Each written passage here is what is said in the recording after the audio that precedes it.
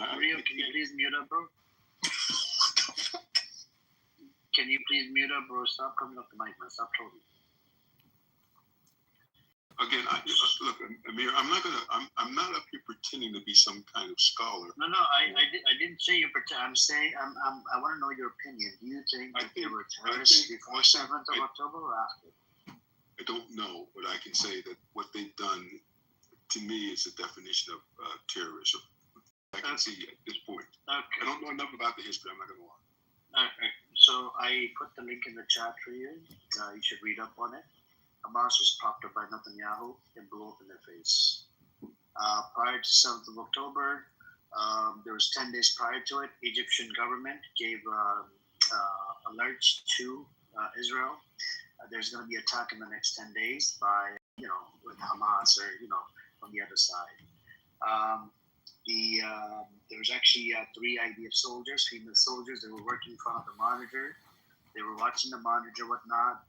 And they saw a lot of SIM cards being activated on Gaza side. There was a lot of activity going on Gaza side. They reported back to the commander of IDF. IDF commander reported to the NSC, which is National Security Council of Israel. And then from National Security Council of Israel, the call went to the aide, which is the secretary of Netanyahu. And the secretary of Netanyahu knew about the call, that there's a threat and whatnot, related to a lot of activities or whatever. They even try to change the time of the call by 10 to 12 minutes. Now, the question is, the reason why I asked you that question, if they were terrorists before the 7th of October, which they were, according to Israel and America, they were considered to be terrorist entity, Hamas. If there's terrorists, why would you fund a terrorist entity prior to 7th of October? I put the article in the chat. This is a Jewish Israeli source from Times of Israel. If you read up on it, the reason why they funded Hamas to keep the divide from the West Bank to Gaza, right? So they keep on fighting each other so it doesn't turn into two-state solution. Because Netanyahu, about 2 to 3 times, he had, there's multiple chances for him to turn it into two-state. He said no Palestinian statehood. Even prior to 7th of October, in front of a UN Security Council, he said, he pointed to the map, and there was no Palestinian statehood. From river to the sea, it was just going to be Israel. So now, my question to you is: if terrorist if Hamas is a terrorist entity, I mean, they're freedom fighters. They're fighting for their freedom. Then what Hamas is a bunch of orphans running around. They're resisting against the occupation. You see what I'm saying? So the occupation on that Gazan land, it's for over 7 years. The occupation on the West Bank is over 50 years. So what do we do when, when there's occupation project like in America, how the black folks were enslaved by these white people, right? There were some resistant fighters, right? In America, people fought against the whites. Did they not? So just like that, you have the colonizer, which is Israel, and they've stolen land since 1947. There's a lot of documentation available, and I can provide you a whole bunch of data that actually will tell you that these people came on the land. There were some skirmishes in the beginning, and British decided not to give these people a state afterwards, after the white papers which were issued in 1939. But then what these people did, they were so fucking demonic, they approached Hitler to get Hitler's help to annihilate British mandate leaders and whatnot. And the Nazis, they're like, fuck no, we're not helping you. Why would you approach a Hitler when you know that Hitler's about to put your Jewish brothers and sisters in the fucking oven and turning them into soup? So why would you do that? And this bothers me too much. You have a Jewish militia, a Zionist Jewish militia approaching a fucking Hitler. You see what I'm saying? So this is the problem.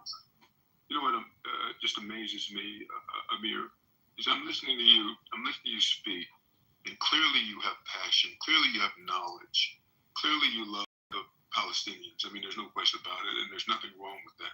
And I've been on Jewish stages, and I've heard the same passion, the same knowledge. So I mean, there's such intelligence on both sides. I don't understand why these two peoples that are this intelligent can't figure out a way forward. Because I think it's fair to say, well, let me ask you, just a fundamental question, Amir. Do you think Israel has a right to exist? It would look if it was done by consent, with consent.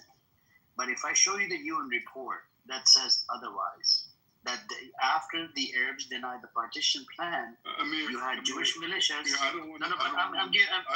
But you didn't answer the question. I am about to answer the question.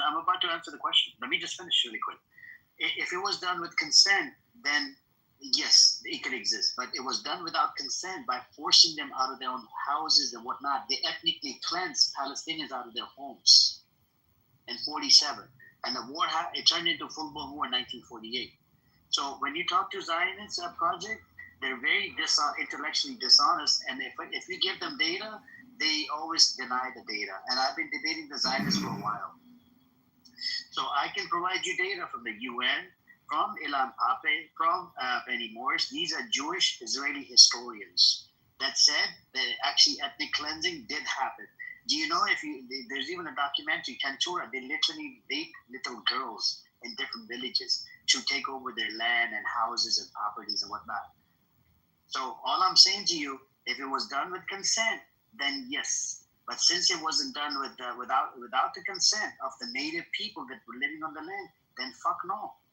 This is the problem we have with the Zionist entity. You see what I'm saying, Project? And since 1947, they've been oppressed and suppressed. The problem, from where I see it, is if you look historically, the Israelis or the Jewish people were persecuted. I don't think there's any question about that. And so, after World War II, when Israel was founded, this was supposed to be a land for the Jews where they would be safe. And I think it's fair to say they've not been safe. From the beginning, they've been attacked and so forth.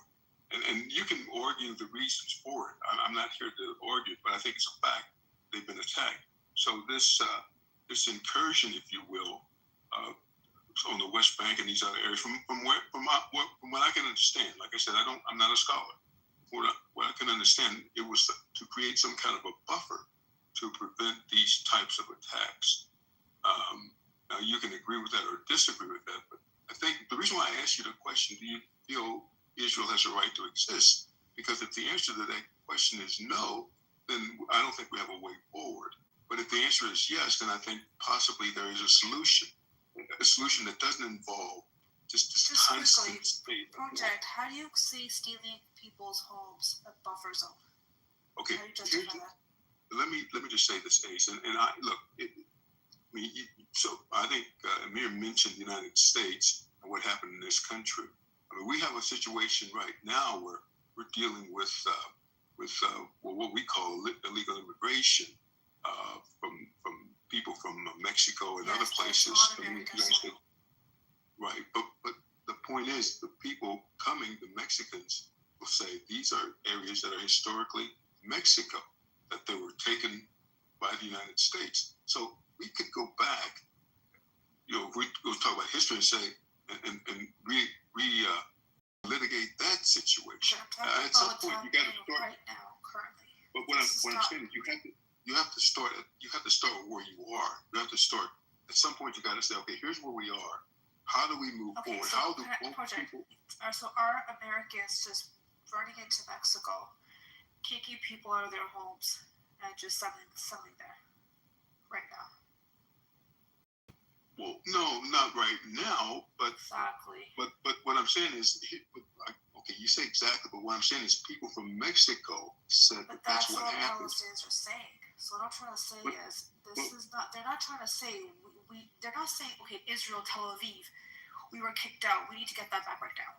They're talking about the piece of land, which is very small, that they do have, that it won't get recognized as a state, that's under occupation, that they're just trying to mind their business and live. They can't live without the IDF, without Israel breathing on their neck, and then saying it's a buffer zone. Could you imagine how ridiculous that is? Over 700,000 illegal settlers come in, take your home without just walk in and say, hey, it's my house, with the idea, you're out now. Now, like, as we speak. How is that buffer zone? How is that security? You're gonna get hostility when you steal people's homes repeatedly, or you say this is a buffer zone. You go into Lebanon for that reason. It's a buffer zone. Oh, we think this part of Golan Heights, etc., Sheba Farms. These should be Israeli because of some biblical text, right? So people that are living here, and again, these are recognized borders.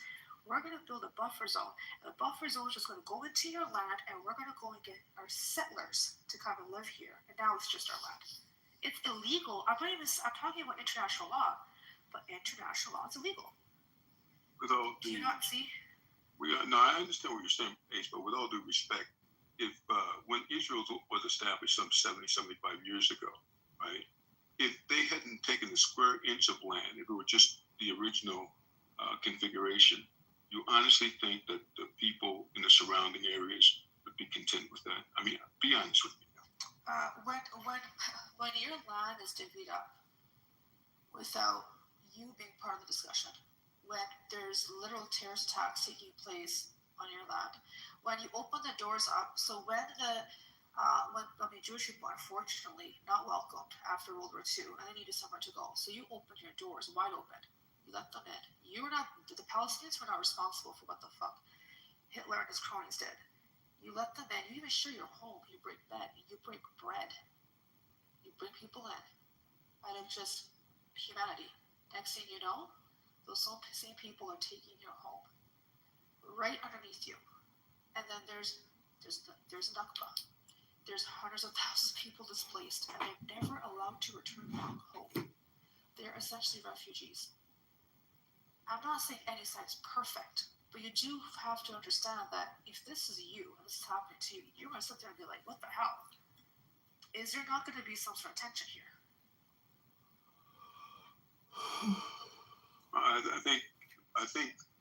I guess what I'm saying is we are where we are now.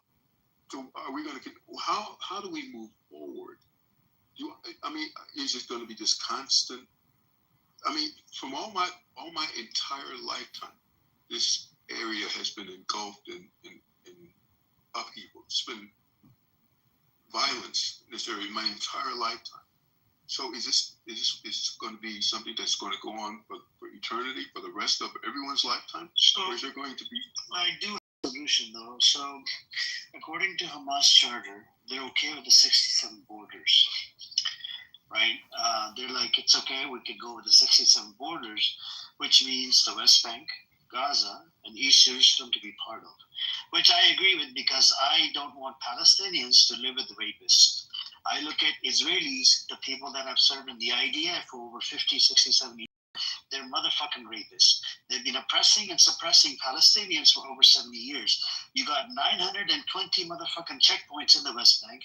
You got Gaza under occupation. Literally, the settlers were living inside the fucking Gaza, right? About more than 8,000 of them up till 2005. Even when they left, it was still under occupation. They couldn't even go past 7 miles on fucking water. The airspace occupied. The borders occupied. They did a blockade for over 10, 15 years. Even the fucking chips weren't allowed. And they keep on doing blockade after blockade after blockade. Collective punishment is in their fucking disgusting blood, these Zionist fuckers, right? And I don't even think they're Jewish. They're just atheist motherfuckers. I don't know where the fuck they came from. According to the U.S. government website, they literally says it's only about 200,000 that are connected to the Holocaust. The rest of these motherfuckers, I don't know where the fuck they came from. And this is the problem. And they're demonic piece of shit. Nobody wants these people, and they're disgusting. The Israeli passports. People look at Israeli passports, right? Nowadays, what countries are doing, they're making them fill out extra paperwork because they're scared for national security reasons that what if this is a baby killer that just killed a fucking baby in Gaza and fucking, roaming free on the streets of Australia or something. That's why Australia even put sanctions on some of these leaders like Ben Gvir, Smotrich, and a whole bunch of other psychopaths. And other countries are doing the same thing. That's bad. Yeah. That's pretty bad because you have people starving. I understand that at their point that Israel had a right to defend themselves back then, but right now people are starving and people need food. Project finished. Give me 30 seconds and I'll be quiet. Oh, I'm sorry, my bad, dude. I'm sorry. It's okay, actually. No worries. Just 30 seconds. I'll wrap it up. Amir, let me tell you something. I appreciate your passion. I absolutely do. Ace, you are absolutely amazing. I appreciate you guys having me at your table, having this frank discussion with me. But I will tell you this. This is just anecdotal. I have a Jewish dentist, just a lovely man, an incredibly beautiful person. And I just cannot agree when you said, Israeli piece of shit and all that stuff. It just bothers me, the kind of rhetoric. I understand. Do you want the data?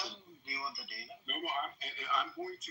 More than half of them have served the idea. What do we do about that? I've taken the screenshot of the link that you shared in the chat, and I'm definitely going to. Hold on, you can't conflate Israeli and Jewish together. One's a religion and then Zionism. That's a political ideology. Fair enough. But anyway, look, I said I would take 30 seconds. I'm going to go down. I just appreciate you guys educating me. But I must say, I do have some beautiful Jewish friends, and that's just a fact. So, but I didn't attack the Jewish religion. I attacked the Israelis. I don't get it. I'm going to read the information that you shared, and again, thank you. Can I ask something quickly? So Sure. you were asking Amir,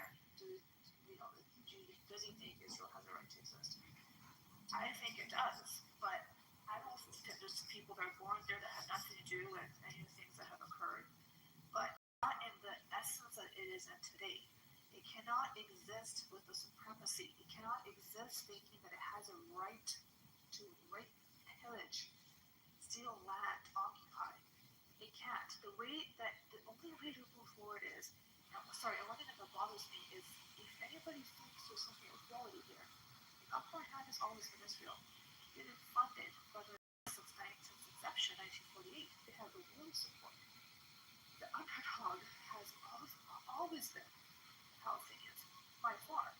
The only way this works is if Israel takes its colonialist mission, steps back, pays reparations, the same which the Germans, Germany did for the Holocaust survivors, and helps rebuild, apologizes, moves back, gives Palestine its autonomy, as any country has. Its freedom to have economic goals, to build its economy, to live freely, not to be oppressed, not to have their home stolen in the middle of the night.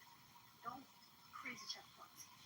That is how they can exist. But the problem is, Israel refuses to do that. Absolutely refuses it. So who is the one that's stopping in the way of peace? Israel. Palestine just wants to exist in peace. That's it. Don't you see that project at all? I hear what you're saying. I don't agree with everything that you said. I really don't. I think it's fair to say that the Israelis, the Jewish people, were the underdogs at one point. I mean, 75 years ago. No, now. I'm not talking about that time period. I don't think you can just look at. I think you have to put it in context, right? I mean, you can't look at people that were treated the way the Jews were treated in Germany. Well, how does Palestinians fault? Why are they responsible for how they were treated? And that's the problem. That's the. Yeah, but you're making it sound like they're responsible for this shit. But you're right, and that's the problem. That is what you just said was the absolute problem. But what I'm saying is, you got to realize that the Jews are not going to go through what they went through in World War II again, and you can't blame them for that. You just can't. So at least I can't. So the Palestinians is okay, justified to go through what they've been through, and they're doing it to the Palestinians. They're killing their babies, burning them fucking alive every single day, sniping their children every fucking day. It's okay for them to get attacked just like they were attacked. A disgusting behavior, disgusting. I just can't believe you just. I'm not justifying anything, and I'm not trying to offend you. I'm gonna. No. You keep on bringing up how they were treated, whatever. How is that fucking Palestinians' fault? That has nothing to do with Palestinians. I'm saying. Why should Palestinians give two fucks about what happened to them? It's with them, and they should go back to fucking Germany. Blame Germany what they did. Why isn't the responsibility on the shoulders of Palestinians? Disgusting. Like this is the type of rhetoric that I get to hear on this app all the fucking time. Though how they were treated, bro. How is this Palestinians' fault? They're not the one that oppressed and suppressed them. They're not the one that put them in the ovens and turned them into soaps. Oh.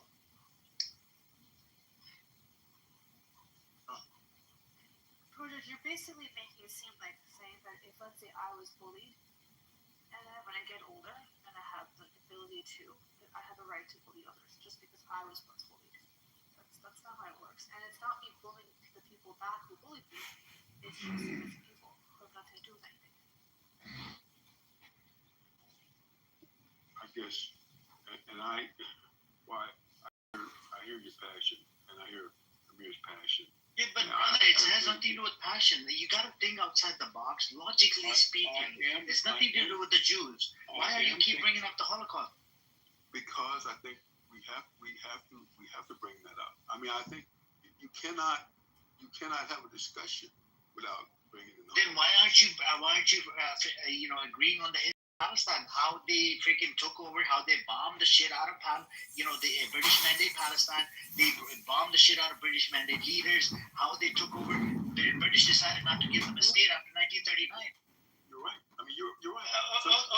Okay. Let me ask you this. One question: If the Hitler was about to put your people in the fucking oven and turn them into soap, why would a Jewish militia approach a Nazi?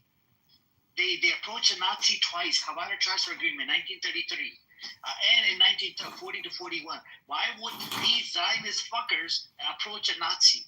That's my question to you. If you can answer it, I really appreciate it. They did this. I'll give you facts. I'll give you data on this. And the Zionists, they actually agree on this.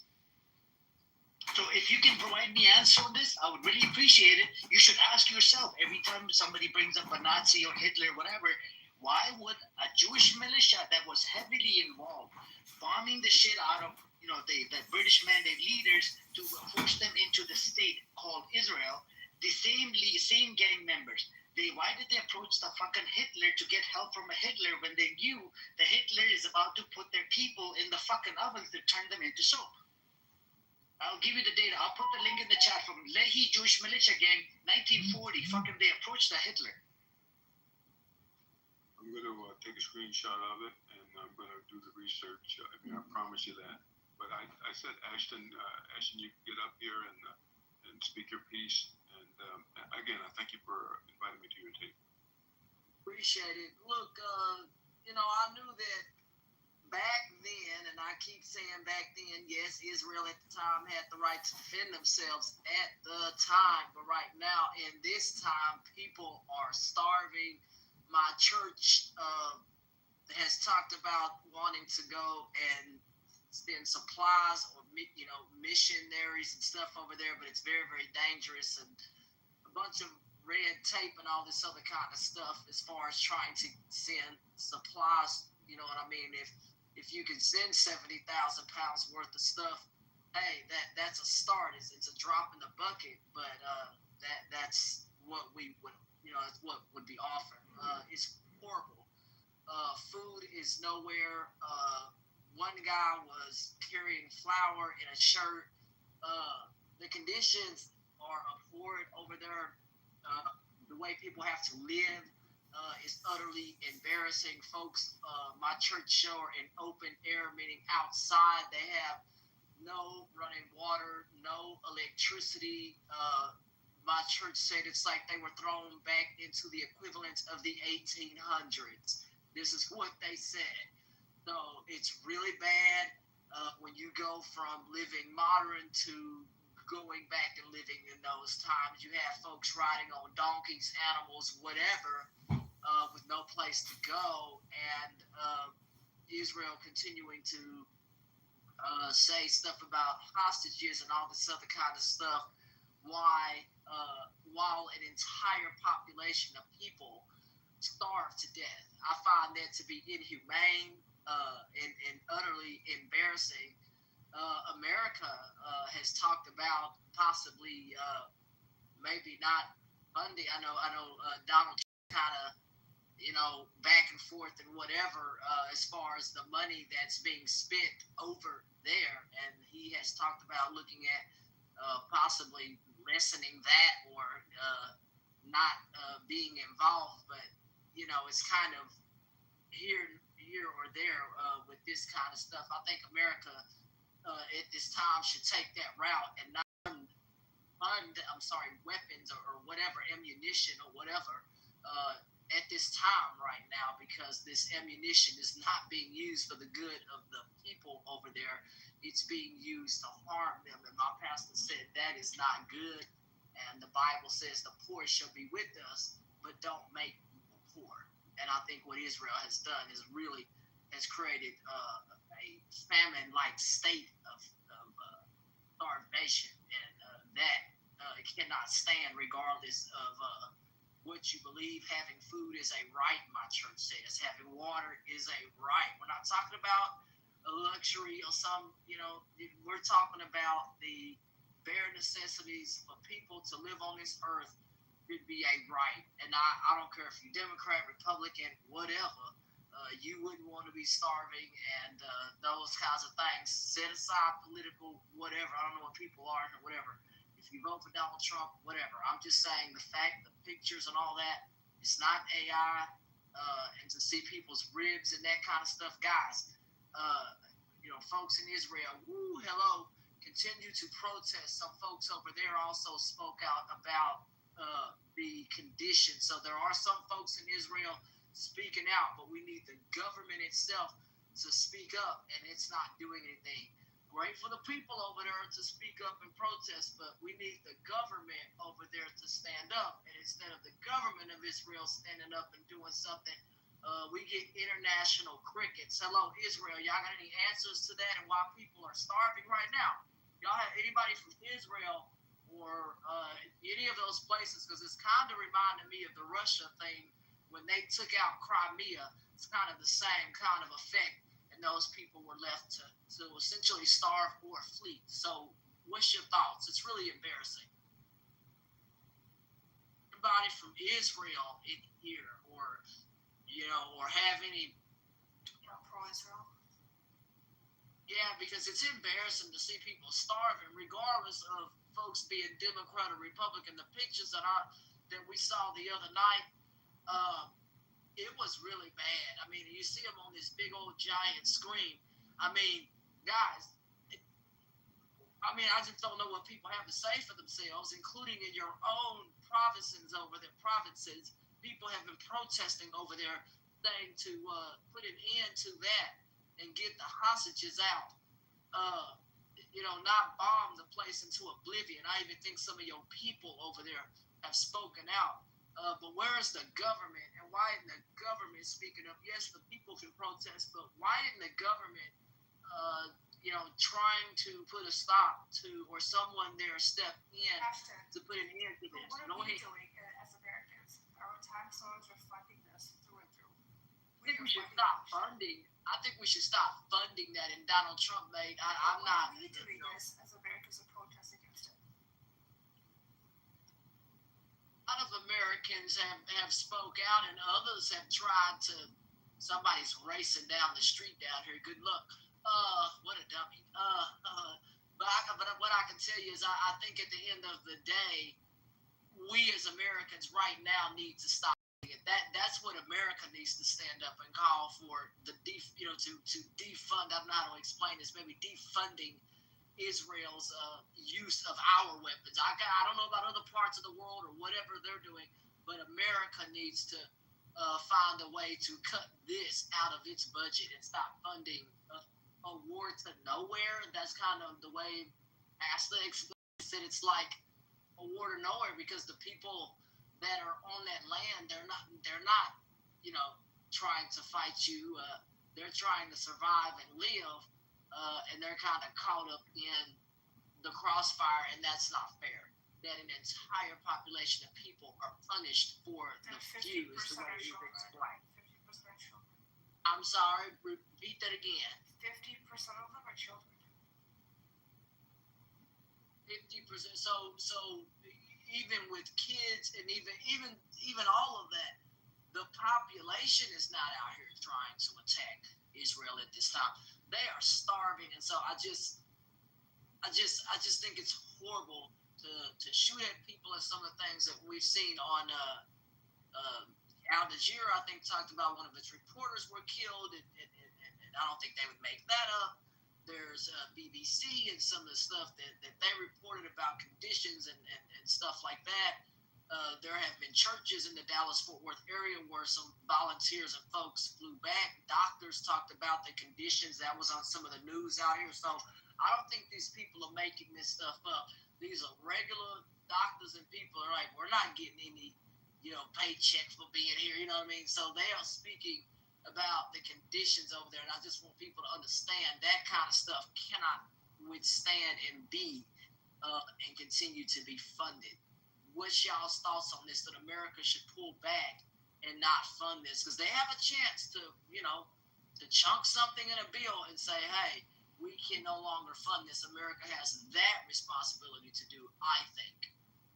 Well, Trump just keeps on giving more and more money. Wait, when did he give them, he gave them more money? Trump gave. Wow.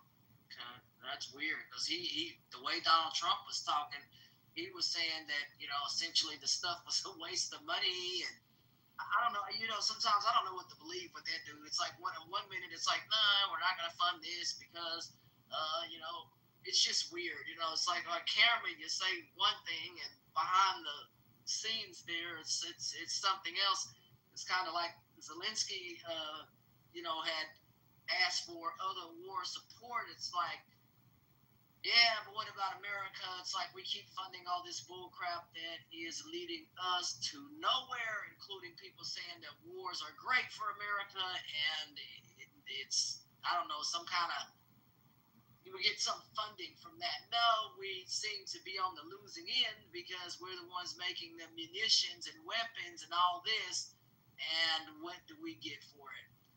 I do not know. So I just find that also is the reason that I think we need to. Just think about it. Israel has healthcare. Free healthcare. You said what? Repeat that again. Israel has free healthcare. We don't. Think about how much we're funding. No, I gotta pay for it. No, we don't do it. We don't. No, you don't pay that premium here in the United States. You won't be getting very many places. I'm just gonna tell you, it's not free, but you do have to pay some kind of premium. Is that what you're saying?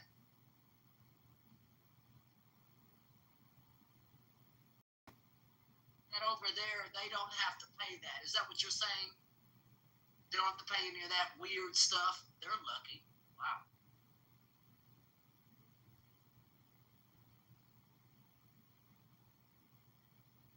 Wow. Anyways, anybody else want to chime in? The ceasefire, I don't think it's going to happen. It's a matter of time because Netanyahu is not responding to the ceasefire. It's always Netanyahu. That's a big problem. He said no to the ceasefire? Nope, he's not responding to the ceasefire. Not responding. Because Hamas agreed to the ceasefire, 2-month ceasefire, and yesterday, security officials came out from Israel. I actually put the link in the chat. If you scroll up all the way up, you come across an article. The security official, they said that from Israel that if Netanyahu and the Israeli government would have accepted the deal, we would have the hostages back home now. When we had a ceasefire deal on the table, even Yoav Gallant, that's a former Israeli defense minister, he said it as well, that we had a perfect deal on the table back in July last year, but Netanyahu was the only one that did accept it, and he even said, "What the fuck are we doing inside Gaza? We don't need to be there." But Netanyahu did not want to do it. And the issue with the Israeli thing is, it's not just. Right? Because I think their own general in Israel. Yeah, that's what I said. Yoav Gallant. That's a former Israeli defense minister. Oh, defense. That's the one that was running the whole shit show inside Israel. Inside Gaza. And the ceasefire, I don't think it's gonna happen because they're thirsty for blood. And it's not just Netanyahu. Netanyahu is just one person. There's a whole bunch of them. They're all psychopaths, genocidal psychopaths. They all have said crazy, disgusting psychopathical shit and relate to when it comes down to Gaza. Even this Yoav Galat, he has said no electricity, no gas, no water, and that's what they did.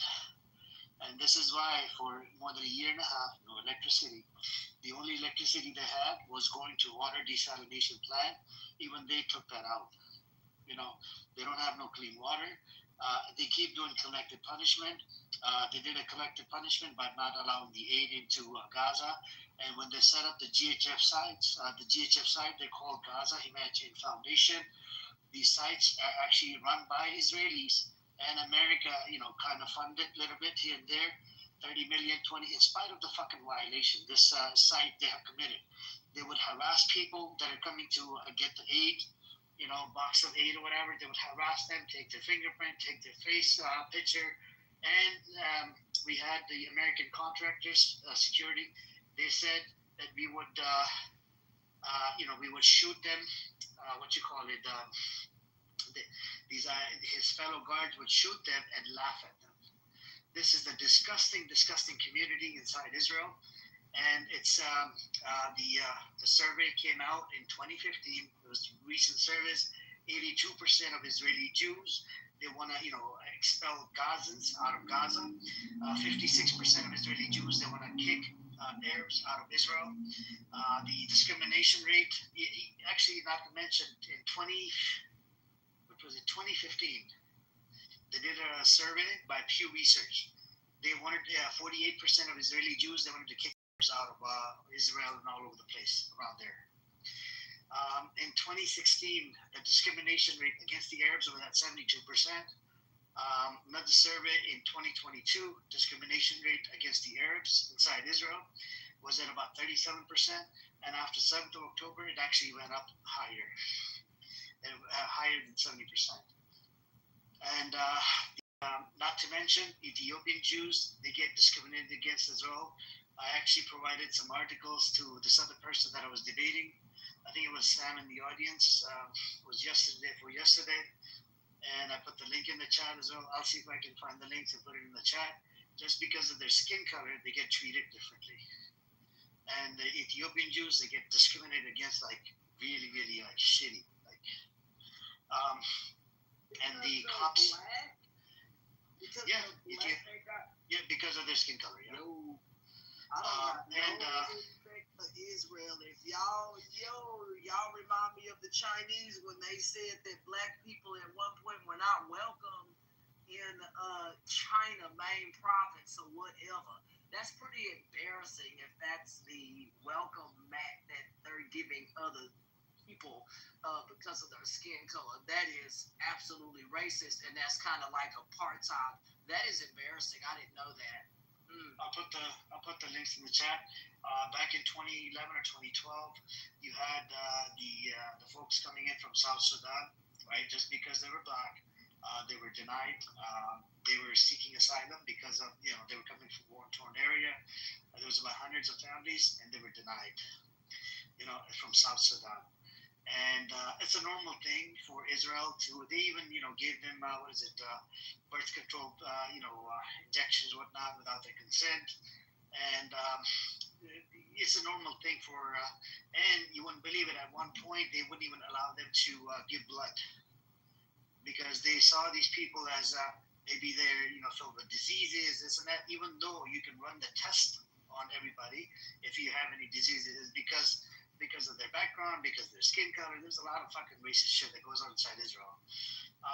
And tons of Israel reports, there's about 8,500 slaves right now. They have it inside Israel. And most of them are actually prostitutes. I'll provide a whole bunch of articles in the chat. Just give me like a few minutes. Let me look it up and I'll put it in the chat one by one.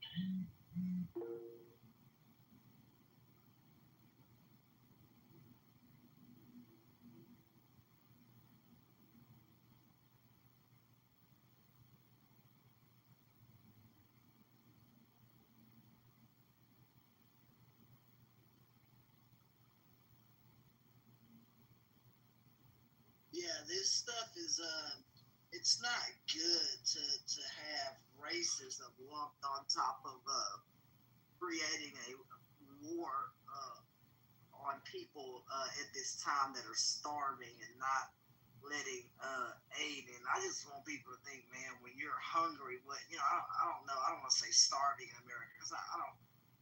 I'm trying to be careful because I don't know if people in this country that are starving. This kind of starving is, your body, rejecting certain food and a bunch of other things. When someone's starving, you can't just introduce food right away to them. Food has to be kind of fed to people, kind of like a soup almost. Because even with the homeless, some people who were on the streets, they were not starving, but even then we couldn't just introduce like a steak or something to them, eat soup, and then kind of work their way up to solid foods and all that kind of stuff. So those are the issues I think those folks are dealing with over there. And that is absolutely embarrassing, regardless of what you believe, where you come from, rich or poor or different. Food and water is a necessity to me. And like I said before, yes, Israel at the time had the right to defend themselves, but this is no longer defending yourself. This is creating conditions that nobody should have to be forced to sleep outside. Come on now.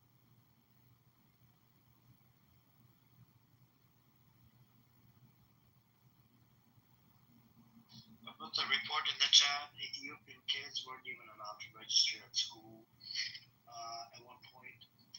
You guys can check it out. I'm going to post more articles in the chat one by one. It's the disgusting Zionist entity that's, it's based on racism. They're racist towards the Arabs, they're racist towards the black folks, they're racist towards every community, every other community that doesn't look like them or that's not Jewish. Because they do teach Jewish supremacy inside Israel. There's a lot of yeshivas inside. Yeshivas are like, the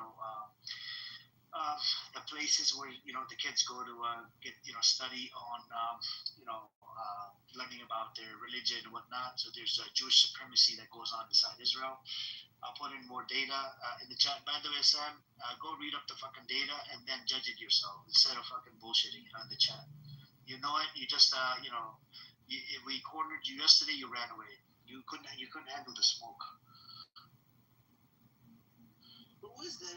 Every time. Come up, if you're able to come up, it'd be better so we can hear your thoughts. Because Ashton, he's Black American. I talked to him yesterday.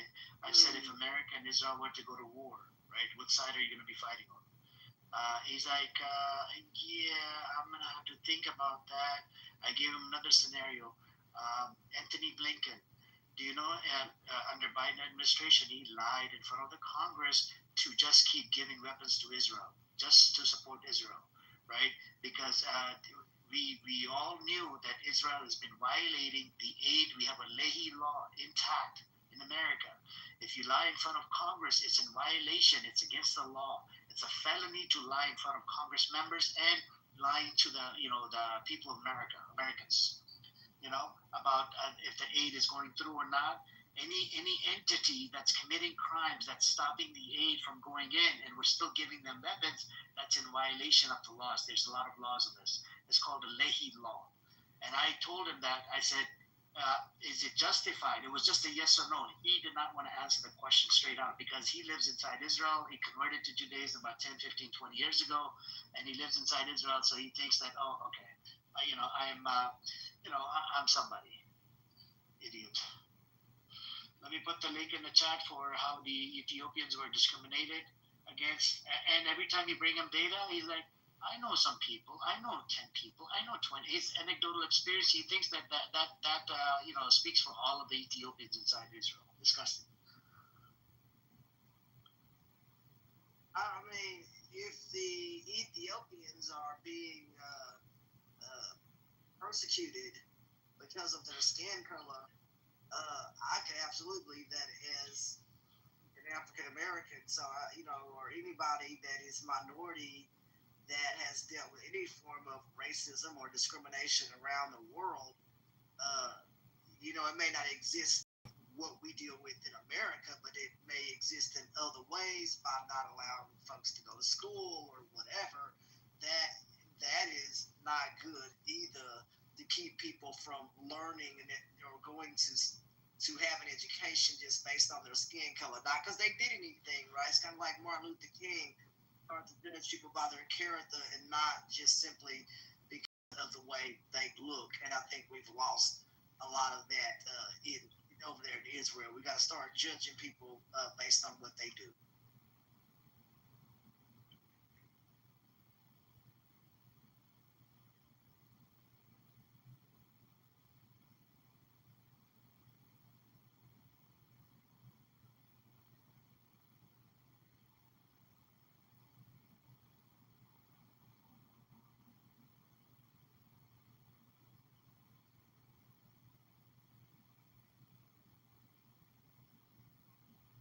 So I'll read it out to you guys how Ethiopians are discriminated against Israel, and it's very disturbing and disgusting. When I pull up the data,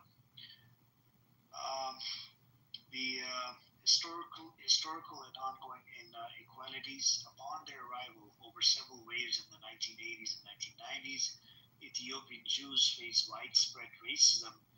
Their Judaism was frequently challenged by religious authorities, and their contributions were marginalized, often perceived as second-class citizens. This was reported in the report that I posted in the chat, if you guys read up on it, by Himanium. In particularly egregious example, blood donations of Ethiopian Jews were discarded in the 1990s due to unfounded fears of HIV, a policy later condemned as discriminatory. Socioeconomic disparities. Poverty remains widespread. Roughly 50% of Ethiopian Israelis live below the poverty line, and 63% rely on government assistance. Employment disparities persist, especially for women, though their workforce participation grew to 75% by 2016. Ethiopian Israeli women earned significantly less than peers, predominantly in low-wage positions.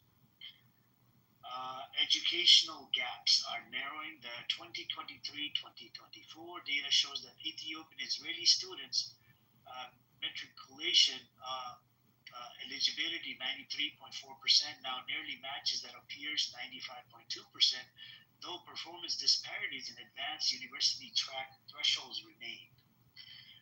Heavy policing and criminal justice. Government data reveals major over-policing. Ethiopian minors are arrested and indicted at disproportionately higher rates, up to 3.8 times more than their population share, and adults at nearly twice the rate. Between 2014 and 2017, criminal investigations against Ethiopian Israelis rose by 20%, even while they declined overall. Sentencing among youth is also harsher. Ethiopian minors are 3 times more likely to be imprisoned compared to non-immigrant Jewish peers. In response, the 2016 Palmer Commission produced a 71-point integration plan with a multi-million shekel funding aimed at addressing socioeconomic and educational disparities. Number 4, public backlash and protest. A viral 2015 video of an Ethiopian Israeli soldier being beaten by police triggered widespread demonstrations, bringing international attention to police brutality and racial profiling. In 2019, the fatal shooting of Yehuda Biaba, an Ethiopian Israeli man with mental health issues, sparked new waves of protests, reigniting frustration over violence and systematic neglect. Number 5, complaints and legal interventions. In 2021, the Justice Ministry recorded 458 complaints of racism. Ethiopians and Arabs were the most frequent complainants, each accounting for 24% of cases. Legal reforms have also been introduced. Lawyers were instructed to report discriminatory practices by law enforcement, and the unit was established within the Ministry of Justice to receive and investigate complaints, 1/4 of which came from Ethiopian Israelis. 1/4 meaning 25% of fucking complaints. Marginalization in broader society. The prolonged captivity and eventual release of Avera Mengistu, an Ethiopian Israeli held hostage in Gaza, resonated deeply within the community. His case underscored how marginalized communities often receive less media and governmental attention despite long advocacy efforts. So, here you guys have it, and I put the link in the chat for Humanium, and let me see. I'll read that out as well. Let me see. Where's the report?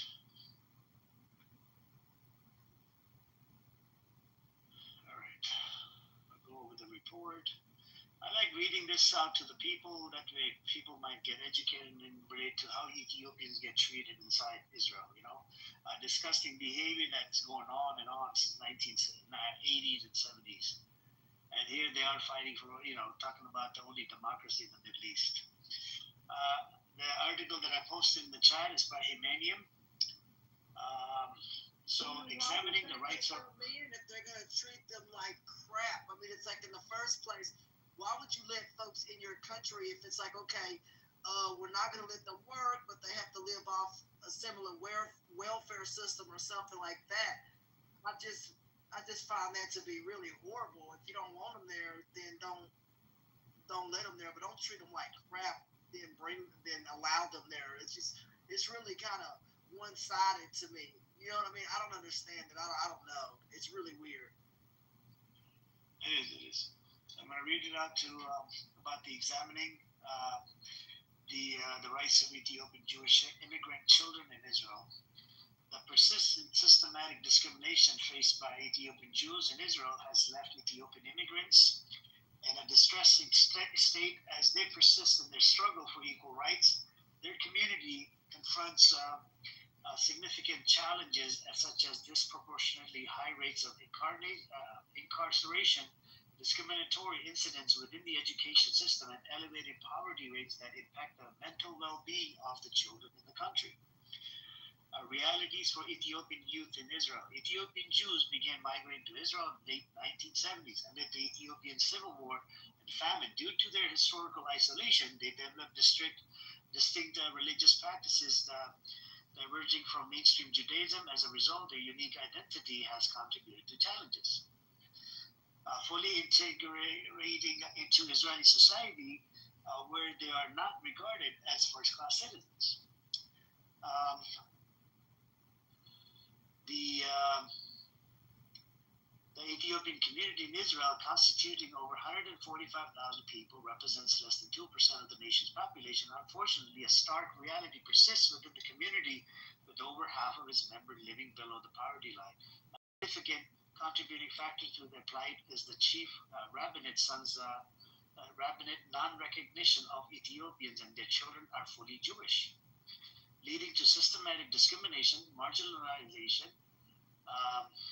This Kramer 2018, the challenges faced by parents of young Ethiopians in the country are particularly heightened in under-resourced neighborhoods where the children confront issues such as substance use and violence. Additionally, overcrowded living conditions, widespread alcohol consumption underscore the considerable difficulties experienced by Ethiopian youth within Israeli neighborhood. Integration challenges for adolescent Ethiopian immigrants. Since the 1990s, there has been a concerning rise in juvenile delinquency and school dropout rates among Ethiopian youth, accompanied by the alarming increase in depression and suicide cases. These challenges manifest as a profound sense of feeling different among the youth, marked by emotions such as despair, sorrow, sadness, and disappointment, humiliation, disrespect, and devaluation in their professional lives. Furthermore, prevalent feelings of inferiority, hopelessness, and helplessness permeate their social experiences. Qualitative research on the experiences of adults, I can't even pronounce this word, Ethiopian immigrants in Israeli society underscores an enduring struggle with integration challenges with culture gaps and the stigma associated with dark skin color identified as significant obstacles. And what else do we have? Children of Ethiopian descent were unlawfully denied registration at school at a central district of Israel. This not only constituted a clear violation of children's rights to education, but also reflected a broader pattern of exclusion within the country. This is referral 2012. In a separate incident, an Ethiopian mother, a resident of Israel, reported that on her daughter's first day of kindergarten, the child was placed in a classroom exclusively composed of Ethiopian Israeli youngsters, despite the school justifying the placement based on the geographic area of the children. Parents publicly perceived it as a result of the color of their skin, expressing concerns about potential discrimination. In addition, a 2019 group of Ethiopian Israeli parents took legal action against 4 ultra-Orthodox schools in Jerusalem that refused to enroll their kids for the upcoming school year, further highlighting the persistent barriers in the education system. These incidents underscore the urgent need to address discriminatory practices and promote inclusivity within the educational framework. Struggle for equality. You have, since 2015, Israeli law has allowed the imprisonment of children as young as 12. However, there is a growing call to align this law with the Israeli youth law intended for all children. Unfortunately, evidence suggests that discriminatory implementation by Israeli authorities, European Parliament 2016, this is particularly concerning when considering that young offenders of Ethiopian descent are 3 times likely to be incarcerated, and almost 90% of them received prison sentences. Moreover, the disparity is exemplified by the complete denial of rights to Palestinian children from the moment of arrest to the conclusion of legal proceedings. European Parliament 2016. In a separate incident in 2019, the tragic shooting of Solomon Tika, an unarmed Ethiopian teenager, further underscored the difficulties Ethiopian children face in the country. This incident shed light on broader challenges experienced by Ethiopian Jews, particularly children, including the disproportionately elevated levels of police stop, search, and arrest. The UN committee has consistently expressed concerns about the implementation of discriminatory laws affecting the Ethiopian children, but also Palestinians, Arab Israelis, and what's particularly troubling is the implementation of 2 distinct legal systems that result in de facto segregation and also contribute to inequality in the rights between Israeli children and those from diverse backgrounds. So you guys can read up this report more. I don't want to dive into it more, but it's full of content. It has a lot of data in there. It's from Humanium, and it has references to it. And then if you ask Sam in the audience, he lives inside Israel. He's happy with it. He doesn't see any of this racism that goes on. If he comes up, he's just going to justify it. No, it doesn't happen. It doesn't happen. We did corner him the other day, and he couldn't answer any fucking questions. The Sam right here, this guy Sam, he lives inside Israel. He's from America, but you know, what do you do? It is what it is. Anyways, if anybody else want to come up, let me see. Who else is in the... If anybody want to come up, you guys welcome to come on up and maybe add value to the conversation. There's a lot to talk about when it comes down to Israel, from discrimination to fucking, being apartheid, and apartheid to occupation, to genocidal state. You didn't debunk shit. You want to come up, Sam? We can talk about an Ethiopian thing. You want to go over the report again, Humanium? Read the whole fucking report. How the kids over there, even the Ethiopian kids, get discriminated against. Disgusting. And you just have to give injections, right? What was it? Birth control injections and whatnot only to the Ethiopians, right? You didn't deny entry to the hundreds of families that were coming in to seek asylum from South Sudan just because of their skin color. You didn't do that, right? And I remember Sister Eze shared it as well from Uganda. Was Uganda or something? They didn't rescue them. The Jews from the Uganda or something. Let me look it up. Hold on. Let me dive into it. Ashton, do you know that the U.S. police gets training from the IDF? Not sure if you know that. Oh my God.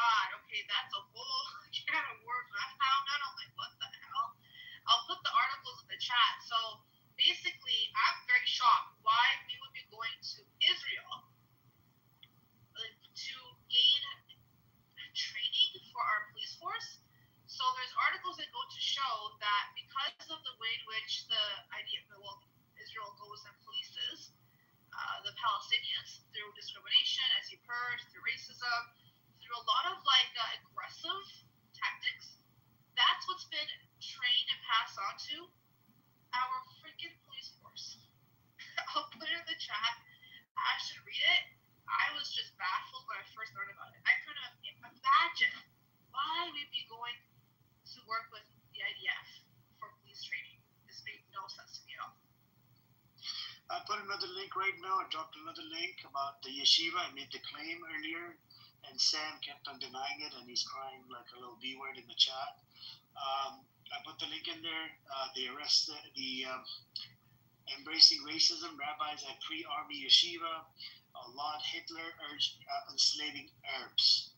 Recorded instructors at Settlement Academy openly promoting Jewish supremacy. Principal says Arabs wants to live under Israeli occupation due to their genetic inferiority.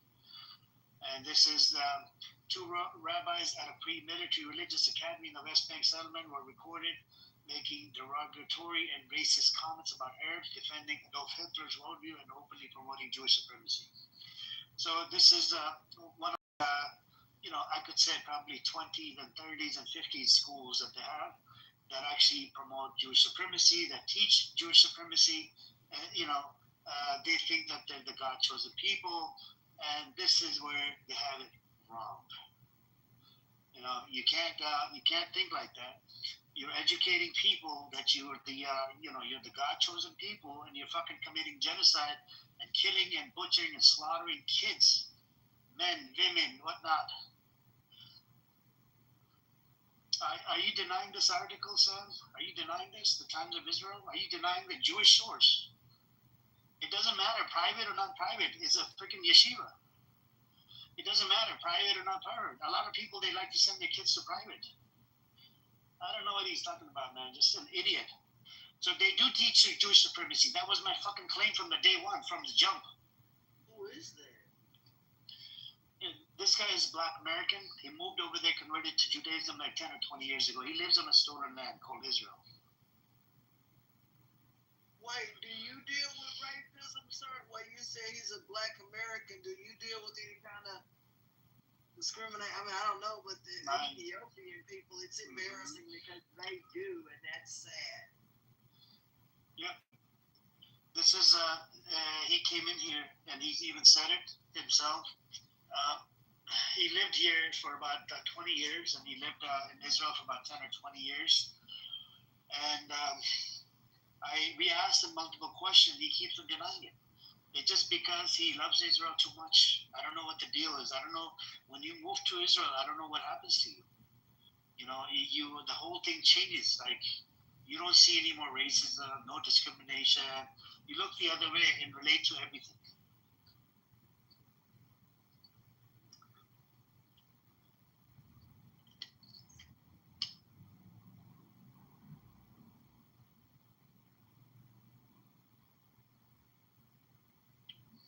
Hey, what's up, Omar? How you doing, bro?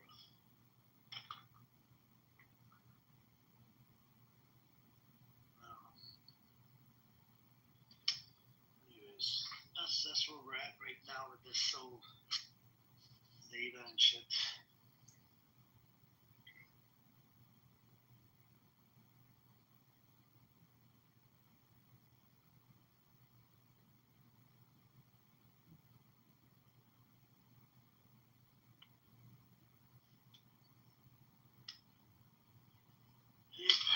Let me see. See what else is available. Yep.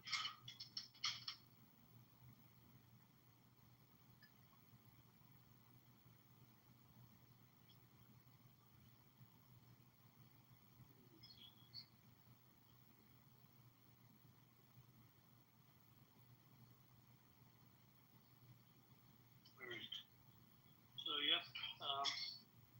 We talked about the yeshivas, and stuff to talk about when it comes down to Israel. The West Bank is basically apartheid. You got two sets of laws for two groups of people, for Palestinians and for Israeli settlers, the one that that live on the land illegally.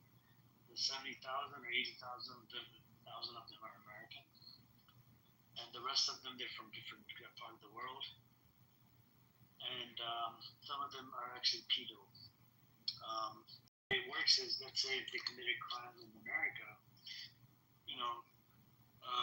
what they would do is they would run to Israel, and Israel would actually protect and defend these people because they would try to extradite them. Like America wants to extradite this idiot, this pedo, whatever. What Israel would be like, no, they live in the West Bank, it's under occupied land, so we can't do anything about it. That's how they're able to get away with it. The other way that they get away with it is you have, the medical, the head of medical, government, the agency, whoever's running that medical department, they'll jump in and they'll, write you a freaking letter that you're not okay in the head or whatever bullshit, because it happened. I'll share one case with you guys. There's this one lady, she was working at a Jewish, what's it called? She was working at a Jewish religious school inside Australia. She molested about 50 kids or 40 kids. She ran over to Israel. And when she went to Israel, there's a head of medical department was in on it and got her the letter certification that she's not okay in the head, whatever bullshit.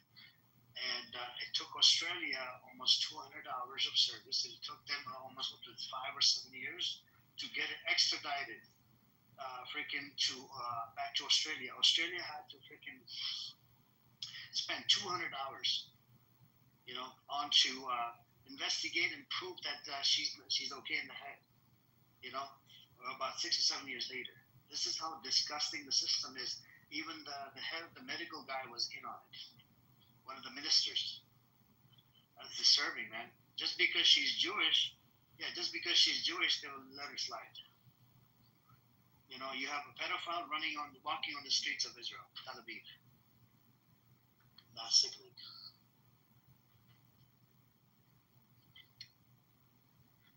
I don't know, man. And then we had a recent case in Las Vegas. The guy is literally accused of fucking pedophilia behavior.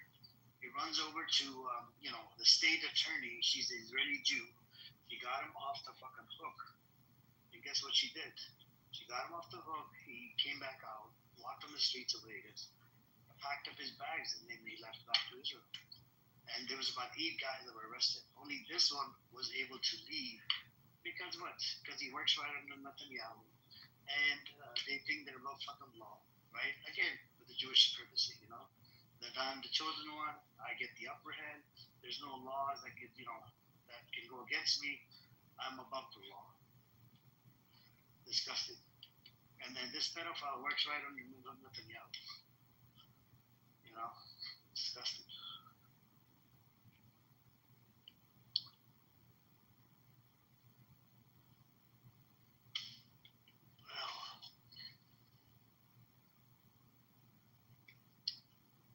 Anyways, what else is new with you guys? Let me see.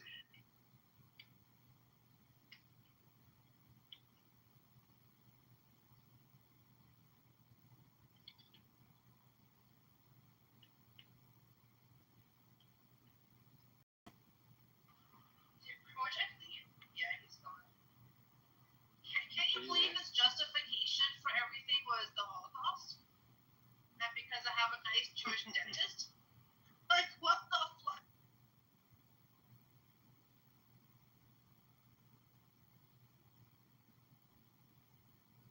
He was basically a Zionist.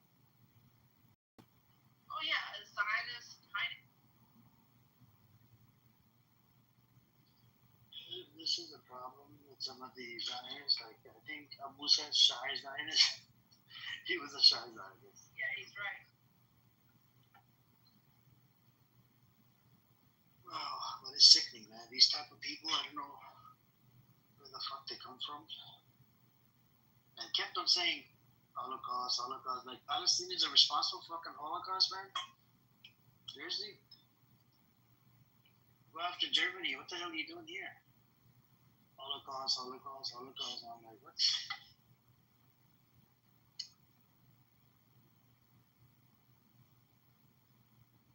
Anyways. But I think, Sam, there's no point of changing people's mind anymore about Israel. Israel lost the plot man, a long time ago. The PR war is done, and there's no point of trying to tell people Israel is good, Palestinians are bad. It ain't working anymore. That whole narrative just went down the toilet, you know. And now they're known as baby killers. That's it. And even the Israeli passport, I don't think it's going to be respected. I would suggest you to hide your Israeli passport, use your American passport to travel anywhere you want to go. And don't tell anybody when you travel that you're Israeli. Because people don't like Israelis anymore.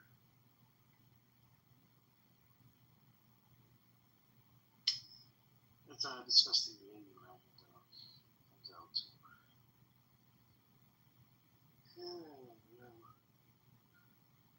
Anyways.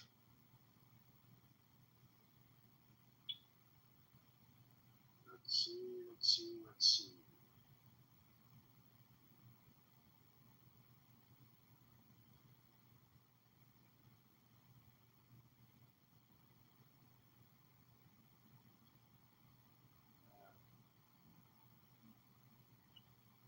Anyways.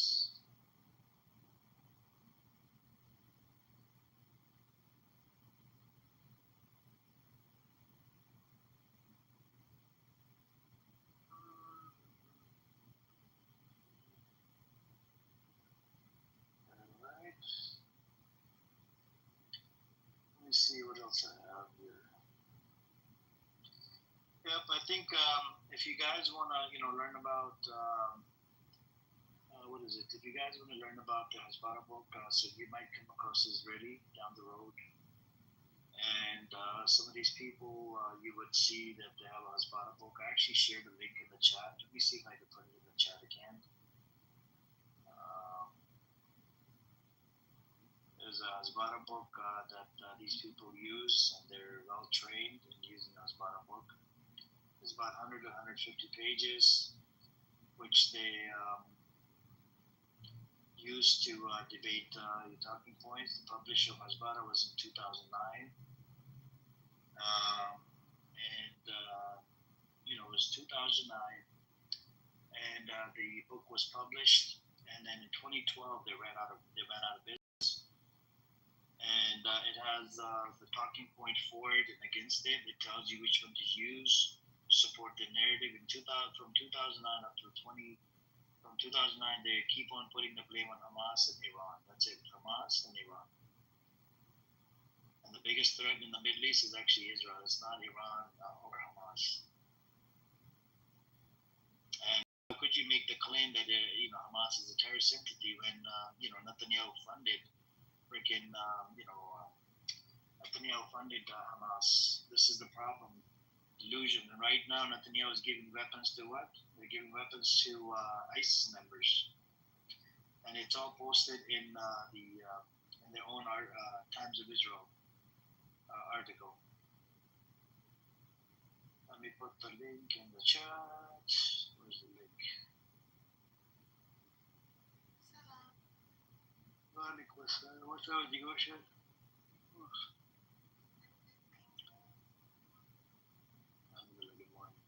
Alright, here's the link for the Hasbara book. You guys can download it. It's in PDF. It's available on my website. Yeah, go on now. Ocean, what you were saying. Yeah, just download it now. It's not.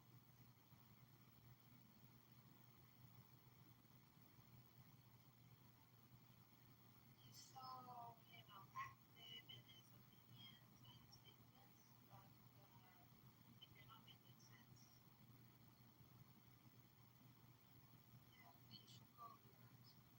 I turned up the hand raising sign. If you want to come up, So the ocean. Talking about my computer, just He's not here to learn. He's here to spread bullshit, propaganda. Yep. But he can't do it because we're speaking, and the voice actually is more, powerful than writing in the chat.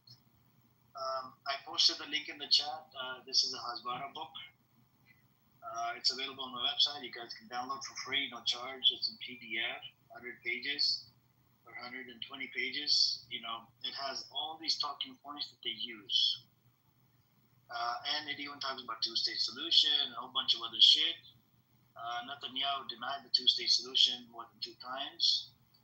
And, it's they do not want the two-state. If they want peace in the Middle East, they would do the two-state, but then there would be no more peace inside their state called Israel because they're always fighting each other. You know what I'm saying?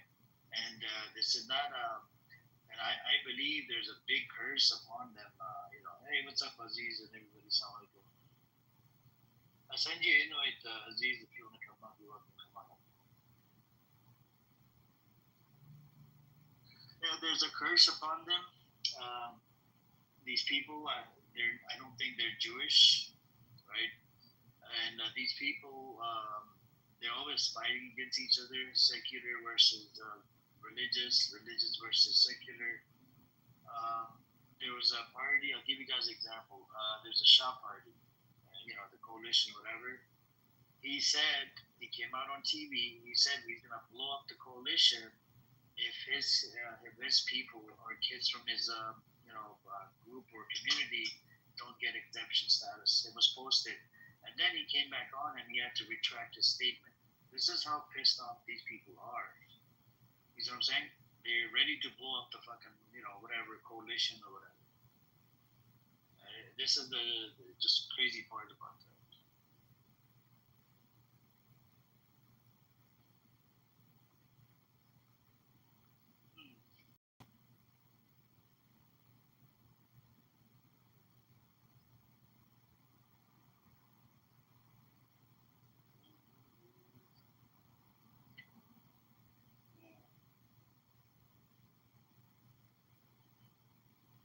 See.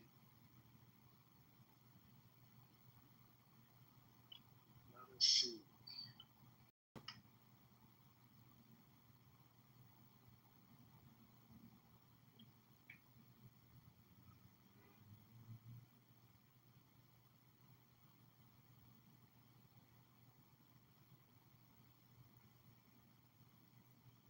Anyways, Ace, were you there? Ace, did you listen to that where BB versus what's that guy's name? BB versus Ivan? No. You didn't hear the application? Shoki played the clip the other day. You were not in the room? Ask Shapiro to click. Okay, I'll ask Shoki to play it. It was crazy though. It was very crazy.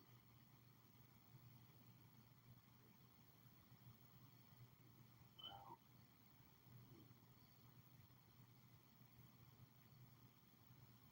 Anyways, let's see. Let us see.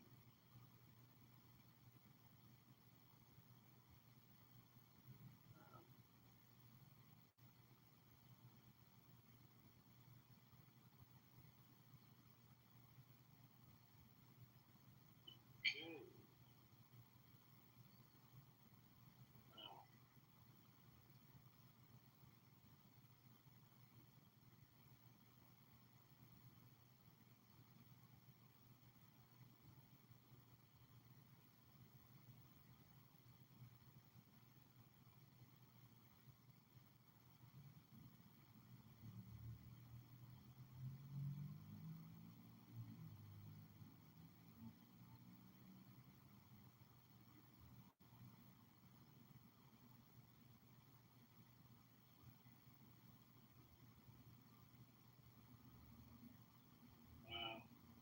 Let me ask Shoki to come in and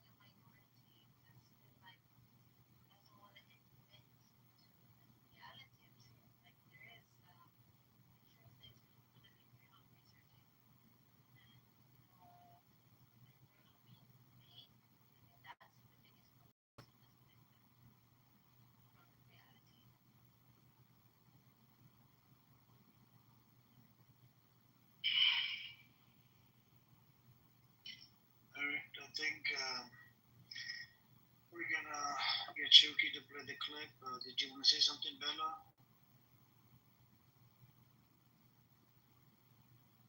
Did you want to say something, Bella? Are you there? No? Wani, did you want to say something before I get Shuki to play the clip? No, we may not just listen to everybody. I think it's not really possible. Okay, So, let's listen to the clip. Shuki, go on, brother.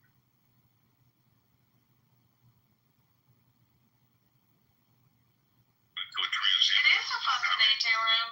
After 28 days of Clubhouse, this is a very nice welcome. Fascinating people, fascinating room. Same shit, different day. It's a high IQ room. Oh yeah. It's interesting how you have brown people supporting Israel. That's actually very funny. Who is this Maya? Who was that? Who is Maya? Who are you? Daniel, we have Pepe, we have Isa, we have Iwan. It seems like we have a lot of confirmed dick suckers in here. Like, I'm just saying. Dude, what are you talking about? I've literally been like staying out of your guys' fight. Yeah, you've been. Is there a correlation between being a Zionist and like a dick sucker? Is that someone ever studied? I'm a Zionist. Do we have a bell curve on that one? Or not yet? I'm a Zionist. I don't see. I'm a Zionist I anti-Semite. mean, Daniel, you're a confirmed dick sucker, so like that's not you're Yeah, I part of know, the bell like, curve. Oh my goodness. I was on a phone call. So how did Ewan's attempt again to try and assassinate my character? How did it go? So I'll let you guys honestly judge. Dick sucking an assassination of character, baby. Drama queen. I'm a drama queen. You love it. Yeah. That's true. It's standard that I'm around retards. So let me, if everybody can meet up, I'll tell you how this all started. Because Ewan has the height of like the IQ of a fucking snail. So I said, listen, Ewan, stop attacking Muslims in my room because you don't know how to defend it properly. So he keeps going on and he argued with me for an hour how he wants to attack Muslims and their religion. And I said, you're not that bright. Stop doing it. It's a bad look for my room. And he kept arguing. I think you're making a big mistake, baby. Like stupid shit like this guy, right? So then he goes to another room. Shut the fuck up. This actually did happen in our room. There's people here that heard it, okay? So I said, stop talking about it. I don't want you to keep attacking the Muslim religion. You're dumb. You don't know how to fucking defend it. If you did, it'd be a different story. But you have the IQ of a fucking snail. So then he goes into another room. And resistance is a fucking Just vicious for animal. reference, what is the IQ? Another room. So hold on. So resistance is a vicious animal on this app. And he actually, what he did was that day, he came in so calm. And Ewan starts attacking his religion. He said, child sex marriages, like rapes, grooming gangs, and so hold on. So then resistance goes calmly, and I was like, wow, out of a movie. He goes, hey, you follow your book, and you're worried about, you're questioning how I follow my book, but I was in a room, Ewan, where you said you sucked your coworker off and swallowed it. And Ewan goes, yes, I did, and I'm proud of it, but I'm married now, and I'm not gay. So I said, holy fuck, you sick fuck. Not only do you not know how to rebuttal, you gave a guy with an empty gun bullets. That's also BB's head, by the way. So this guy's a pathological liar. I mean, the way resistance saw it is that you have no moral stance. None. And you're making fun of his religion. So then I attacked him. I'm like, this guy is dumber than dumb.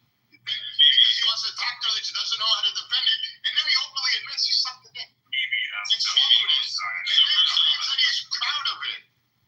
You said like there's nothing wrong with it. Ask Daniel. I don't give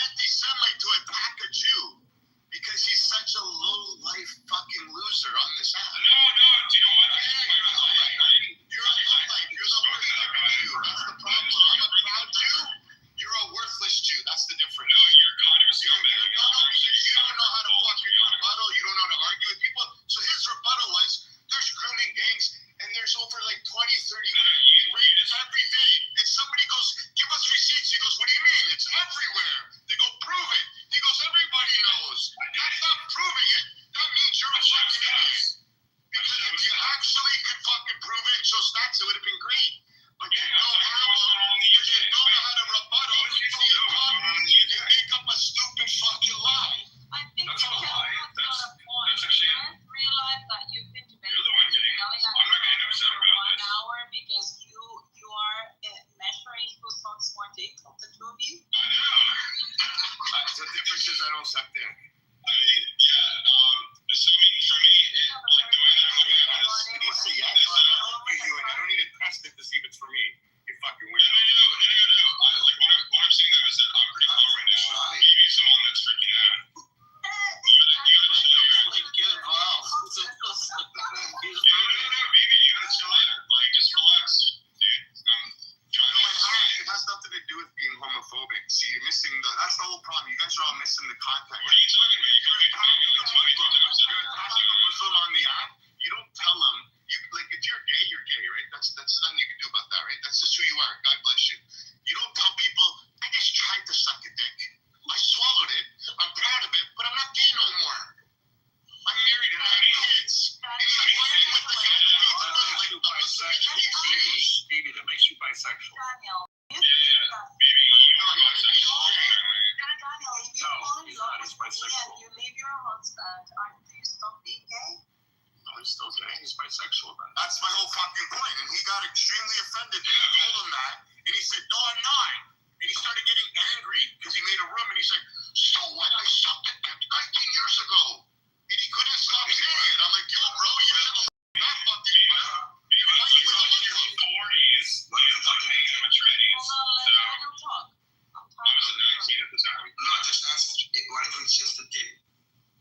No, I forget. I think it was, but he swallowed it too. So I don't know. Once you just Yeah, but I'm like, I could give zero. I could give zero fucks about this. And like, I don't care about it. It doesn't bother me in the slightest. It's like, baby, this is the thing. You're the one that's screwing me right now. I'm like, Because I'm ashamed of how stupid you are. I'm embarrassed. I mean, that you call yourself a Jew.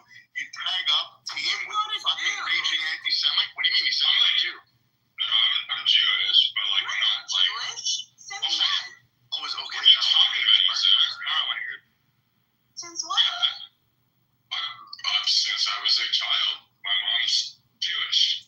Why is this the first time I hear about this? I don't know. Because we weren't talking about.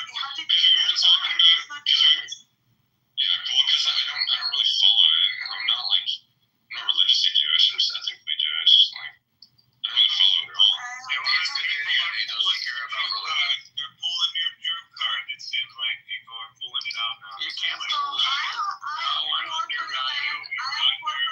Jewish. Do I get to say I'm Pending Jewish? further approval. According to my DNA, I have 4% Jewishness in me. Do I claim to be Jewish? Mazel tov. It's not like we have a central database here that it's not like we have a central database and can pull people's Jew cards. Yeah, 4% exactly. Don't you Jewish. get a Jew card with 4%? 4% Jewish in you is just a thing. Thank you, Shuki. Appreciate it. I couldn't fucking, put the emojis too much. It's just, they crash it out. The update they did with the emojis, bullshit emoji shit. But you guys heard it. It was a shit show between Bibi and Yvonne.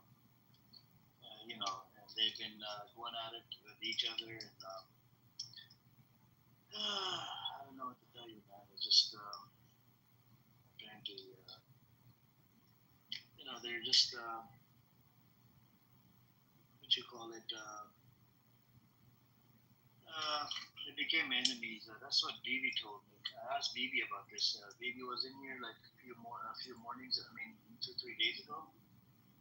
And then he told me, he said, this is how it started. In one of the rooms, he was mocking the religion and Resistance showed up, right? Just like what you guys heard in the video. And Resistance just was, he was being nice or whatever. He just asked, because this Iran guy was attacking the religion. And this is just asked him nicely, like, hey, you followed the book? Weren't you in the other room? He said something about sucking your coworker's dick. That is classic, though. I can't believe it, man. This guy is admitted to his own sin or deeds or whatever you want to call it. That was funny, man. That was funny. Did you heard this, right? You heard it before? I was in the room. Oh, fuck. You were in the room? Oh, my God. Yeah, I was there. That's crazy. Yeah. That's funny as fuck, though. Yeah, I think the Zionists are, their spirit is broken a little bit. They hate each other, they turn. Pull up to the Hunter side, man. All you Somali bitches, pull up over there to the Hunter side, man. This weird ass dude don't know what he's talking about. Oh, yeah, it's fun. You already know my name. You knew my name when I popped up in here. Why do you troll? Bro, who's this ratchet man, bro? Why are you trolling? Why are you trolling? All I'm saying is, like, you know my name. This is Beast from the Hunter side, man. I know, but why are you Pull up over here to the Hunter side. Nobody's pulling up anywhere, bro. Come down, man. Calm down, please. Calm down, brother. Calm down. Yeah, I mean, Germany, they've ceased arms sales to Israel. Germany. Not Germany, bro. Come on. You know in Germany, it's a real problem. It is. They all argue with each other because, like some of them, like they hate that Rubinstein guy because he's willing to concede certain things. The ones that are willing to concede things that are true, they hate them. They're like, don't concede. No, don't admit the truth in front of these guys. No. So they're the ones they hate. They're the ones they call the self-hating Jews, which is crazy. So interesting, very interesting.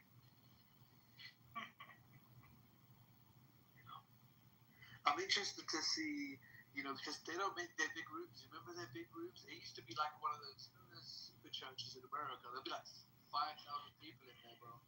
Now, you've got Daniel and Lisa and fucking El Normo and fucking Zach. And then the rest are kind of just too embarrassed to even argue. I think BB opens a room, doesn't he, every day?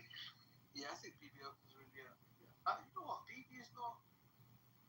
He's not too delusional. He has his stance, but he's not absolutely delusional. He's not like Daniel, What about he's still obviously a Zionist. What about Harry? But he's willing to concede something. What about Harry? Harry's IQ is like 19, bro. There's no way this man has an IQ over like 35. As an idiot. I was spoken to this guy. He's just an emotional child, to be fair. And then El Normo, I've heard things. I don't want to get personal with certain people, but I've heard select people on this app, members of their family are no longer Zionists. It's a very touchy subject for these people in their actual lives. Be it, nephews, children, they don't subscribe to the Zionist agenda anymore. I know the names of some of these people. I don't want to get personal, but that must be tough. The new generation do not subscribe to it. So they must feel like they're losing a grip, and they are. They really are. It's a shame. Yeah, I don't think they need a state. Yeah, I mean, listen, they were doing okay before. It was, I mean, they can still hang around the region, just Europe. I mean, they had a really bad time in Europe, a lot of the Jews. But I mean, the Sephardic and Mizrahi were just hanging around. There was no, they were kind of chilling. There was the Ashkenazi that had a bad time, so maybe just stay away from Europe, or just a lot of them are just white passing, just blend in. Just don't kill kids and you'll be fine. Nobody will hate you, I promise. You know? It's kind of a simple formula. I don't understand the unnecessary complexity, you know. Never understood it.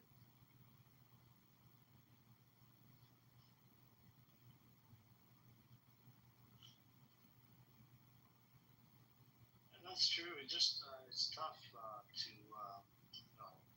agree to any of the shit that they say. So majority of the time it's not bull. Yeah, but I think that's and I think now more than ever they will be unwilling to concede, you know, because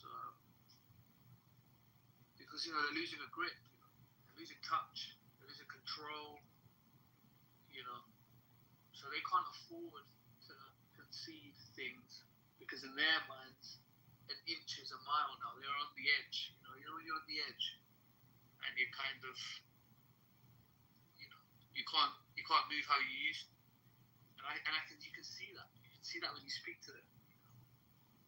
They're different. They're very different. So, like I said, when Europe, you know, they used to use the morality card, but when half of Europe, the leadership is saying, you guys need to stop, or then there's no morality unless you're absolutely delusional by international standards. You know? So we'll have to see. Maybe you are delusional. Maybe.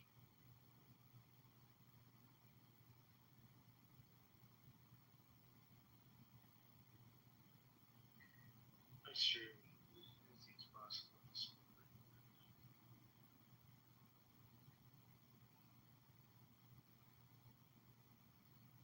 I think Israel needs to be demilitarized.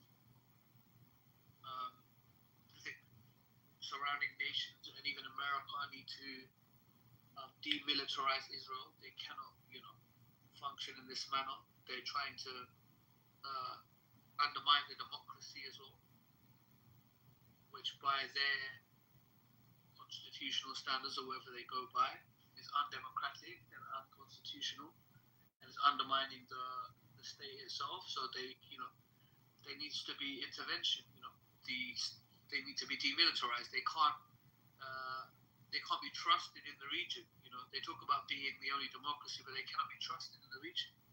They've shown time and time again how heavy-handed they are. We've even seen, you know, terrorist attacks from them. You know, we've seen a bunch of actions that suggest that there needs to be intervention.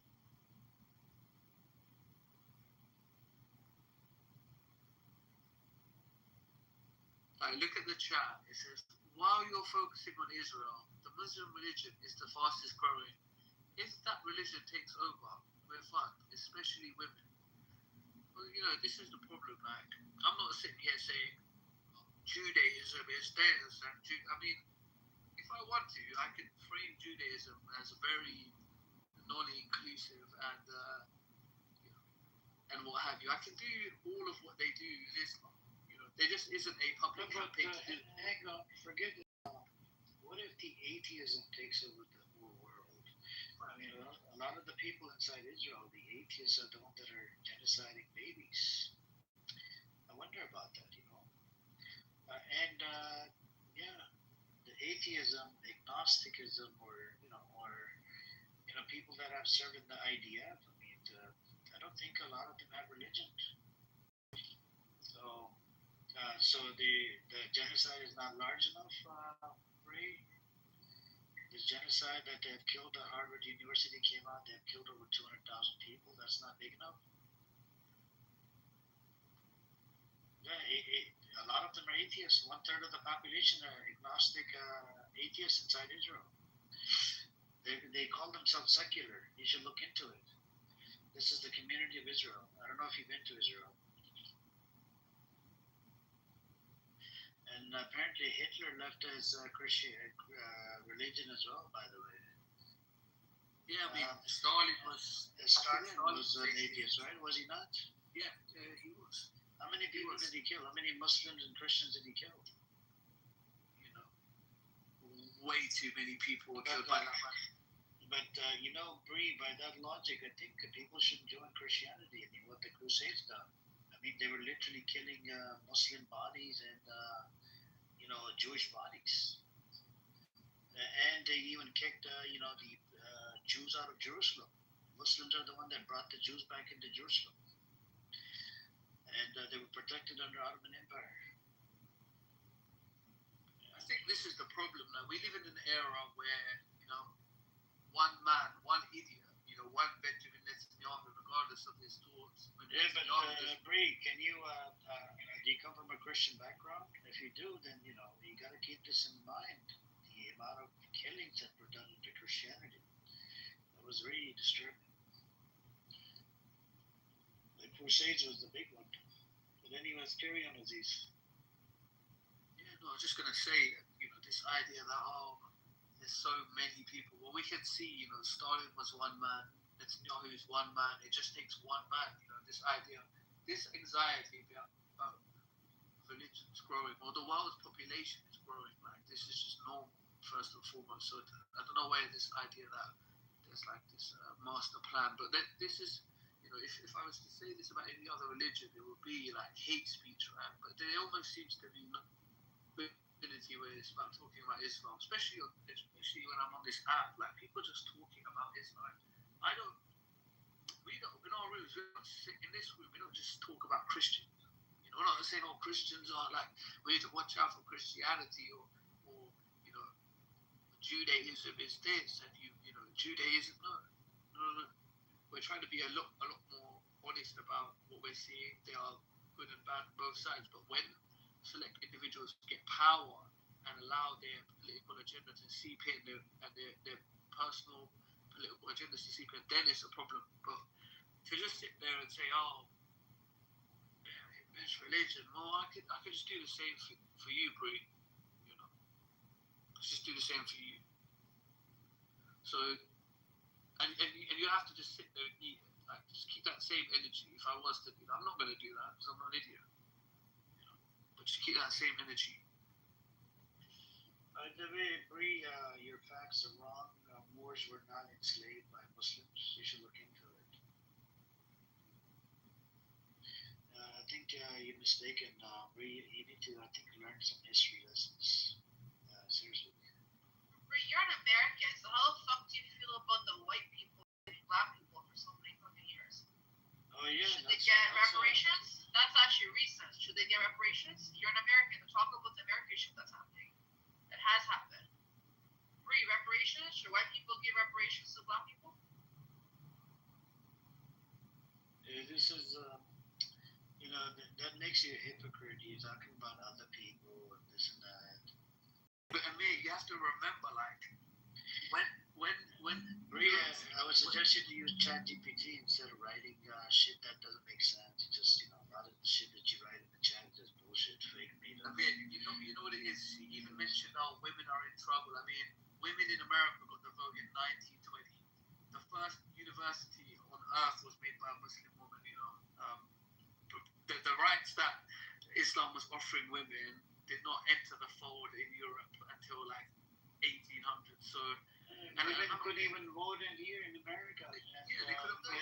1960s, guys. Yeah. Right.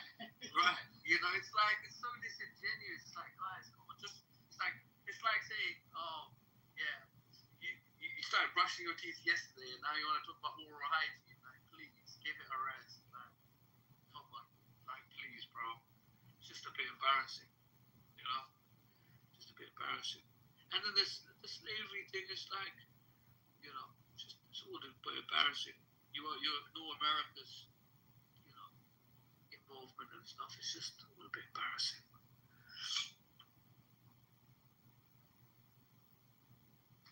It's just embarrassing.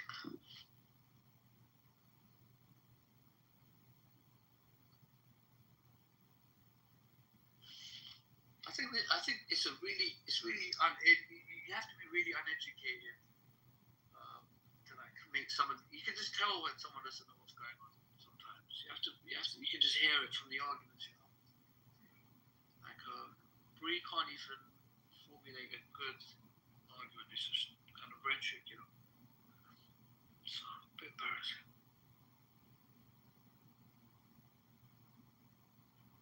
Brie, Bree's a Trumper, so she's afraid of the future of women. Isn't it the Birthday 2025? Isn't it Trump who's trying to sort of take back all the progress the people of color and women have made?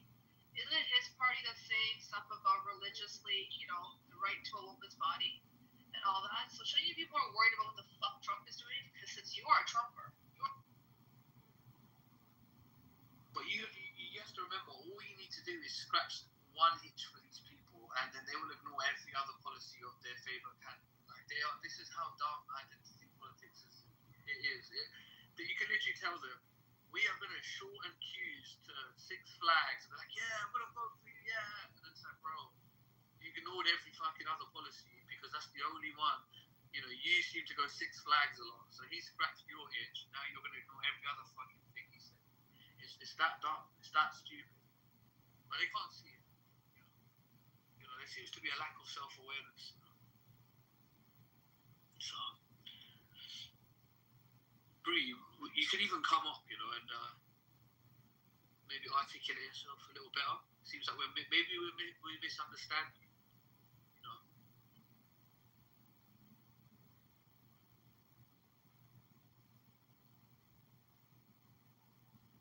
Anyways, I think, what else do we have on the topic block?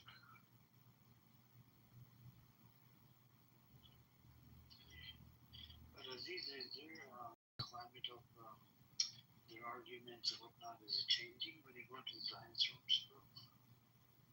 Yeah, definitely. You think there's some hope? Well, you remember when the Nazis, when they stopped the Nazis, they didn't want, it wasn't like they were reluctant, but they knew that there was an impending reality. They didn't want it to happen, but they felt it happening, and you can feel that. You can feel it in the rooms. You still have your crash outs like Zach. He's an idiot, doesn't have a clue. But some of the people that were trying to intellectualize it, like the roadies and stuff, they're gone. They won't hang around. They're gone. They don't want to have the actual debate anymore. Scared. You can't win it anymore. There's just too much to defend, and it's impossible. Yeah. It's like a checkmate, It's like a checkmate. It's like, how P. Diddy has like 180 charges. Like, you can get away with some of them. But you're gonna go to jail. Like, it's kind of like, that's kind of where we're at. And I think the big mistake, Hezbollah has destroyed Israel, because if you just admitted a few things, maybe we would get somewhere. But because you didn't admit anything, now we know you're lying. It's too obvious now because you just defended everything. The aid workers, the flour, Hijab, all of these things you defended. All the blown up hospitals, everything was blown up churches as an accident. Everything that was wrong was an accident. And then it became too obvious. It became too obvious. And that's where we're at. So when I'm in the rooms, they don't have those same open discussions. They don't want it. I join their room and I bring up a new headline, like a new topic, and they don't want it. And Issa be like, no, you're not going to control. And then you'll be like, no, you're not going to control what we are talking in the home. No, you're not going to control. I'm like, no, this is a headline. Then, like, this is today. There's no control. This is called the truth telling. We don't control the truth telling. No, you want to steer the narrative, particular direction. I don't want to know that. Like, I'm like, Daniel still needs. This is what's happening. You want Israeli sources? What do you want? But they can't handle it. And it hurts them, and they deserve to hurt because they're sick genocidal bastards. So fuck them.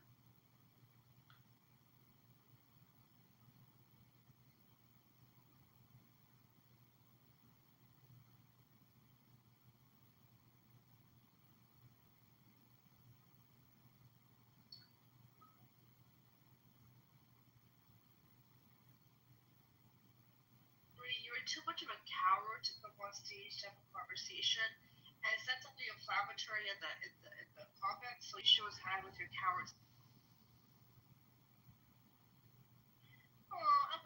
Hey, baby, shut the fuck up, Bree. I know exactly who you are. You're fucking racist. No one can fucking stand you. You breed fucking dogs. Dirty ass dog.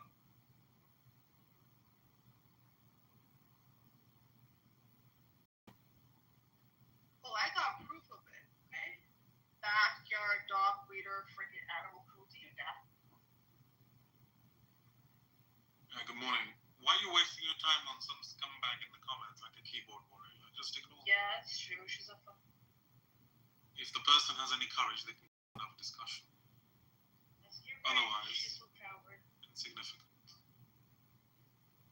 You've got to let dogs bark in your audience, I guess. What's wrong with dogs? Nothing's wrong with dogs. They just have a purpose. To bark. Barking dogs seldom bite. That's actually very true.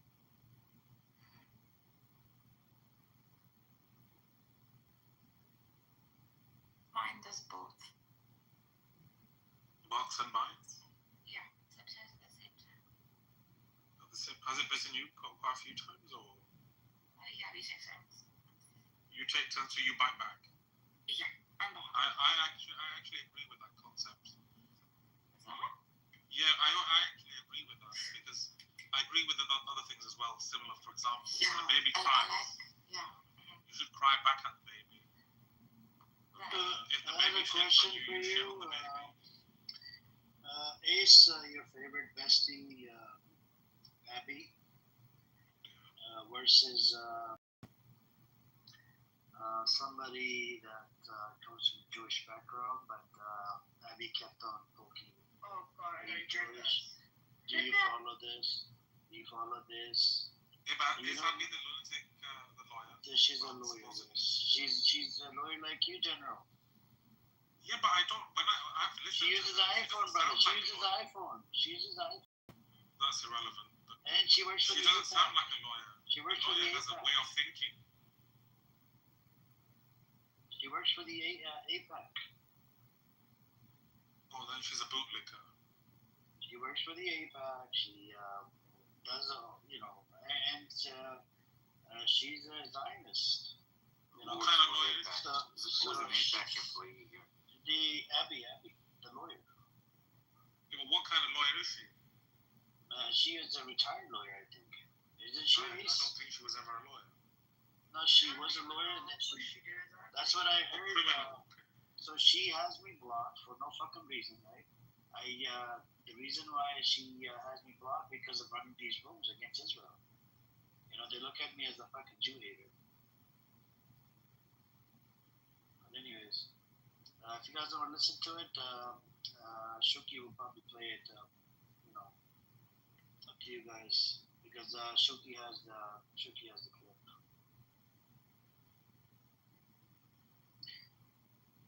Do you want to listen to it, Ace and the group here? Whoever wanted, yeah, if you guys want. I don't know. You guys want to listen to it? Go ahead. Alright, Shuki, you can play it, brother. Thank you.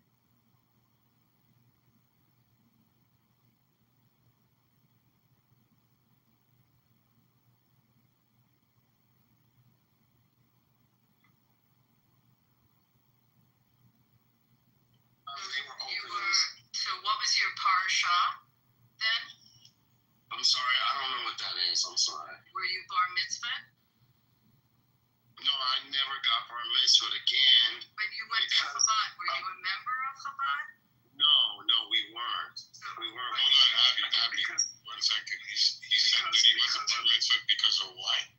Because Austin, again, we weren't able to access the Jewish community because of the level of anti-blackness that we engaged, that we received. But you just said you went to Chabad in Culver City. Yes, in Culver City, we went to Chabad again.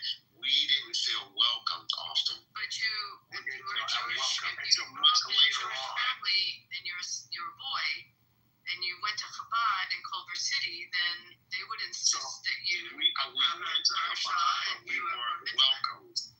We weren't So the welcomed. Chabad didn't welcome you? No, the I'm trying to say we didn't That's feel not true. There's no way.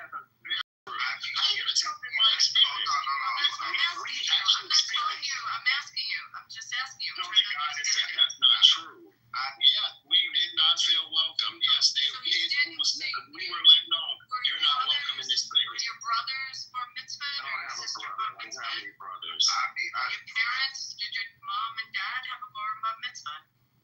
My mom, no, she wasn't actually. My grandmother was, but my mom, she was bar mitzvah, but she didn't practice it. She ended up changing religions. She converted to Christianity. You were brought up Christian. Early on in her 20s. You were brought up Christian, I heard that. But I picked it up later on. She later on began to try to raise me Jewish and ingratiate herself in the Jewish community. Well, let me ask you this. It's not like my dad. Well, let me ask this question. I'm going to hand it back to Abby. Do you consider yourself Jewish? Yes, absolutely, yes. But your mom converted to Christianity, and you said in her 20s, so Yes, and then she attempted to raise. Yeah, did you go to church? She attempted to. I grew up interfaith, so she attempted to raise me. You went to church? Yeah. What kind of church? Church of God in Christ, Kojic, because she wanted me to have some roots in the black community, because she felt. No, when you went to church, you were following Jesus? Yeah. It was more of a cultural experience, more than a religious experience. So your Jewish connection was once in a while. You're saying going to a Chabad in Culver City, but you did nothing in your home to be Jewish because your mother was Christian. Well, we did observe Purim. We would go to, when we were invited to Purim events, we observed that. We did observe the Sabbath. What did you do at Purim? We went to Purim events. We just go What did you do when you went? What do you mean we would give? Yeah, what did you do when you went to a Purim event? What did you do? We'd go into the event. We'd go to the. What happens at a Purim event? Well, why am I getting? Wait, hold on. No, she's just acting like she's not. She's just trying to understand what type of Judaism you practice. I want to know what you were. So what happened at the Purim event? Wait. I want to know this. What do you do when you hear the word? Why am I under interrogation? This is another thing that I experienced growing up Jewish, right? It was the constant questioning to validate my Judaism based on my skin color. So it was always, well, how are you Jewish? I'm trying to figure out how you practice. Calm down. It does. This is what I'm going to tell you. It can allow me to speak. You're not qualified. Can you allow me to speak? Often what we would do is we would get interrogated, right? How they would ask my mother, like, how are you Jewish? Was your mother Jewish? Was your grandmother Jewish, right? And they would only do this to my mother. They wouldn't do this to anyone else. They would even do it to my stepfather. Are you Jewish? Were your parents Jewish? We would get the third, and this is why we didn't feel welcome, because the constant interrogation, the constant othering, which is what pushed us out of the community and didn't make us comfortable with being in the community, which then we lost a lot of connections. In order to be a part of Chabad, they would absolutely check your language. That's something that we do. That's part of our Hold on, everybody. That's not true. Hold on a second. Now, I'm going to be as respectful as I can. Abba, Hadama, whatever your name is. The young lady's asking you literally the basic questions that if you're going to say you're Jewish, any Jew should know. I'm just keeping it real with you, bro. She's kind of calling cap on you because you can't answer the basic questions. That's the point. That's the anti-blackness that exists. Nah, man, that's a victim mentality that you know. I study Jesus. Guys, I was still talking. Hold on a second. Let's not dogpile on him. Let's take this as an opportunity to learn from him or teach him. Can we do that? So please don't interrupt him. We're going to give him a Yaakov. Hold on, brother. Give the gentleman a minute to say what he wants, and then I'm going to hand it to Abby. I know everybody wants to jump on this dude, but like I said, let's give this an opportunity to teach him or learn from him. Abraham, go ahead. Yeah, so this is what I'm talking about. The othering, because we did not feel welcome because of the anti-blackness that exists within the white community. We were often pushed away. So the traditions and the practices that my mother was trying to ingratiate me in community, we didn't have because we weren't welcome into the Jewish community. And often when you talk about synagogues and things like that, we didn't discover like Ethiopian synagogues until much later into my adulthood, where we were told, even by Ethiopian Beta Israel Jews, that hey, no, we don't go to their synagogues. Yes, there's a clear separation. So even within that community, we were told that there's a separation between whites and Jews. Even amongst Persians, I learned Persians and white Jews, Ashkenazi Jews, there's a separation. But we at the time, we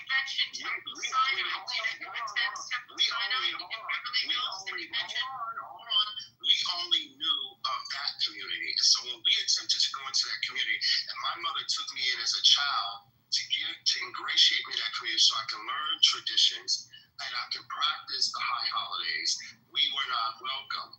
And so because my mother had converted to Judaism, Christianity, that's what she reverted back to. You said you went to Purim events, that you did that as a child. So what did you do in Purim events when you went? We just went to Purim events. What happens at Purim events? The rabbi would say a prayer, would be under, I forgot just now, with the tent or the object that they would put up. Yes, they would put the sukkah up. And we'd have that event. So Purim has nothing to do with that, and there's something very, very unique about Purim, and anyone probably, whether they're a Jew or non-Jew, that walks into a Purim event, it would be the first thing they would say out of their mouth, which you didn't say. So it makes me wonder if you ever went to a Purim event. Yeah, we just said, and by the way, Temple Sinai, who my friend happens to be the rabbi, is half Persian and half non-Persian, regular non-Persian Jews and Persian Jews, and they're all together at that temple. So I really don't know where you're coming from with that, but I really question, you grew up Christian, and now to say that you can opine on being a black Jew, we have lots of black Jews that are on the app, and they say something very different. And there's black Jewish synagogues.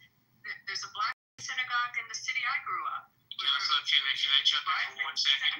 Black Jews But don't this say guy did not know, and he cannot confirm. So when you come into the Jewish world, according to the Torah, what we're supposed to do. But once again, the anti-blackness, you see what he just did. Because of my skin color. No, I could. Hold on a second. Hold on, everybody, mute up for a second. And this is what I experienced. You see it live. You see it live. What I experienced, right? Am I speaking French? Guys, mute up for a second. Okay? Hold on, Rafi, I got you, but I want to go to Alif. Alif, are you there? Aleph, my apologies, I'm a moron. Did you want to chime in? No, it's okay. Yeah, I just wanted to say, as a Jew, I don't care if somebody's black, white, yellow, orange, green, purple. Makes no difference to me. Absolutely no difference to me at all. But the fact that this guy, and I would say the same to a white guy, a purple guy, a yellow, a blue, it doesn't matter. The fact this guy says he's Jewish, but he can't even, as Abby said, and asked him, what is the first thing that you notice about a Purim party? What is it we do in Purim? Well, I'll tell you what we do in Purim. We dress up. We read the Megillat Esther. Every time the name Haman is mentioned, yeah, exactly. We boo. We cheer. So this, it's very unfortunate, sir, that if you are Jewish.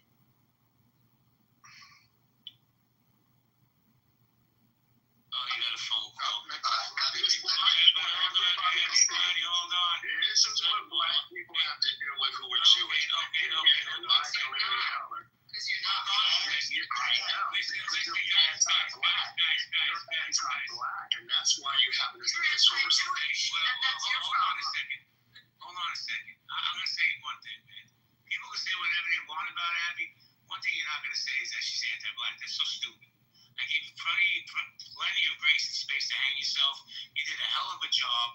If you want to come back up, just don't be intellectually dishonest. Can you do that? So, Rafi, go ahead, Rafi. I'm in trouble. I've been trying to get something out, and I wanted to actually hear this one. He made a statement that in California there was a organization for Black women to help them start up businesses, and he said that there was a Jewish man that went out of his way to constantly shut them down. And I wanted to ask him about this Jewish man, if he can come back up. Some questions, how he was shutting them down, what cases was he bringing to the courts? Because I know they wouldn't open the case if there was nothing valid behind it. Like, if there's nothing behind it, they would say, listen, you don't have a case, we're not going to waste court's time. So I just want to bring him up and ask him, who is this Jewish man that he's speaking about? I just want to know the specialty dish he ate for Yom Kippur. So, Can I speak to that's not an anti-black thing? Wait, before you do that, Yaakov, let me invite him back up. Go ahead, Yaakov. Okay, I don't think it was an anti-black thing. It's a concern about people who are trying to come into our temples and our communities and proselytize and convert people. Just last week, there was a Christian missionary who in Israel was outed by an organization that trained these people, who was dressed up as a Haredi Jew and was in B'nai Brak and running around with all of the other Haredim Jews, and he was proselytizing and baptizing on the side. This is a real fear. It's not a fear of black people. You're Jew by one of two means. You have your mother's Jewish, or you can through a known organization. Absent that, you're not a Jew. It's not something you can just say. So there may be some pushback because they were concerned about your commitment to the faith, or they were concerned about some form of proselytation, but I tell you it was not based on your skin color. It was based on actions or things that they perceived. And that, I'll leave it at that. Well, let me just say this. Hold on. I invited him back up. He's more than welcome to come up. All I ask is that you don't dogpile on him. He will hang himself. Go ahead, Rafi. No, I just wanted to say something to Yaakov.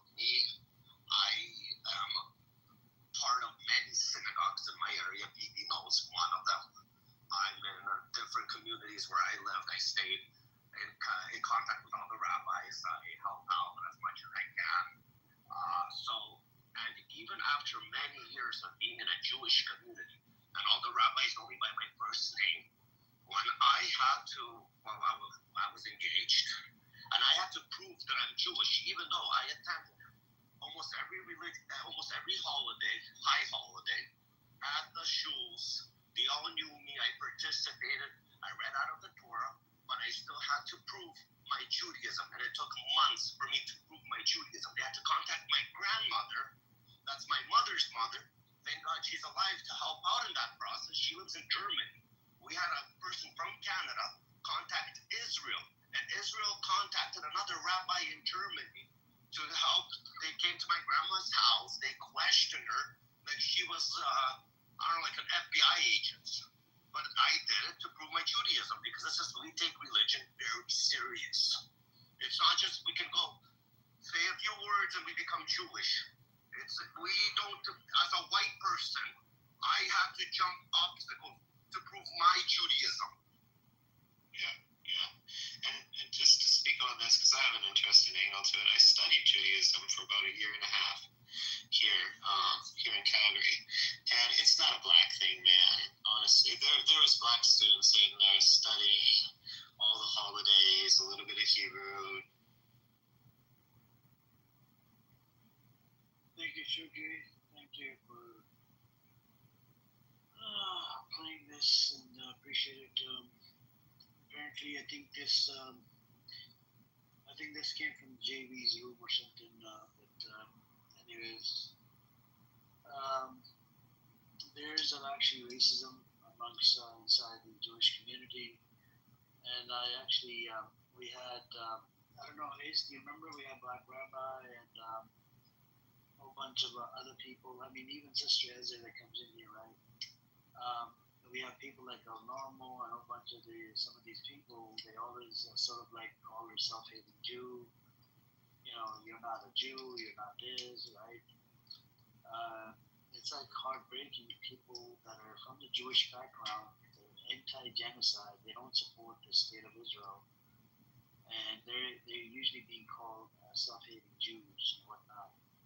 And then they want to question you. Even Buttercup that comes in here, she got questioned multiple times. She's anti-Zionist as well, and it's very disturbing to see people, you know, that are denying their, religion. They're kafir meaning disbeliever. They're not part of the religion. Doesn't have, or part of the ethnicity. Sickly.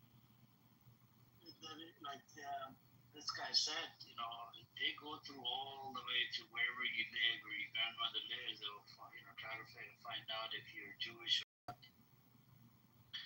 It's a big thing, but at the same time, there's a lot of discrimination that goes in there as well.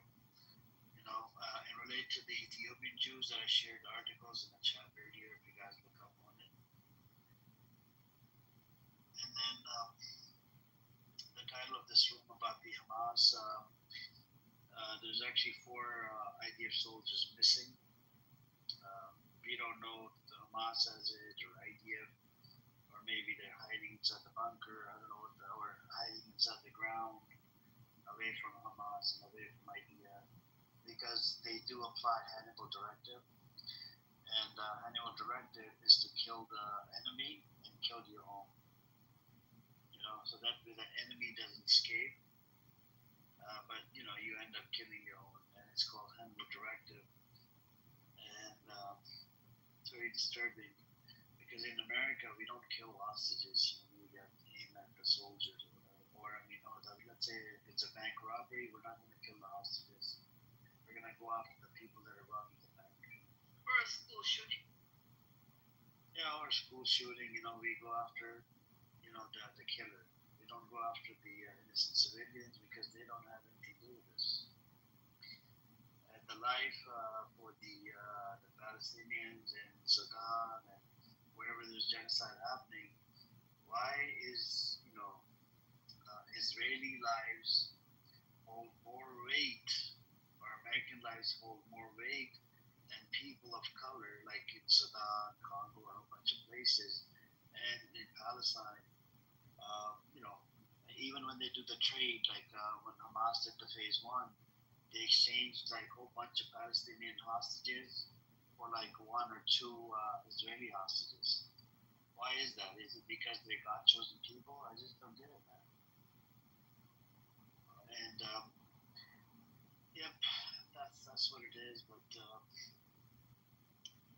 I don't know what to tell you guys. It's just sickening that this entity is just committing crimes over and over again. They're getting a free pass from America. They do whatever you want to do.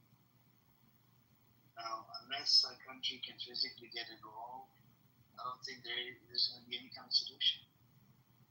I wish there was a solution. Even the ceasefire, the security officials came out from Times of Israel and said that they did not want to, if they would have made the deal, we would have had the hostages. They're putting the blame on Israel. We have peace deal negotiators putting the blame on Netanyahu. Former Israeli peace deal negotiator, he's located in Quebec.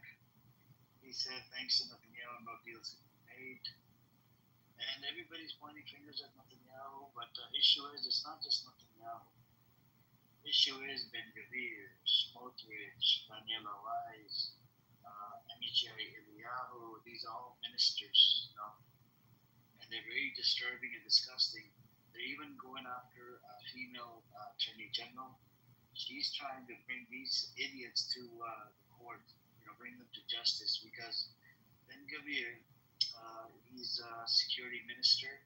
He has issued over 175,000 weapons. And some of these weapons actually went to the settlers that are committing crimes against humanity, against the Palestinians. And he issued these gun licenses or whatever without authority. He didn't have the authority. And Ben Gavir has, bribed some of the officials in prison as well. There was one case that he told the leader of one of the prisoner or whatever facility, he said to tell the female IDF to send out a different message on, I think, WhatsApp or Telegram or something. That was the Israeli group, and I don't know what the hell is going on. It's just these people, right? They're mostly involved in the intelligence and whatnot. They're always spying on Palestinians, and Ben Gavir supports the settlements in the West Bank. He supports the settlements in Gaza as well.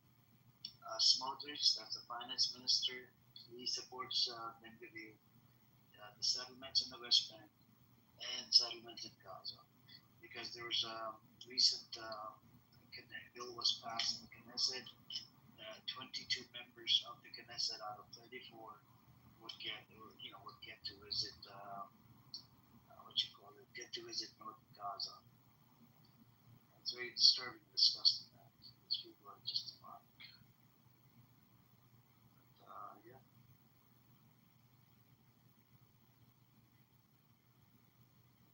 Anyways, anybody else want to speak? Look at Abby questioning somebody's Judaism and trying to say that, oh no, there is a discrimination. These people are just.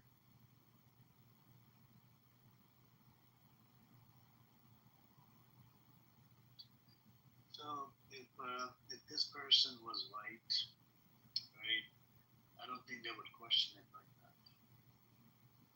Because this person is Black American, they want to question, whether you're Jewish, not Jewish, are you self-hating Jew, are you a self-loving Jew, or what kind of Jew are you? It just. Amir, she questioned the fact that his mom converted to Christianity, and so when he went to church, did you pray to Jesus? As if somehow that's gonna make him he can't be Jewish after that. I don't get it. She's trying to critique him for having any connection to the Christian church, and God forbid it was some sort of cultural experience, whatever he said. Basically, your Jewish mother became a Christian, so now you no longer are Jewish, is what she.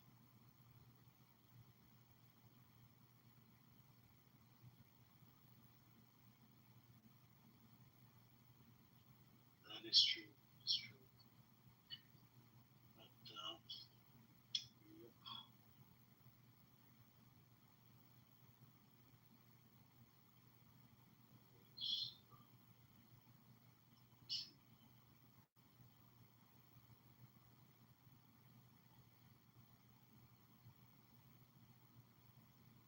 So, as you heard it earlier, there was a crash out between the Zionists, right? And this time again, this was another crash out, and it's very hard for them to keep people together.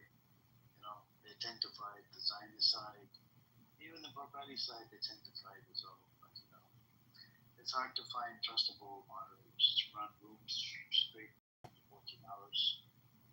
And you gotta believe in the cause to be able to moderate these type of rooms, because we get Zionists, non-Zionists in there, go back and forth.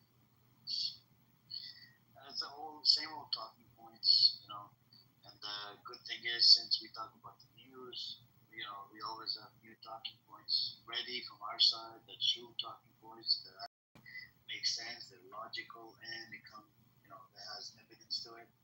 But on their side, it's just it's all fucking bunch of lies, nothing but lies. So that's what it is.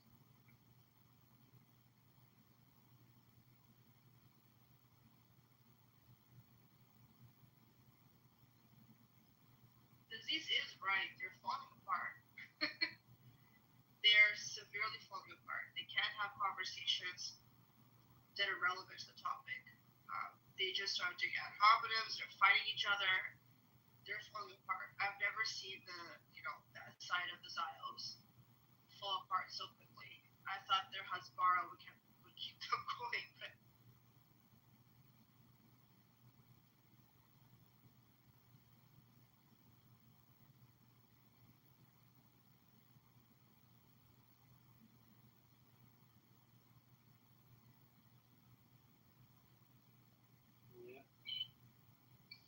Aziz goes in all the time, so I was just wondering, how is the climate or whatever. But the weather said it is changing slowly.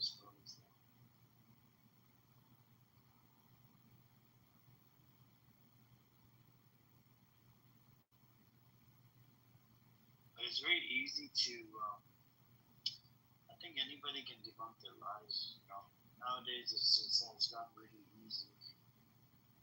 They try to derail the topic, personal attacks, do a bunch of shit.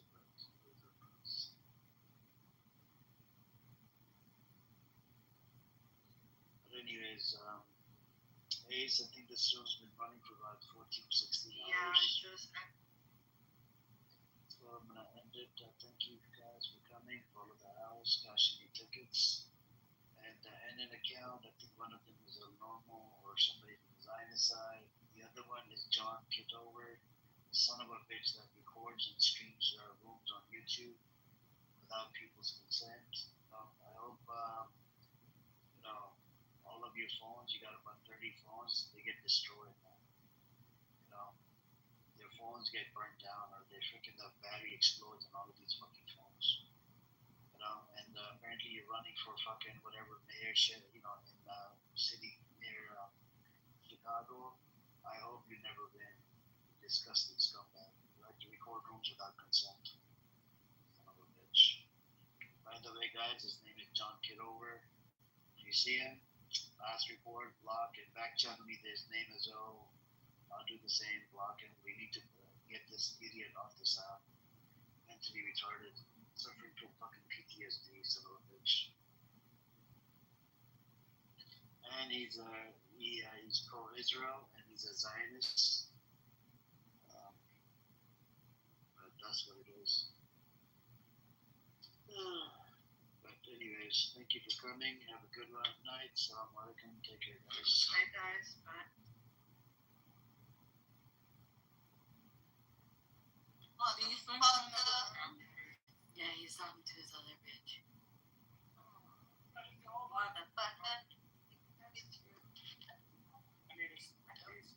Yeah, domesticals. So he has a lot of domesticals on this app with females. What's that? Won't get none out of me. Yeah, don't give him my energy. Oh. You're different, though. You can definitely change. I fight niggas. Oh, wait, you fight them? I mean, fight them. Hell, nigga. How do they got the statue? I don't know. Period. Period. I think the bathroom. No. The bathroom.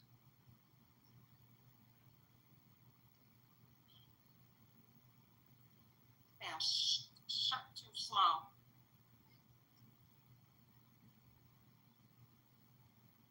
Where we going? See, they said it in the chat. You definitely might change it. So what? Solita. No, Solita might change it. It's not my job to change a girl that's there. That's not mine. Loop around it. He got change on his own. I can't help him. No, I know, but you got the softer side in it. Where we go back? The softer side. I'm trying to go to the bathroom because I need to go to the bathroom. Girl. You're not peeling yourself. I drunk one of those big ass, I drunk a big one and then now I'm drinking like a little, like medium one. Like it's a large, but it's like not as big as the first one. And if you ever had a fat Tuesday, you know that their drinks like really like creep up on you.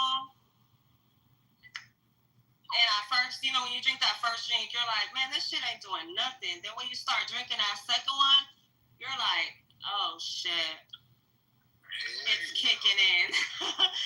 It's kicking in. So this second one is kicking in.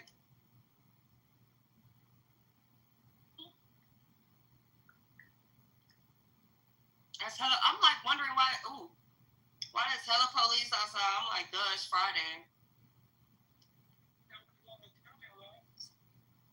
Oh, You ain't driving. I don't know what that is. I don't care. I don't care. Damn. Where's she going? Where's she going? See if you went to the car. For what? Because I told you to.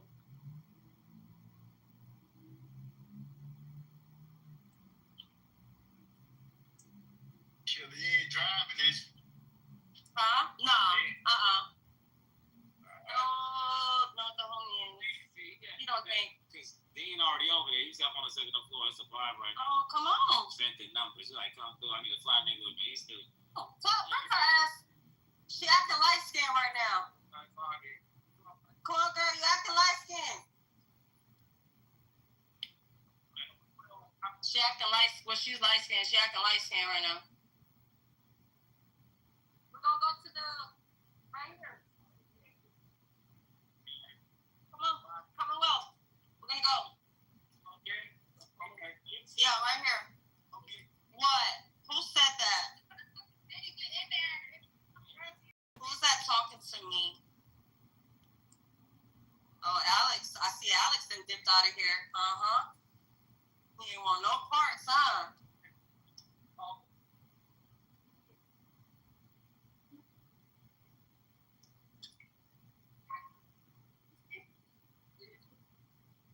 My music should pop up in here anytime soon. It does that when it's on my computer. Why is the marshal down here? A whole gang of them. Like 20 deep. What the fuck going on? Like marshal everywhere. They was about to knock them, but the police was about to come for me, and then everybody was like, the other girl put her hands on her first. And they just turned around. I was waiting. I'm like, fuck. I just caught an assault charge. But it was my lucky night.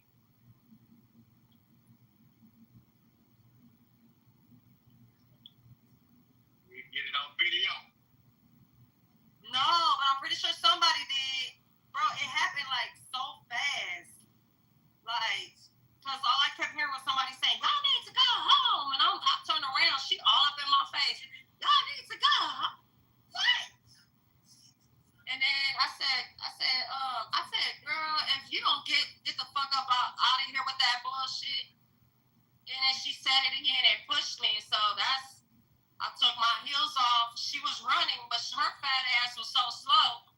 And she had a backpack on, so I caught up to her. By the time I caught up to her, I pulled up out of the backpack and swung her around. And yeah, but I had gave my homegirl my phone and everything. Like, hold this. So, it was so many people out there. Somebody had some. I'll either be on like Vegas, whatever. Oh, that's my song. I'm pretty sure somebody caught it.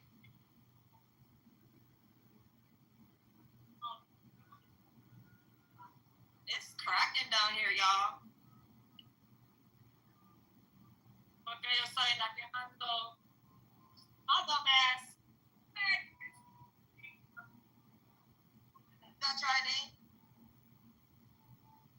All right, give me a second, y'all. I gotta get my ID.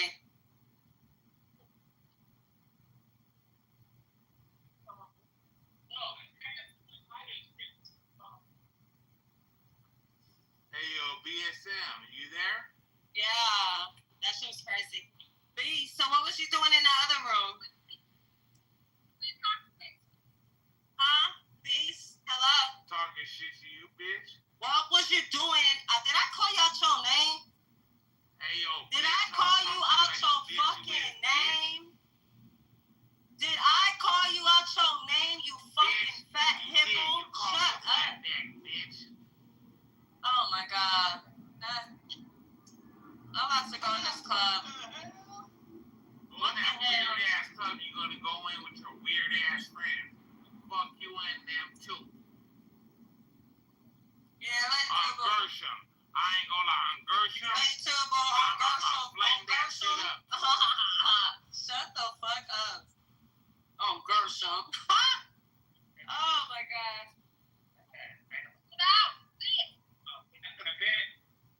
What is it? The website. My boy said he paid $60 to get up in there. Damn. 60 to go up in the fucking spot. Your homies, they ain't got no smoke like this. They don't want no smoke. Shut up. You don't want no smoke, nigga. They don't want no smoke. You don't want no smoke. They better stay in their fucking place. They better know their fucking lane. You don't want no smoke. They better know their fucking lane, gang. You don't want no smoke.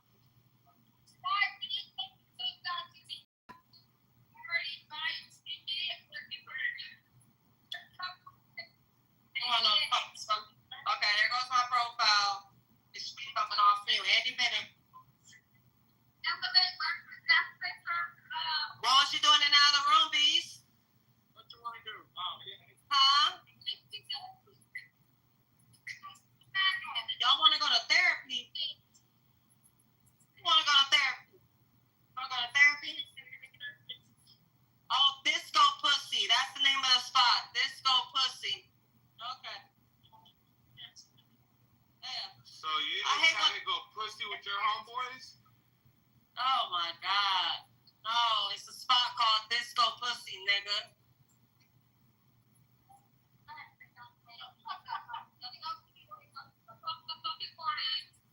Oh my god.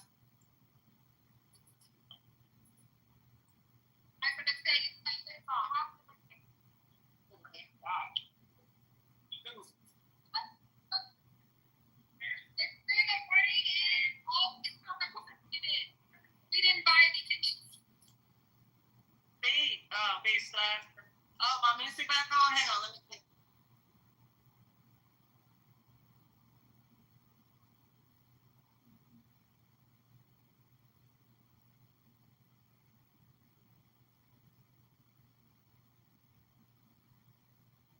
Damn, I don't hear nothing. Oh, shit. We can't stop the ride. Yeah, but what happened? The BP Plus.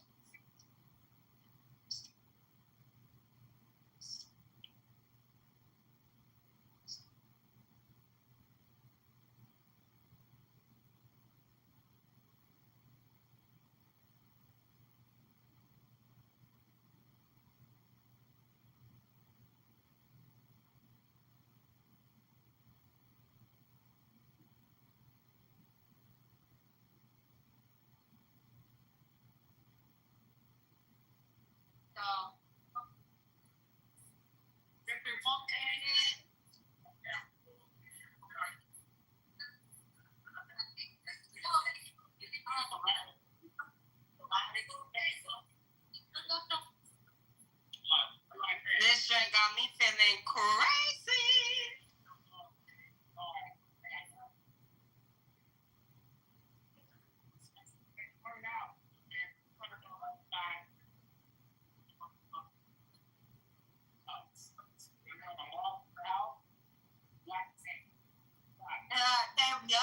Definitely am on Fremont. Right there. Wait, what's on Vegas News? What you talking about?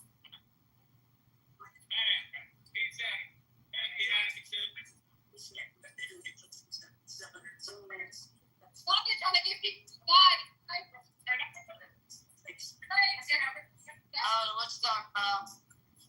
Fuck y'all. Shut up.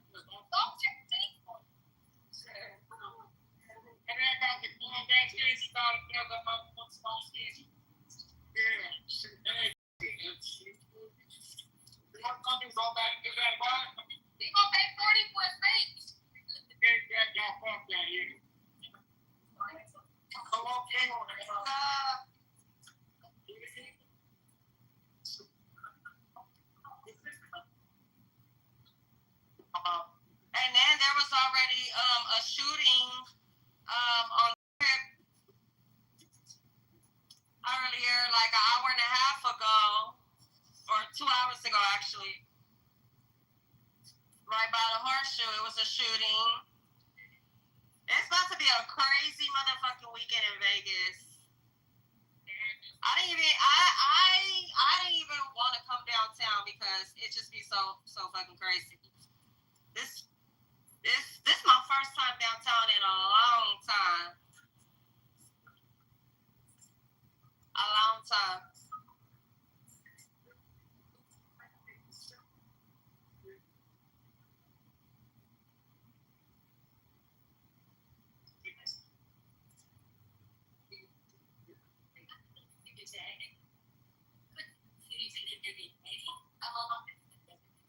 Oh yeah, you do live in Vegas, huh? I forgot. Whatever. Come say hi then, nigga. Ow. Wow.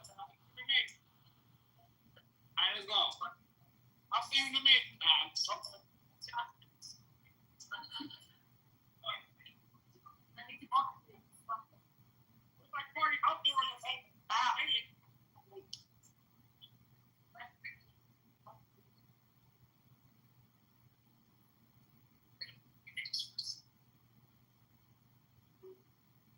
Y'all really sleep in this bitch? Come say hi, nigga. Yeah. What?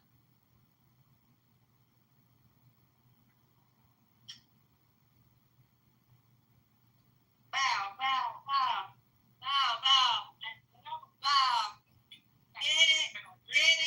Get it. I don't know what's over here. They don't stop over here.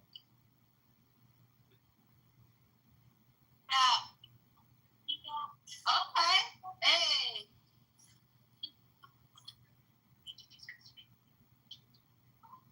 Your friend look like. This like outside the club. Right. Shit. They outside the club. That's crazy. My dumb ass don't wear heels, so the fuck? My dumb ass. Don't get hit. Oh, hell no.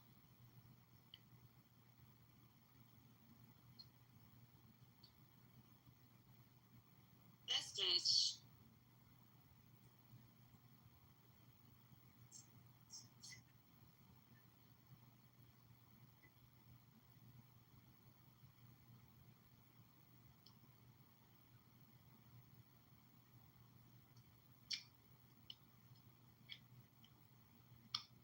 Go the fuck down! I'm scared. I just can't. I just go the fuck down, goddammit. Two Wayans tried to rob the pizza delivery guy and he shot both of them dead in VA. Damn, that's crazy. Man shot them. Huh? The pizza man shot them. Yeah. Two Wayans, tried to rob the pizza delivery guy and he shot both of them. Yup. Both of them dead. Damn. He said in VA. Damn. Bro, it's been a lot of shit like going on. Like that's why I try to like stay away from the bullshit, even like if it's a crowd or because like you just never know. Like, and just like the shooting earlier at Horseshoe, my homegirl was the one that posted it like, oh, we're going downtown. There was a shooting at Horseshoe. Niggas is tripping already. It's Labor weekend. And it's like niggas is mad. They want to kill each other. They want to rob each other because they can't go and work for their shit and live within their budget. Oh, thank you, Buka. I don't know why my dumb ass gonna wear some heels. I didn't think. I forgot you said downtown. Bro, I heard you downstairs. And I was like, why you ain't say nothing? Like, you know we going downtown. I was like, where he? I would have said, let me go get my. I was like, she is. It goes with this purse to the Steve Madden flip flop. Oh. I would have said, okay, cool. I forgot. I said, damn. He did say downtown. Oh, my big old fight. I was like, damn, shit. That's all good. These is my comfort. These is my comfy heels. And turn the air on. I know you can't make it. You can't make it either. Whew, it's hot, y'all. Like, and I got this little ass red skirt on. She crying. Go be Captain Save-A-Ho, but turn the air on first. Tell her to go save the hoe, but turn the air on. She said, save that, but turn the air on. Hello, but turn the air on. Turn the air on. Turn the high, the back one on 60 high. Turn it on. How you do this? Yeah. No, you know me. Oh, shit. So he's finna go save her. She probably cried. Her boyfriend and broke up with her. She talking about, he left me. I don't have a ride home. I don't know how I'm gonna get home. Like, oh my God. Wait, we got her. Oh my God, he broke up with me. He left me here. Oh, wow. Wow. She better get her ass on that side. I ain't moving for nobody. I'm not moving for shit. This nigga, I told you, she gonna hit us with the sob story. Y'all, bitch, I'm not even gonna go on me. She gonna hit us with the sob story. This bitch thinks she's slick. Okay, bye. Hang on. What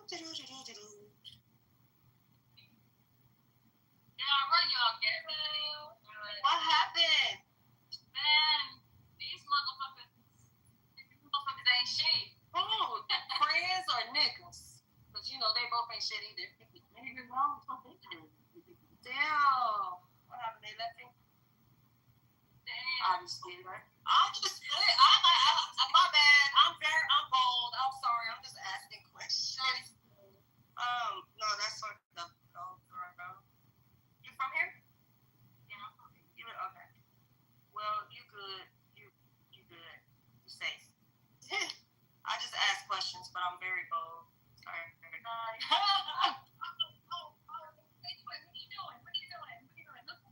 Well, if you want to be technical, Apple was in the post. Apple was in the wrong. Oh, damn. Screenshot this.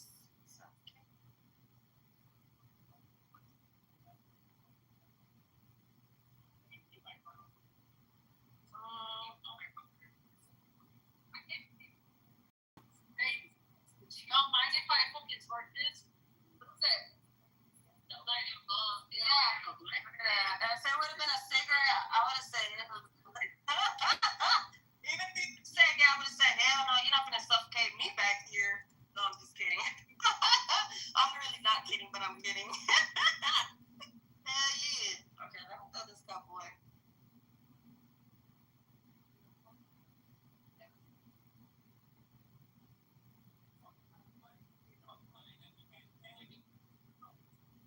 Yeah, I said that, man.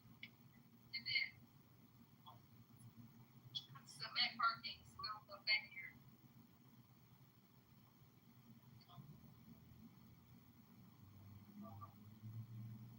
It's not a front bar.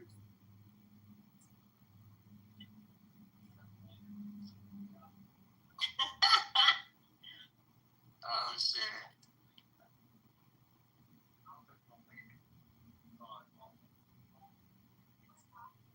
No. Later? Oh, yeah. Go on with it. Or actually, Give me, you gotta, okay. oh, it just says, oh, but there's almost $200 on there.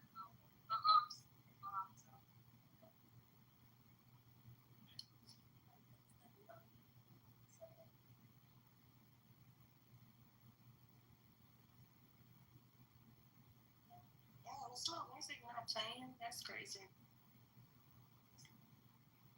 That's fucked up. with your audio.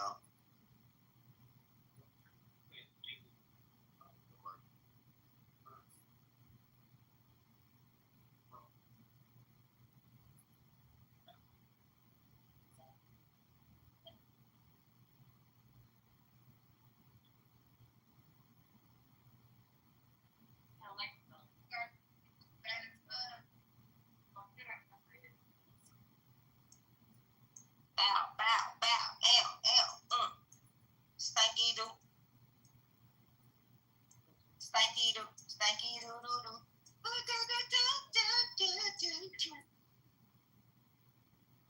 Didn't work? Yeah, it says this part not supported.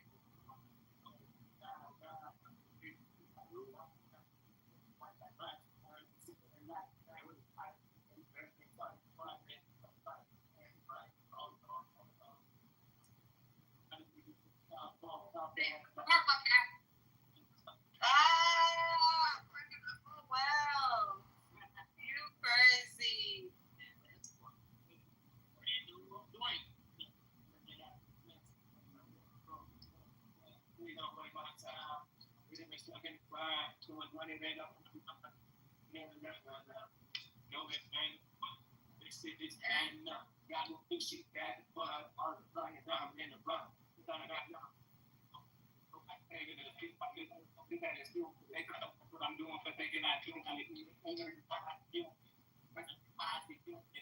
I wouldn't have a rat.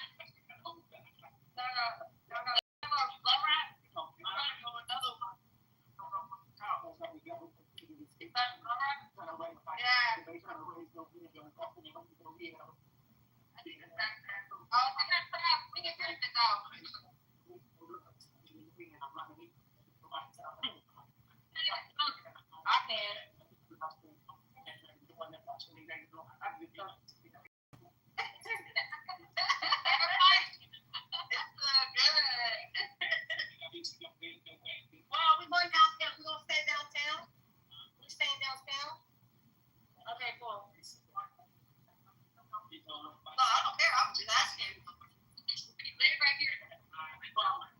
What's this?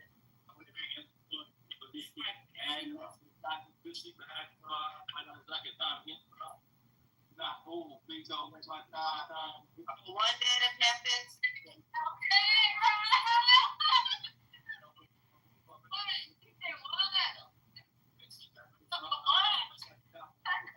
Man, you finna run these people. This 20 points a person. Come on. Hey, bro, that's 20.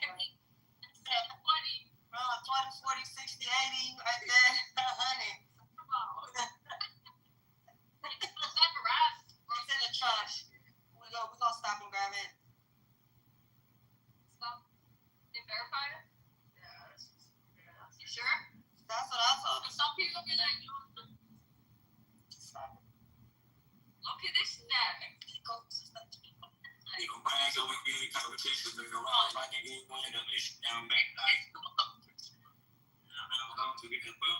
look good too. Girl, I like some sticky. Some product. I look like some sticky. Girl, that's some good shit. And low-key, I appreciate y'all. Where you at? No, you good. You good. Trust me.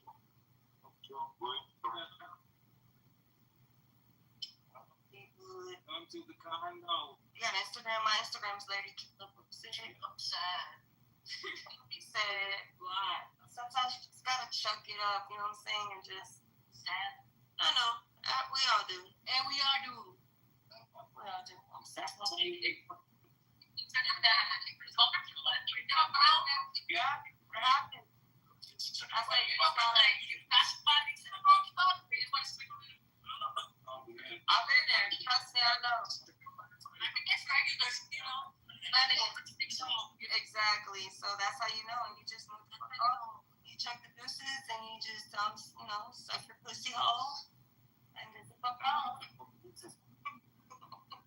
Suck your pussy hole. Bye.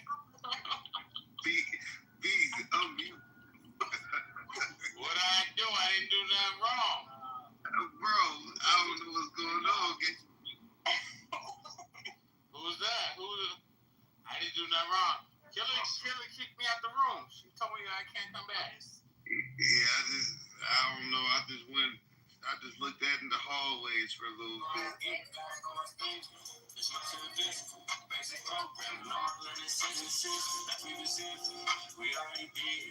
These are some bullshit. He's chilling though. He's chilling. He ain't on the chilling.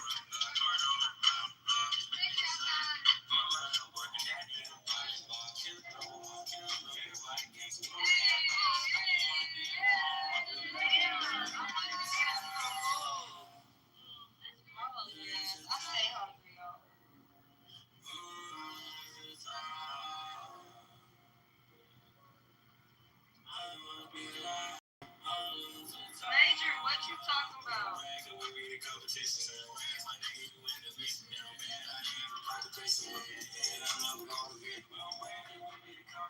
you talking about?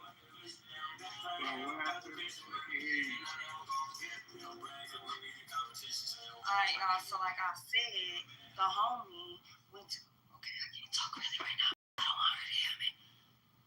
Alright, y'all.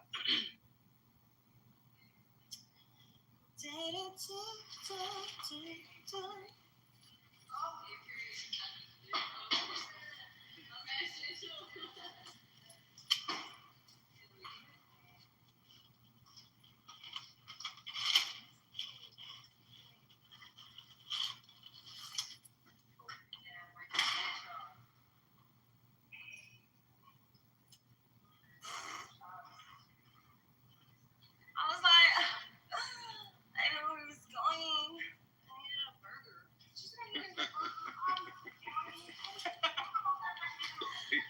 You are hilarious. I'm enjoying Y'all crazy, man.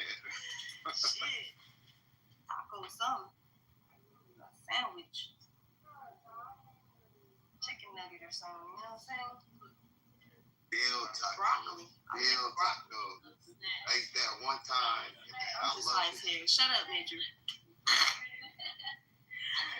I'm so mad my audience not playing. Why is it tripping? Enjoy yourself. I can't enjoy myself because I be hungry. For what? Oh, it's 333. Yes. Hang on. Screenshot. Bam. 333.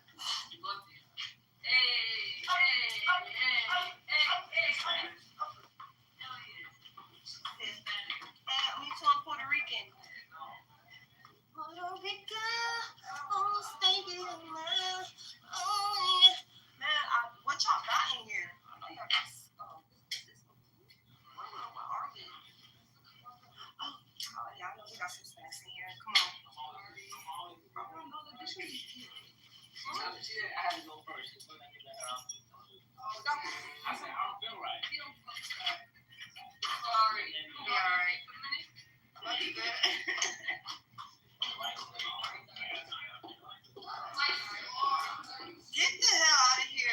Talking about he got paid to like me. Shut your ass. Dang, she was thinking cocaine. Who was that? Cocaine all on the table. Who's that? Shit. Damn. Is she here? Does she know she had cocaine on the table? Oh my god. I just live it up. Hey, live your life. Sure. Live her life. Sure.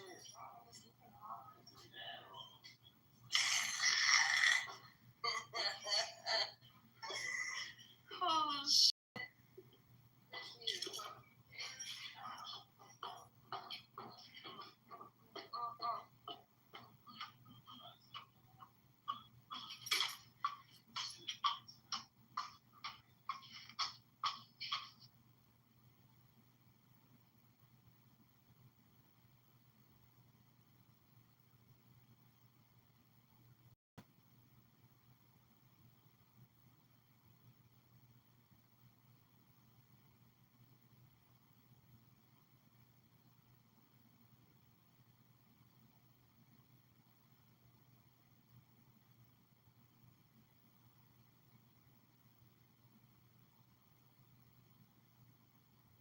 What's up, y'all? Shit, crazy. But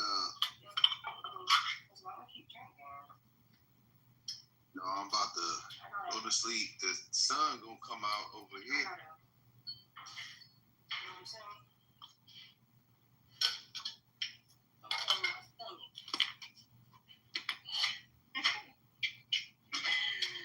Oh shit! I feel good. Da-na-na-na.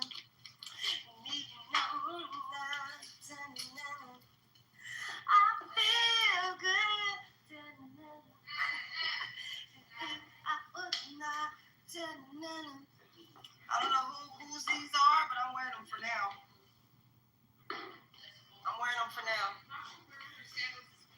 Oh, I got heels on. I don't give a fuck.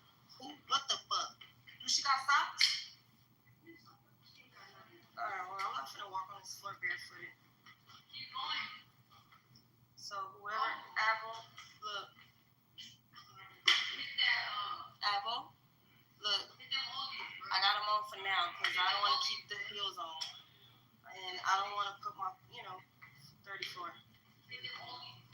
For now, until we leave, then I'll take them off.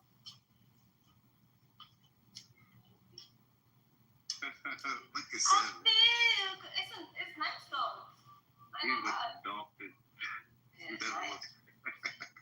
Shut your ass up. Keep laughing. Okay, yeah. How much is it here? Here. Okay, not bad. Almost what, 16, 17? 18? That's not bad. Upstairs, downstairs, that's not bad. Okay. Downtown too. Okay. It's nice. Solita, come back. Don't forget, come back at night. Come back, Solita. Solita, where you from? I'm from Virginia. Oh shit, I'm from Virginia. But I live in Dallas. Dallas, are you Hispanic or something? No. Solita, that means lonely, like you're alone. Like, she's so lonely. No, that's her name, her clubhouse name. I was like, is she Hispanic? That's my actual government. Oh, is it? Yeah. The actual government? Oh shit. Yeah. Solita, that's crazy. So your parents like Hispanic? Not at all. I'm Jamaican and Bahamian. Oh, okay. So like they didn't have a name picked out for me, and my mom was watching the Spanish soap opera in the hospital. And it was like a good sister and a bad sister. Oh shit.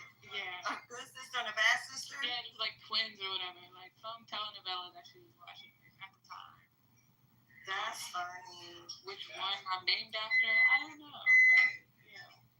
That's funny.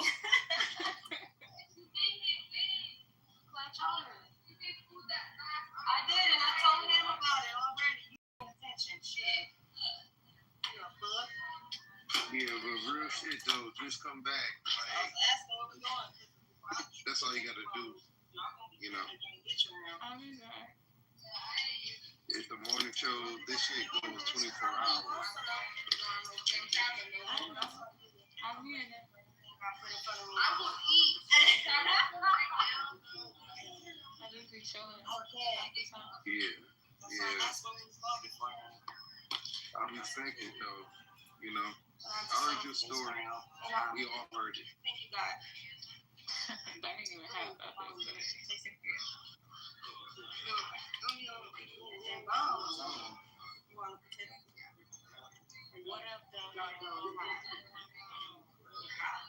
What up, Crystal?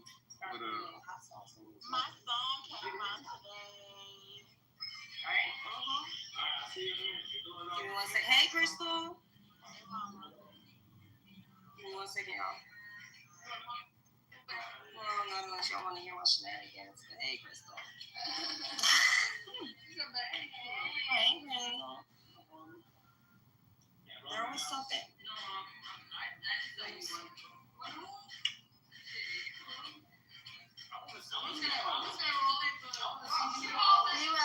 We rollin'. I'm in love with a stripper. What if my fingers break? I was reading this article. It said that a 24-year-old woman was arrested after a fatal hit and run. Said she didn't want to be late for work, and she arrived and told supervisors that she possibly killed someone.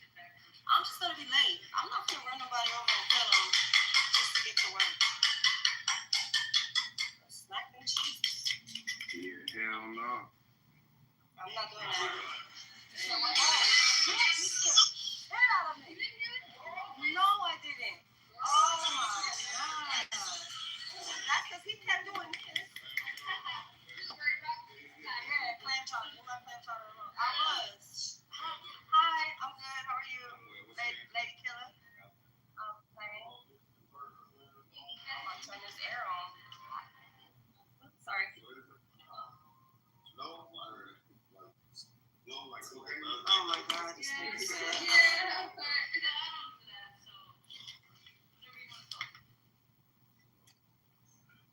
Snow bunny.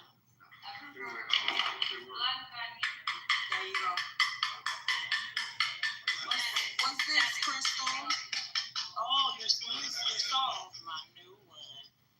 Okay. Hey, yo, what's up with this bitch Diddy over here? Now all of a sudden she want to be cool. And at the same time, when I was violating some other bitches, the bitch didn't say shit. Oh, shit. Hey, B. Hey, yo, what's up? So, I ain't gonna lie. Bitch Diddy sat there on mute and just let some people try to go at me. But at the same time, bitch, I don't give a fuck about you or any of your dads. Fuck Somalia. Fuck all that shit. It died slow. Bitch. What? Die slow. Die slow, bitch. Not too much, bitch. Nah, fuck that bitch. Chilling.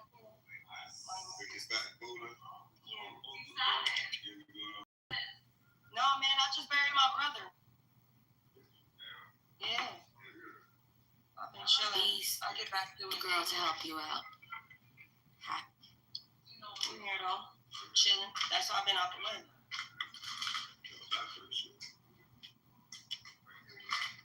You got speaker phone. Beast, get your new girl. Didi, you gonna let that fat bitch talk to you like that? You gonna let that fat burrito bitch talk to you like that? That is crazy. Damn, Beast, you got it like that, homeboy.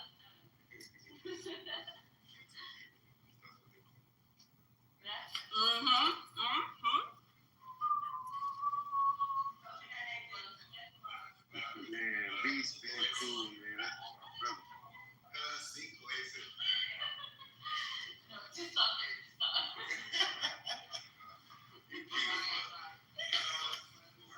Very nice to meet you. I'm Lady Killer.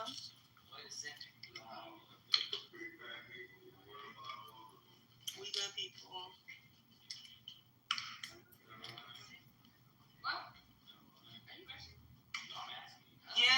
Yeah, he is. No, I'm just kidding. I'm talking shit.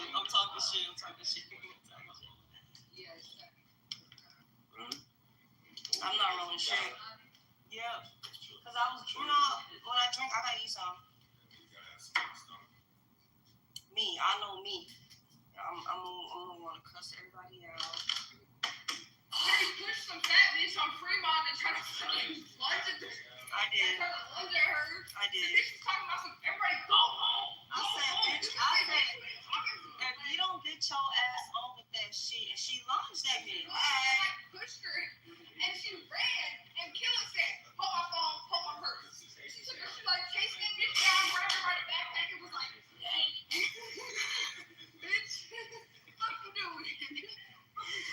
Bitch, bye.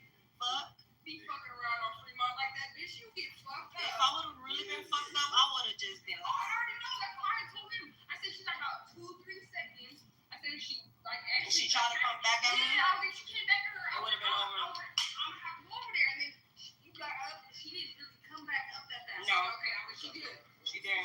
Just now. Just now, not too long ago. All right. I was like, I said, come on.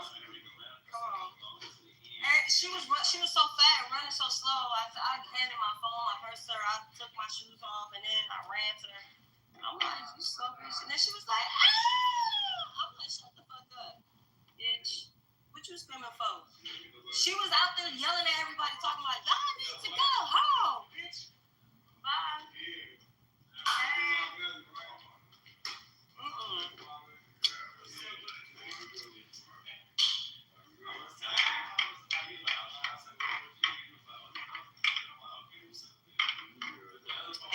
Letters. What's up?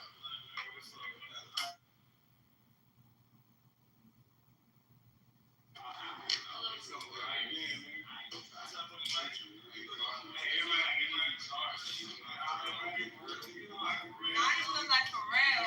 Oh my God. This nigga look like Pharrell, y'all. You can jog in. Oh my God. Lil Wayne? You too light skinned for Lil Wayne. I'm dying.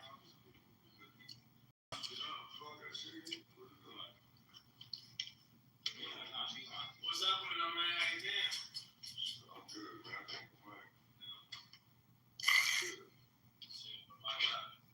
Bob, what you been doing? What you been doing? Yeah. Waiting? Why don't you go get it instead of waiting? But you gotta go get it. All the time. Bro, that's the dumbest shit I ever heard you say, bro. He said, I know. You crazy, bro. You crazy. We here, though. We blessed.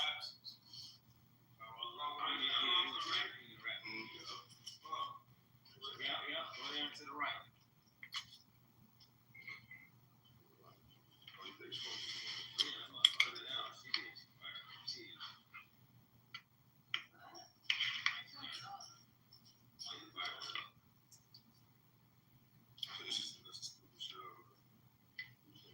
Hey, yo, Killer, why'd you run over the females off stage? That is the dumbest shit you ever see. Killer, why you run all the females? Killer, why you run all the females off stage?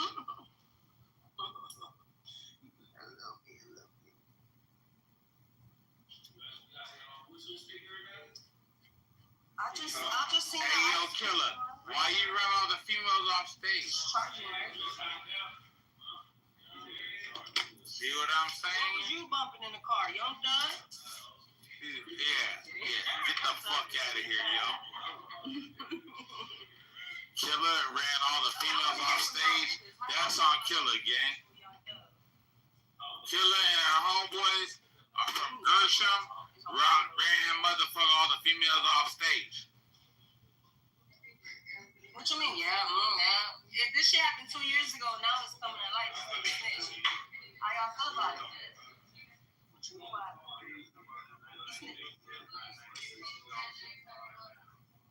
He told the officers, I'll tell you anything you need. Here's my phone number. Just don't let the world know.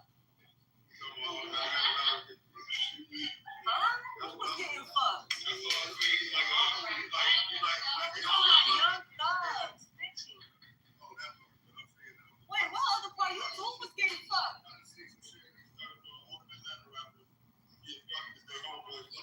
Wait, where's that Alio at? It's just allegations. Allegations, yeah. Because I didn't hear nothing about. What? That's crazy. Send me that. I need to see that. But I want to know because, it's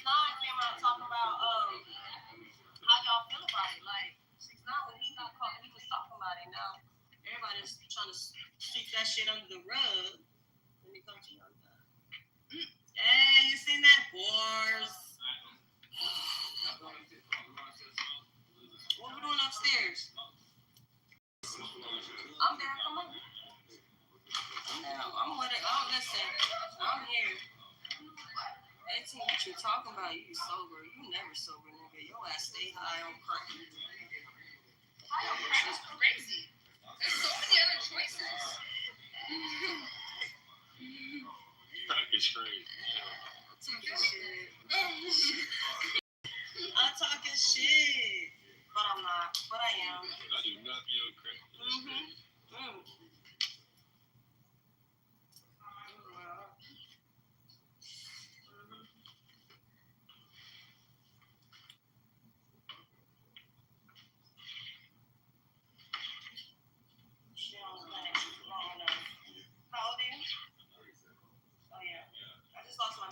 We ain't about to keep on blaming the alcohol. I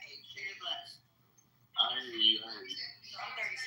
I ain't about to play with you because I'll be like, boy, your shit be fire. I I'm ready to raise my shit to 3.5. I was talking. I feel you know that means I gotta step on your neck a little bit more. That's all. That's all you gotta do. I was listening to that.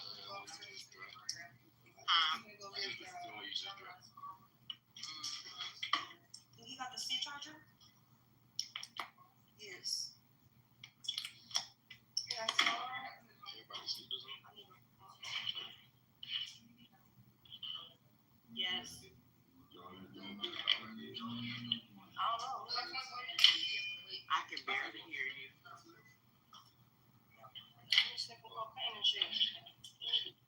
I say everybody sleepers on?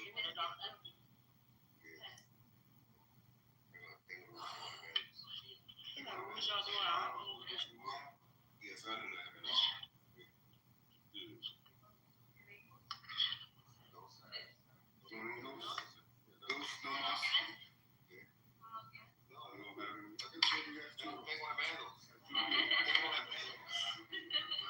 Oh shit, you got twins. Yo tengo cero. Yo tengo dos chihuahuas. I understand that shit, bro. Yo tengo dos chihuahuas. Yo no tengo hijos, pero yo tengo dos chihuahuas. Oh my god. I got those. Oh, it's so cute. Tengo una que se llama Talía y una que se llama Mandy. They're so pretty. Yeah, chihuahuas. I ain't got no kids though. Not right now.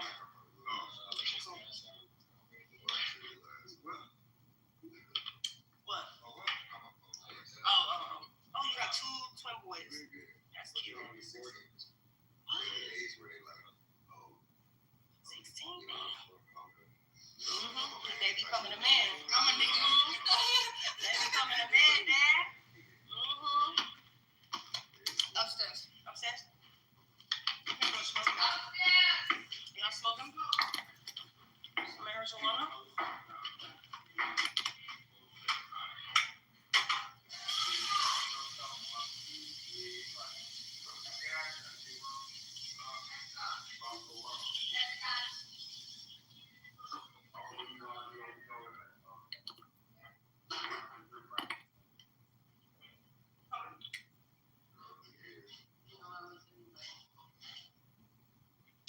We're all invited. Get your ass over here, girl. Come on, go smoke.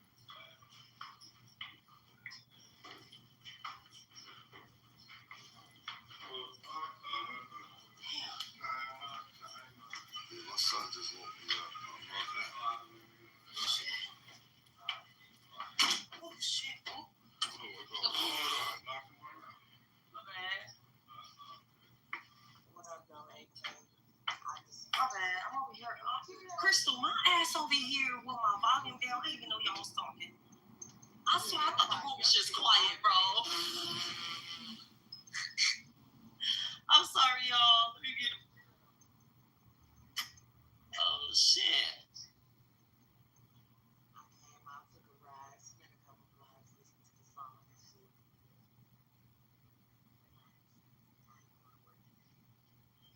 Who made that beat? Yeah, that shit was smooth. That's one of the best samples out to me. Papa's roast up. See, if your ass was around more, you would have known Wolf made it. Right. Tight shit, man. I be chilling, man. Nah, stop letting these motherfuckers get you hot. And then you run off. Don't do that shit. I'll be running those. You do, nigga. I know what you do, bro. Don't let them do you like that. I've been trying to just come on weekends, though. Nah, but don't let them niggas punk you, bro. Cause them niggas really punks in real life. They fucking self. Stand on your I've been outside and shit again. Like chilling with everybody. Everybody been. So I know I've been going up. Nah, I'm just telling you, bro. When they be trying to play in your face, nigga, keep staring at where you stand at. Because believe it or not, you irritate the shit out of them niggas when you don't show no emotion. Me, I'm a little different. My scales tip a little different. Type shit. Yeah, I just been chilling though. And I've been on my workout shit. I just been working out. That's it. Yeah, I just been working out. I've been so pissed. I can't do shit but stay out of my own way. I've been thinking about starting to work out. Everybody been getting to it low key. I've been seeing that a lot. Everybody just started working out this year. Not as good for your mind, bro. Like, even when you be having shit going on in your life, you know what I mean? It's good to just clear your mind and shit like that. I was horrible at that, bro. I keep my mind clouded and shit. I never, like, if I don't resolve issues, bro, it should stay there and it'll make me uncomfortable. So, like, I'm trying to find a way to release all that shit. Because I'm really, really tripped, bro. Like, I'm trying to find a better outlet for myself. Shit, it be like that sometimes. Yeah, I'm up with my baby right now. He up watching fucking Elmo at 7 o'clock in the morning. You said Elmo? I ain't seen the kid watching Elmo. But then my son right here watching Elmo. He nigga woke me up. Yeah, that's some classic shit. I had a bunch of. Nah, Chris, you know what? I think my son been sensing something off with me. Like, so he been up under me like a motherfucker. Kids be knowing for sure. Yeah, and I noticed that about you Geminis. Y'all. Oh, we emotional. I can't front. We are emotional, but don't ever think for 1 second I'm gonna let you press my button. Anybody gonna play in your face and get away? Oh, Crystal, all I'm saying is I'd rather not argue because if I'm within 2 feet of you, the chance of me breaking your jaw are high. So I would rather punch you than argue. I know how that shit be. Nah, they thought it was a joke. I posted on my page, you know, like the little boxing machine, the joints that be in the little stores and shit. Yeah. Mind you, I'm built like a toothpick. But this toothpick built motherfucker punched over 860. Oh, yeah. A lot of people can't even. And I didn't even punch it for real. That's how I know I'm extremely angry. If I really touch somebody, they might go to ice. What the fuck I done missed? Shit, probably a lot. A whole lot. You missed a couple of days on here. It's like, listen. Yeah, you missed that damn month. Oh, nah, it ain't nothing happened, bro. It's just that sometimes life can piss you off. I come on here and laugh. You feel me? I come on here to laugh and kick it with my people. I don't come on Clubhouse to rant the game more enemies. I got enough enemies. You dig what I'm saying? I got enemies in my own backyard. I'm not coming on no internet having meta enemies. Nigga, that's your claim to fame, nigga. You keep bopping, nigga, because I don't play that shit. You can have that tape. You whip it all day. Like my nigga 2P say on the internet, you can win that. Chill out. Chill. I'm not going nowhere. Chill out. Chill out.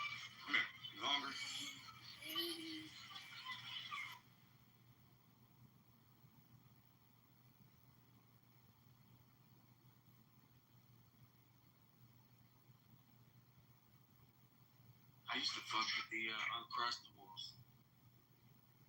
Yeah, I got some Mickey Mouse waffles. I'm about to go make me some. How old is he now? 53, September 23rd. Damn, time is flying. Like a motherfucker, bro. Peanut butter and jelly together, it smells funny.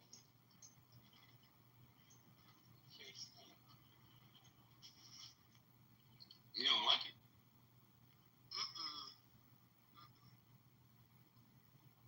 I ain't never heard nobody say that before. My son's such a picky eater. He used to eat peanut butter and jelly like all the time.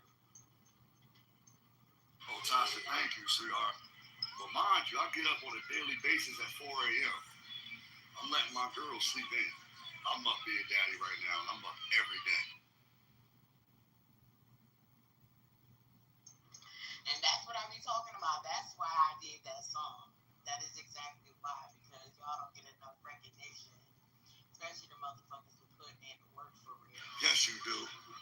We appreciate you, Crystal. No problem.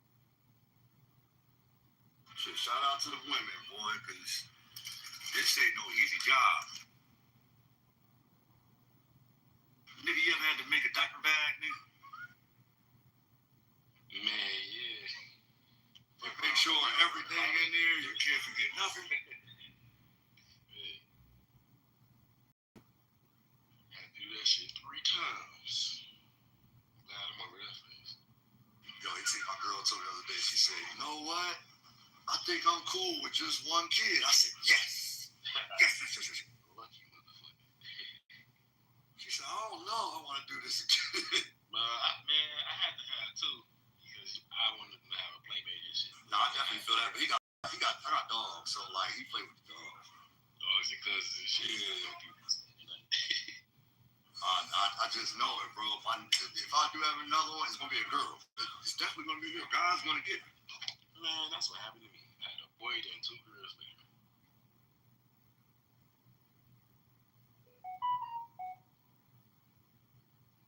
What y'all got going on today, though?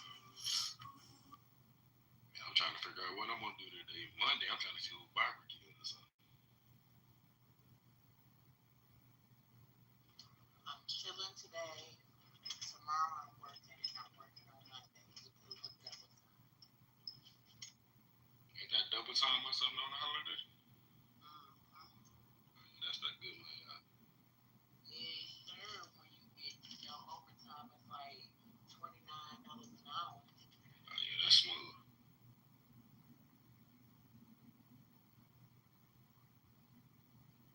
Y'all cold in Detroit? Nigga. It's cold than a motherfucker. Man, it is hot and cold out of nowhere. I said, ain't you about an hour out of Detroit?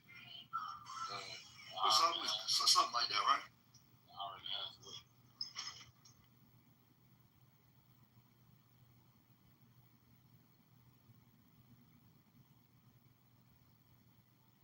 Hey, Crystal, Black was looking for me yesterday? I have no idea. I fell asleep early as hell. Okay, I'll find out. Because I think SDJ had hit me. It was like, they was talking about, the room or something like that.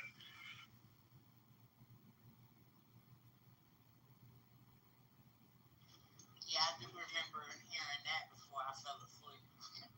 Oh, yeah, I'll holler at Big Homie. This shit kind of went left, so I'll holler at Wet.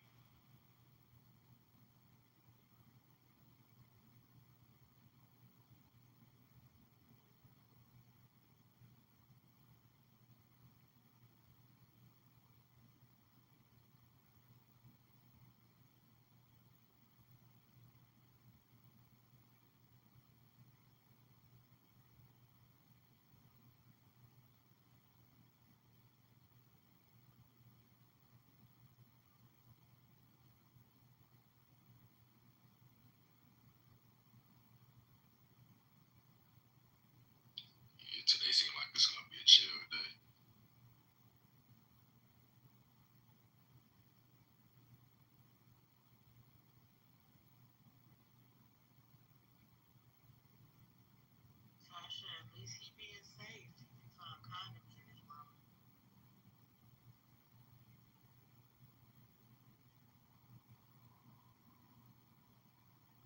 Oh, me.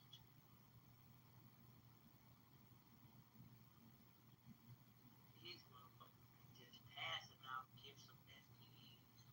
Man, that shit's so high right now. I'm scared. You can't be bragging about it on the internet. Bragging about what? That is diabolical.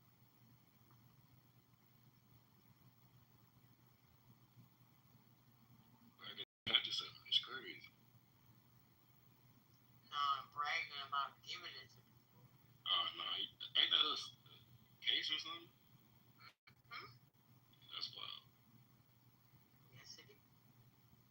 That's fucking trifling. But a motherfucker ain't gonna, you know what? I ain't gonna say that. I just be worried about my kids. Man, I'm about to give my babies anything. I'm gonna have a whole fit.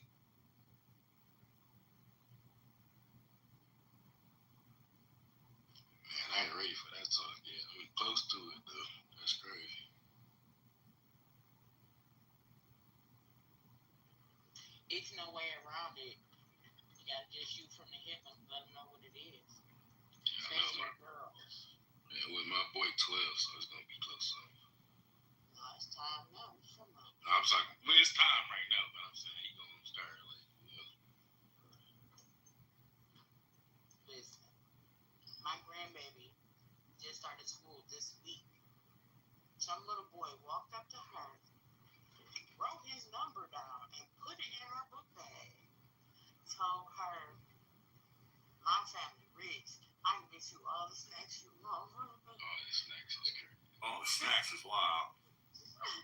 And they only 7. You like gummy bears? Damn, man. I got apple juice. You like apple juice? And she a Gemini.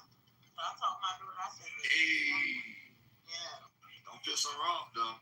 Yeah. She give you this death stare. Look like she looking through you, right? Yeah. Mm-hmm. And I was like, Noelle. But I don't usually call her by her name. I call her Tootie. See, I didn't do the whole 2-person thing. I did like a switch. Like I'm one way, but once you flick that switch, I'm something else. My grandbaby did not play. Like, she didn't even dare her mama like that. Like yesterday, her mama was asking her something. Like, why she hit her sister. And she just stared at her for like 5-10 minutes. Almost about 10 minutes. She's like, Mom, I'm about to punch her. I said, no, just give her a minute. Because she's probably mad.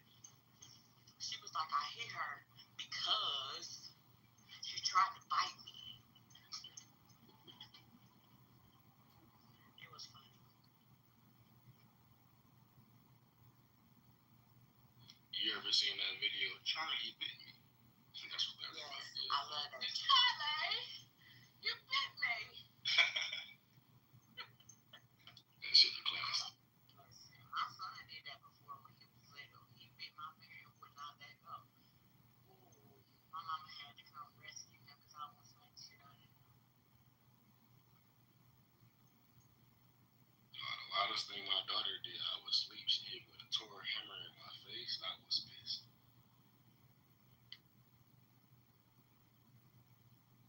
I had like a little knot on my shit.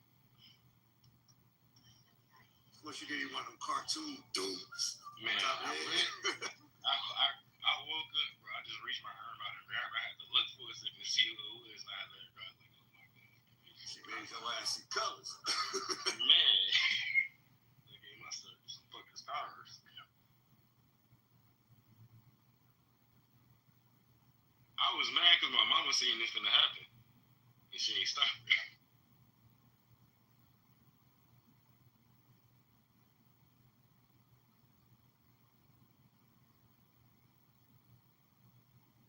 That was probably that one. I was like, yeah, nigga. Knock it up. Man, no, they just play too damn much. She started laughing and everything.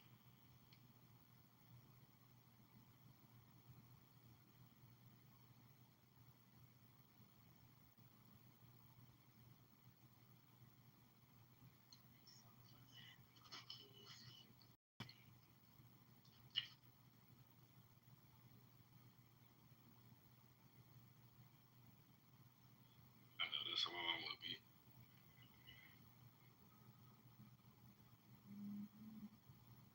Y'all been watching Could Have Been and all that?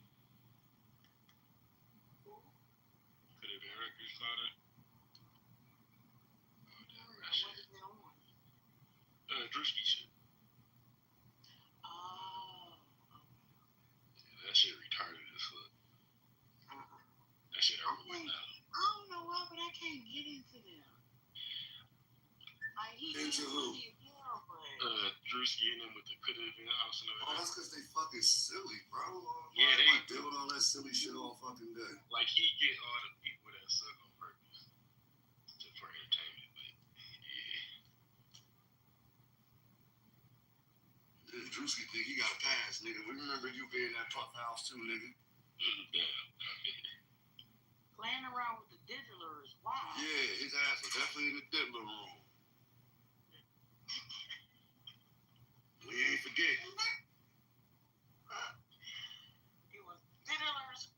Because he definitely, it was like a little commercial or something that was running on the internet. He was all in Puff bathroom. Like, oh, this cologne. He said, get some cologne. Ooh, I'll put his robe on. I do remember that. Like that, nigga. Like, why are you all in this? What the fuck? Remember 18 and Puff was like standing behind and he walked in the room in the door? Yeah. Kind of just watching it. That shit wild.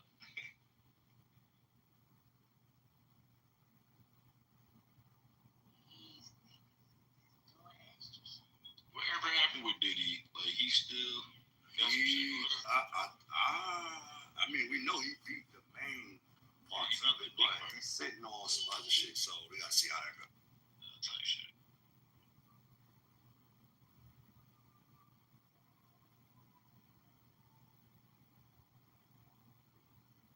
Yeah, AT, don't nobody get no pass, bro. Nobody, Nobody. There, you don't get no pass. Nobody's safe, man. Like I told Average and them yesterday, stop, about the homie Mel Matrix that came home from New York. I'm like, yeah, look into that, bro. She got hit with 11 years and did 6. So something ain't right with that. I don't know what that is, man. That's one of the non-trade homies that's under Jim. Yeah, them numbers. Numbers ain't numbering. And I know they probably didn't pass it off the whack. We'll know something soon. All I just say is when, you know what I'm saying, you start to get in the limelight, you have to be very, very careful and very strategic. That's the thing, Crystal. That's why I don't want to, even if I was an artist, I don't want to be famous. I don't want to be famous. I just want to take care of my family. I would disappear from the face of the earth. I don't want to be famous. Because you get into their life, somebody bring it Black up. men and women, we definitely got to be up under a microscope. And white people do not want us to have that kind of money. Fuck no. Stop, son. Get up. Get up. As long as we stay in the bare minimum of poverty, they good with that. That means y'all gotta come back to us and get whatever the fuck y'all need and want so y'all can move like y'all need to move. Not even move like we need to move, like we want y'all to move. I mean, that's because we the biggest consumers and shit, so. That's a fact, but if we start investing in ourselves, we ain't gotta get nothing from them, period. Gotta start being smart. Yeah, people been talking about that shit for like 20, 30, 50 years type shit, so I don't know. But the bad part is we got that crack barrel type of mentality. Word is bond, Crystal. Shit's sick. Yeah. How you gonna hate on another black person? Motherfucker, I'm just as broke as you. Exactly. I just get up and go to fucking work.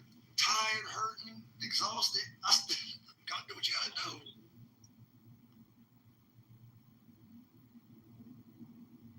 We gotta start changing our mindset, and that starts with the kids. That shit feel like it's going to hell in a handbasket. I just gotta focus on mine. Yes, sir.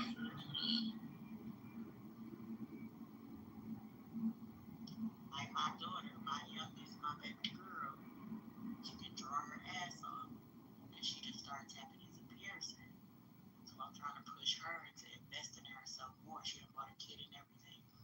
I said, your next step, write a business plan, and then you can go ahead and start investing in yourself by buying your cars, buying more kids, and then she gonna go into homies, his son, he had started a bow tie company, and that shit doing real good right now. I think he's been open for like 5 years now. He only like 12 years old. That's beautiful. That's what's up. That is beautiful for real. He ain't got no $750 bow ties, do he? Nah. Yeah, there's clip-ons. Yeah, that's diabolical. You got the bow ties for like 25 and shit. All types. And he talk like you won't think he got young at all. That's what's up.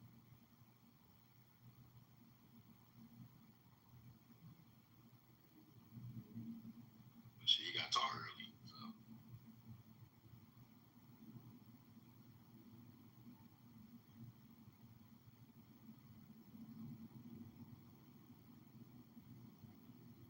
I think he's trying to start a shirt business too right now.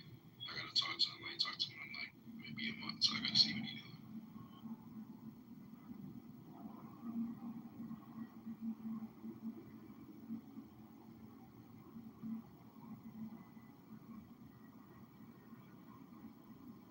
Can't be scared to burn our horizon. Man, look, my son got a great idea. I just don't know how to do it. I gotta do my research. That's what's up. He's thinking outside of the spectrum. I want to say, but I don't want to say. Wait, hold on.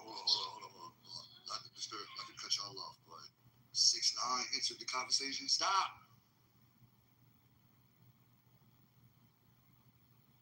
At the joint at the top, yeah, I just saw that. I just got here. I just got here too, for real. Yeah, I can't wait to hear what he said. He finna be clowning. I don't know why. He got dirty laundry too. He was being quiet. But he don't care. Oh, he talking about how niggas quiet. They was all on him. The selectiveness. Oh, he did the same thing with Gunhead. So yeah, he finna be doing all that shit. Remember how loud they was about 6ix9ine? 6ix9ine's a red. They right. He did the same thing right there that you just said. Don't be selective. Call a rat a rat.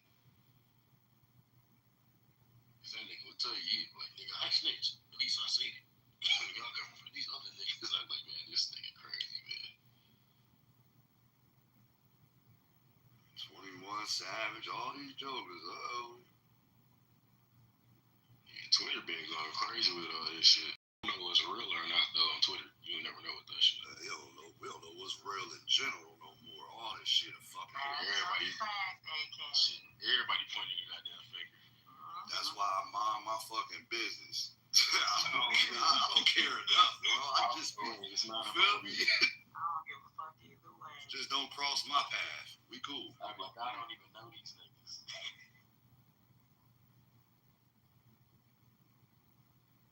See, the funny thing about it, I lived in Atlanta for years, bro. I never saw 21 Savage. I definitely seen Jeffrey before. But 21,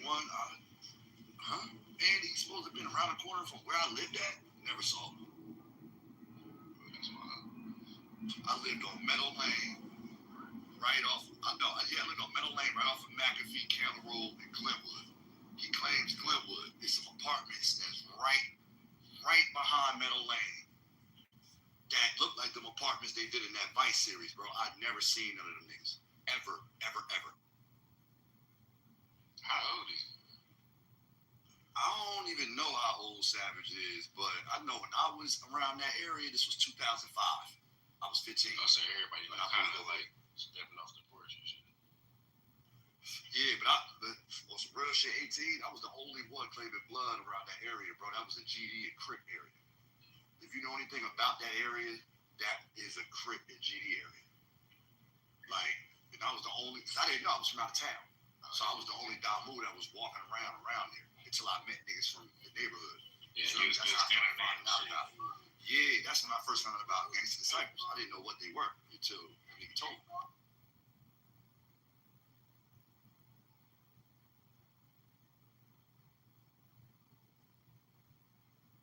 So I remember Wack got on 21 ass too. I remember that shit. That's why it's surprising to download Clubhouse. That's when you first barking at that nigga. That's crazy.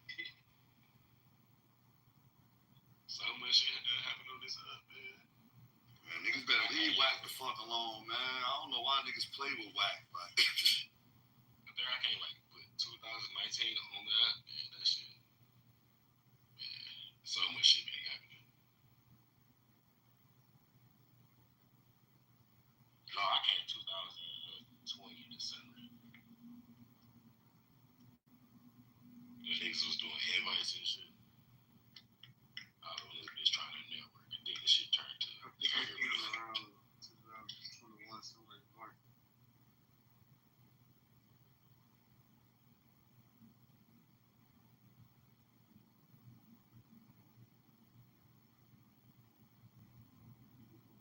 I finally updated my app. I came on here to check my notifications. I didn't know you could hear people. I'm like, what the fuck? I guess y'all been doing that though. I didn't know. I just updated my shit probably like 2 weeks ago.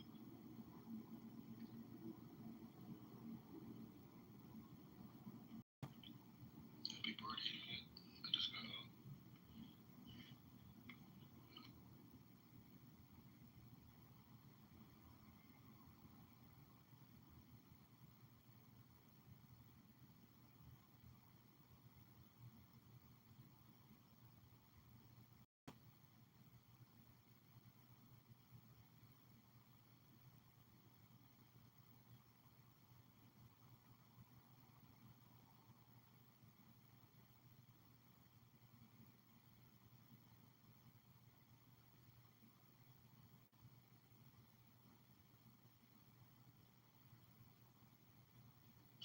damn, yo, that fucked up letting go my Parsons, man. That was fucking.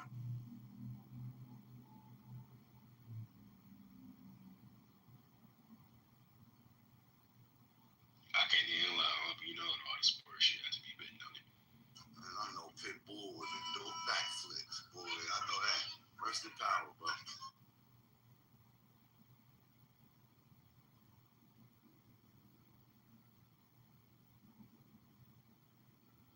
Hey, how you feel about that fight coming up? November. Oh, November? Who? Tank and the YouTube. Nah, I'm not fucking. It's a money grab, but you think, I don't know how this gonna go. I don't like fake fighting, bro. I don't like fake fighting. Everybody says it's gonna be rigged. I said, nah, Tank has said he want to put his hands on him for real when you fought. You know what I'm talking about. Like, what's up with Tank and Lamont Roach? Like, don't we still have Everybody saying that's why everybody mad because they say he trying to die that fight. You know why? Because he didn't win. He didn't win. And the crazy thing is, you being a champ, knowing and people telling you you didn't win, I would want to fight the nigga again. Like, fuck it. I'm going to fight him again. I don't get it. I think he's going to do the money grab for this and he's going to double back on that. It's easy money for him. Yeah, but you shouldn't want to play like that. You end up getting hurt or something like that. Like, Phil? I don't think Jay can hurt that man. Bro, he ain't no hoe, I ain't gonna lie. Like, niggas be like, beat. No, the fuck you on that nigga know how to box for real. He ain't hurt. It ain't about even knowing how to box. All you gotta do is catch him with one flush shot for real. Because the height difference is crazy. The weight difference is crazy. I'm like, he's gonna be punching down. He's gonna punch down on Tank. Like, it's like Tank is short. Like two professionals, this would never happen. That's what I'm saying. This shit is all funny money fight, bro. Like,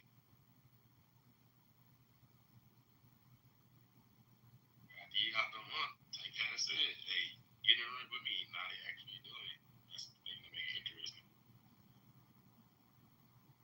I used to hate when I first be watching WWE. I was like, man, why y'all watching this shit? I wrestle for real. You wrestle for, like, professional? I used to do sports when I was in school. Oh, I used to be a wrestler too. And that wrestling shit different. Yeah. Like we used to do it with glitter and baby and olive oil. Good morning, Katie. You wrestling alligators? No, we were wrestling bitches. You know, it's like a it's like a little. It was kind of more so like, damn, fucked up, y'all. Give me a second. I'm dropping shit. I don't know what we can do, man.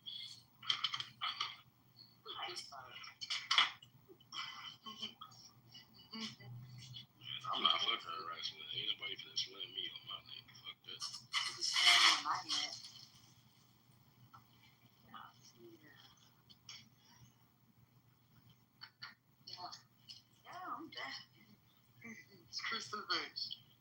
Do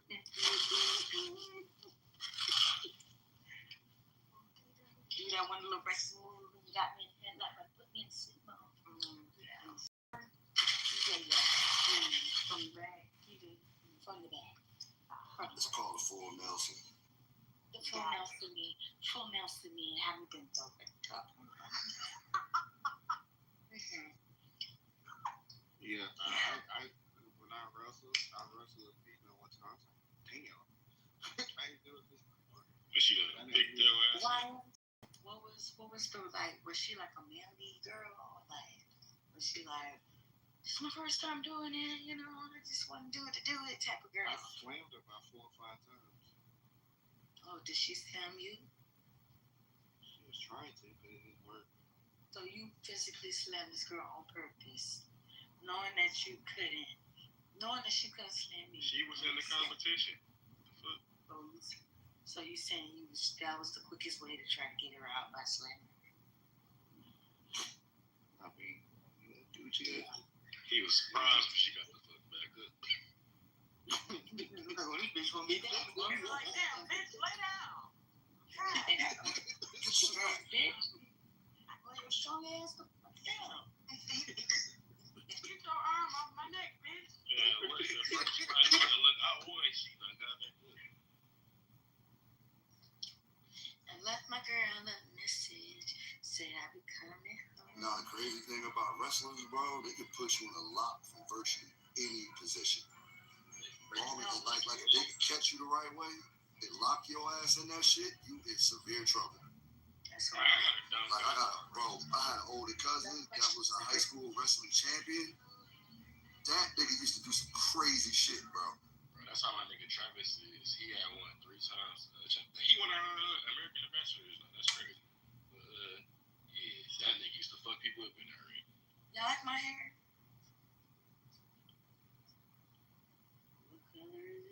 Alright, it's nice, kitty. $25.99, 10% off. Yeah. Shit, I needed something, y'all. I can't just twist my dress and not get myself right in case I want to be a whore tonight. Yo, that's fire. I like it. Thank you. Hold on. Yeah, that's dope. I like it. Is that Joe saying it? Yeah, I got a new hairstyle I want to try, but I'm scared. Joe. Not trying to be funny. You can see Joe. I love Joe. it. Yeah, something. Okay. Look at the link in the chat. Yo, he's gonna go back to jail, bro. He's gonna go back. I like Joe. How long is on probation? Who, my probation? Bro, that nigga got like 15 years. If he do anything. Y'all gonna take my arm? Y'all gonna help me pay my probation off so I get off in November? No. That's a world with no walk, my nigga. We ain't gonna Walk that road. Yeah, what the hell did you say? I said, everybody help me pay off the rest of my probation. So I can get off in November. We say we like your head. Wait, nigga, how much is it? Well, right now, it's like How much more you owe? I owe like $1,500. That's it? Yeah. Been on probation. You got that. No, nigga, because you know they got. I didn't know they said turn it in 3 months before your actual date of your termination date. Because I was gonna let it ride off for the rest of the year till January. Wait, what? January, February. Yeah, I didn't know that. What a shit. So I'm like, I never heard of no shit like that. yeah, I was like, what? And one day, I had my last visit. I walked up in there, and she was like, "I'm just let you know, like they may switch you, be over there where you at." And I'm like, "Huh?" And she was like, "And I just want to let you know, because I was gonna let you just ride out and let you know, literally, let you pay whenever, because I don't get in trouble. I don't get on no problems." But she was like, "You may get transferred, so I don't want you to get violated. Just try to come up with all your money, the rest of my money." You been on probation? I've been on probation almost 3 years. Oh, okay. And you just let that ride out like that instead of just paying it off and getting it over with, Kita? So what happened was They gonna lock your ass up. no. I got listen. No, because at the time It's your program, nigga. hold on, shut up and listen. Because I didn't when I first got out, I didn't have a job. As we all remember, I lost a job. I had to resign. So when I got out, I had to resign. I didn't have no work. So and it was hard for me to find work. So by the time I did find work, I moved with my oldest sister. So when my oldest sister, she said, I don't give a fuck, bitch, you still paying bills for real. And I was like, okay. So I had to pay it. You ain't have no unemployment. Unemployment. So the way that it's set up, unemployment, I'm still waiting for the payments to come in. Yeah, the unemployment said that they don't know that they don't know if I really got fired. But I would say technically I did get fired. They just want me to resign. And it was like, well, how? So I've been fighting it. Yeah. But technically I didn't work. If I said no, I don't want to resign, they would have fired me anyway. So technically you quit, so you can't get unemployment. I guess that's what happened. Yeah. So but they told me I could come back to the company. So it's like, okay. I mean, I already know because I got guaranteed. I already tried. I had already dinged it already. No, because that's 15 years per charge. Yeah. I ain't got time for that. Wait, so what are your charges, Keaton? Yeah, listen, that's my charge. I don't understand. What type of shit you got going on in Florida? Listen. You gonna fuck around and have your ass down there with them immigrants down by the alligators and shit. No, I wouldn't. Because you know how you be popping that you're not American, right? Oh, you're not American, bitch. We got some spot for you, home. Hey, I gotta hold my passport on me. And my birth But you're not American. I know, that's what I'm saying. Get your ass about. I am American. I'm American by birthright. Right? Yeah, American by birthright. But he said he don't even care if he was born here no more. That nigga's tripping.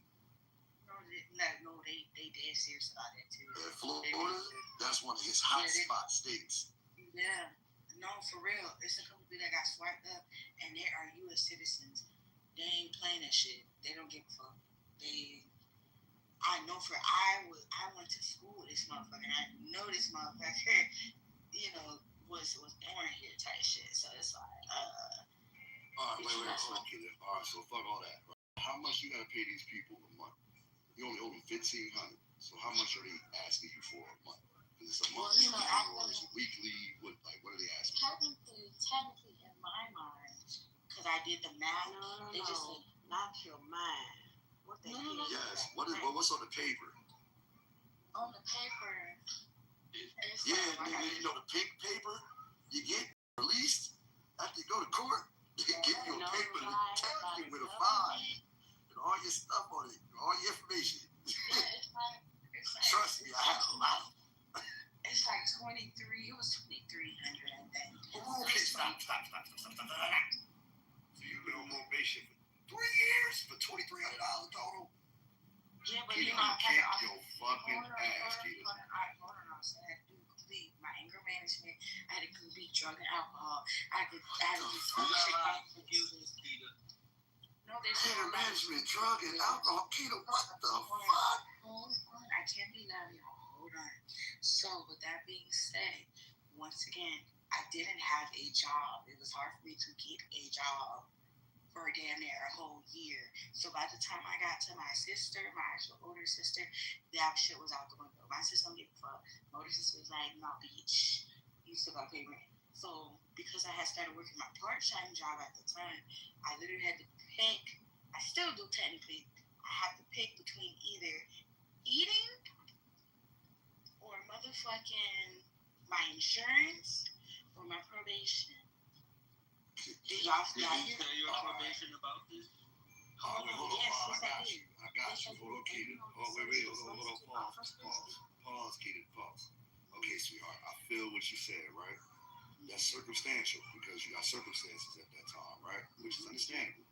Of course, anybody would choose to eat over spending money on something that they really don't got it for. You get what I'm saying? But would you rather be washing your ass with shower shoes on in there with them big back bitches that can knock your ass loose?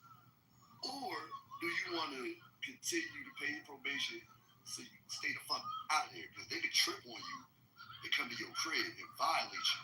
No, I know. That's what I'm trying to see. Because them big bitches in there ain't gonna play with you. There's a big bitch in there named Rachel. Rachel the pod boss. That bitch ain't playing. Big bitch named Rachel. Rachel gonna be rocking your boat. She gonna be rocking your boat. I'm telling you. I kind of know because when the fuck I went in jail, some of them have been coming from prison to come to, I guess, because they have other cases and shit like that. Yeah, I kind of think. Oh, yeah, they get transferred. They just moving around. Yeah, they be like that. Yeah, but like I was saying. Your shit, you got a due date, Keita?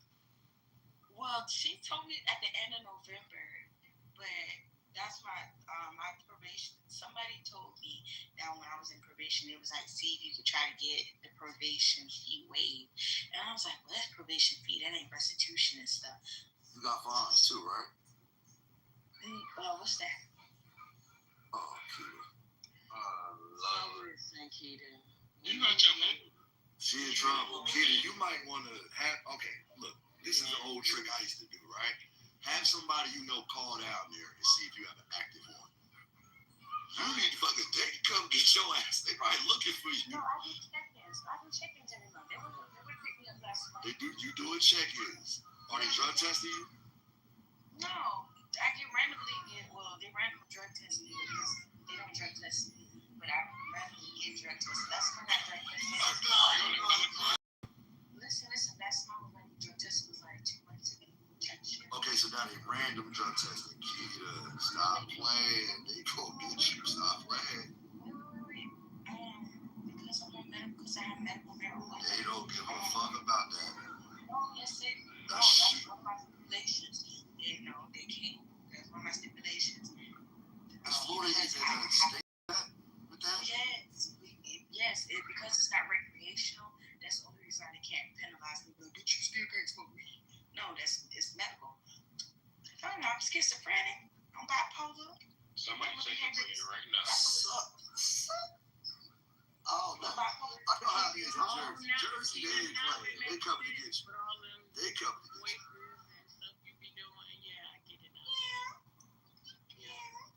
You miss one thing, then them folks coming to get your ass. Yeah. That's still my accent. Y'all. Then you gonna go to court, the judge gonna say, why haven't we been receiving no payments? Oh, Your Honor, I had nowhere to stay. I had no food. Judge gonna be like, look, I don't want to hear none of that shit. Bitch, I want my money. But listen, I can prove that though because no, but you didn't. I feel you. I feel what you're saying. Trust me, I feel you. I tried that before. I tried it. Trust me. I tried everything in the book. Your Honor, fucked up. They don't want to hear none of that shit. How much can you pay? What they're going to do is they're going to ask you, well, how much can you afford? And they're going to hold you to that number.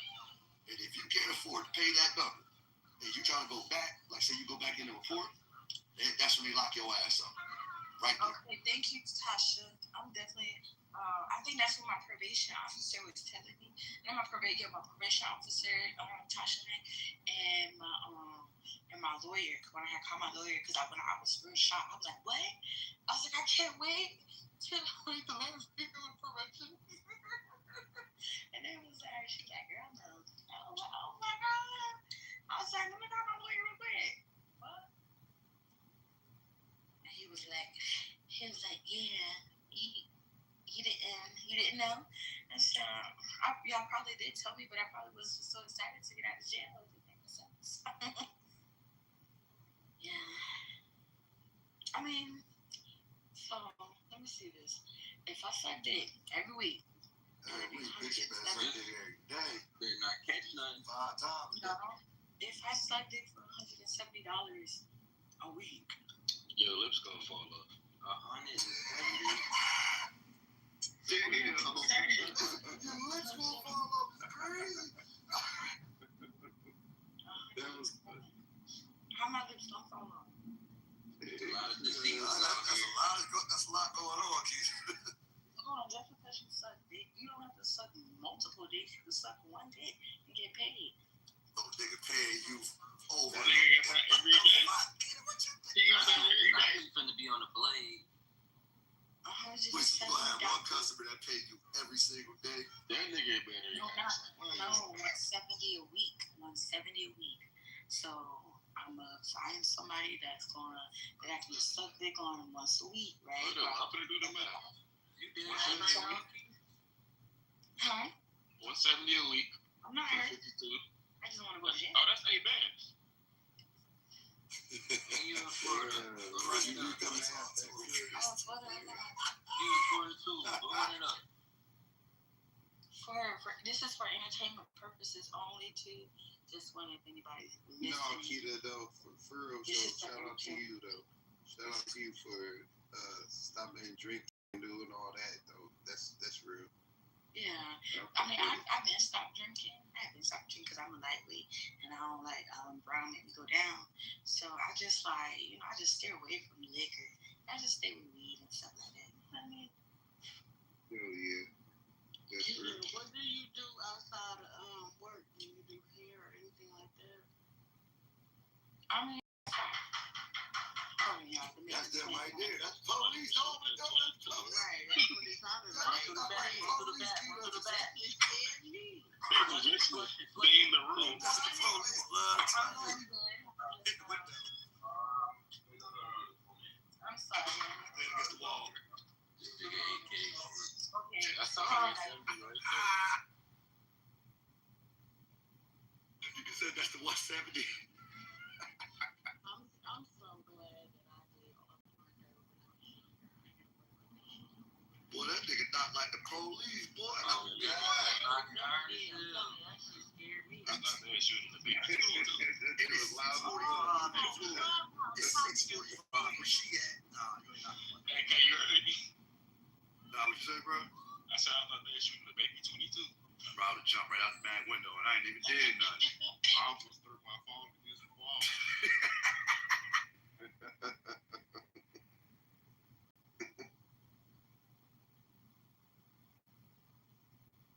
Hold on, why you almost throw your phone? Leave it alone. You know it's the weekend. You already know that I'm doing it now. At this point. Yeah, just a little bit. 3-day weekend. I'm chilling though. I quit. I just heard everybody just say they quit, and I feel like I don't need to be talking right now. Listen, I went bowling last weekend, just shooting the shit, chilling. Me and my cousin and a couple of friends. I'm off the wine coolers. I don't drink like that for real. Took a shot of Douce, and then one of the coworkers like, take a shot of this. Y'all gotta take a shot with me. Nigga, when I tell you that shit tasted like gasoline. Oh yeah, you've been offered for a little. Hey, did you find That it? shit clean. That shit cleaned my motherfucking palate. Whatever I tasted 10 minutes ago is gone. I remember I stopped for like 5 months and I started back. I was like, man, That throw this shit shit's away. like, it's diabolical how motherfuckers will drink anything. Fuck that. You gotta brush your teeth. How you get a That's wine it. cooler at the bottom now? No, it was before we got into the. A little turnip. Type shit.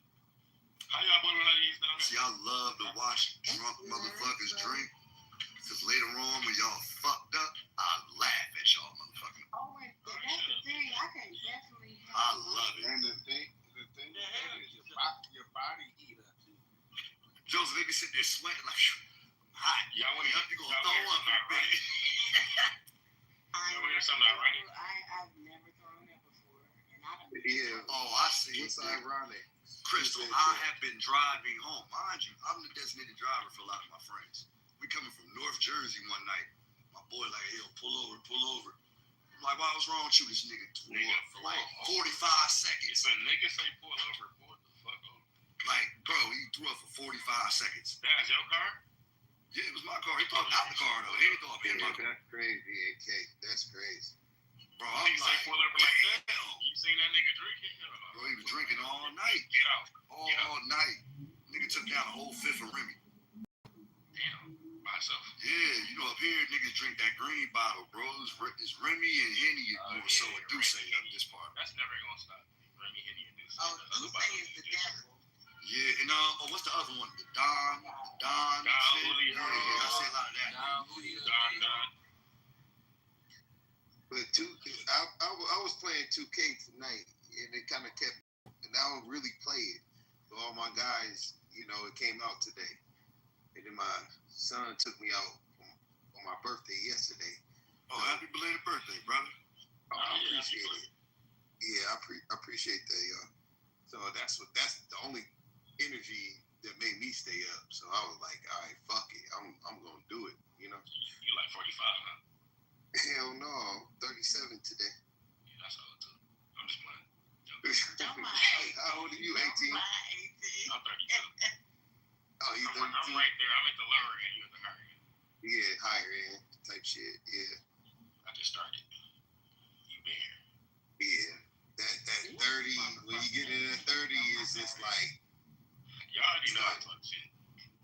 No, ain't nothing wrong with that. Oh yeah, you guys said what's ironic. Yeah, that 30 age, when you get in that 30s, that's when your ass know you getting older.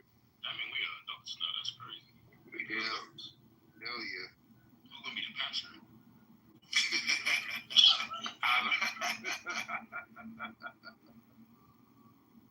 I'm sure your aunties told you that, like you should be a pastor one day. I say this shit. I'm like, man.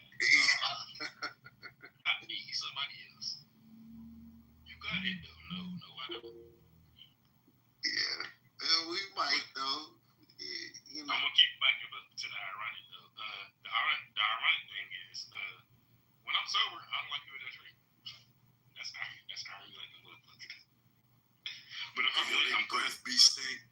I hate y'all. One thing I used to hate when I used to be in the club back in the day, a chick tried to come up and talk to you when she drunk and her breath smelled like straight shit juice. Like, what the fuck?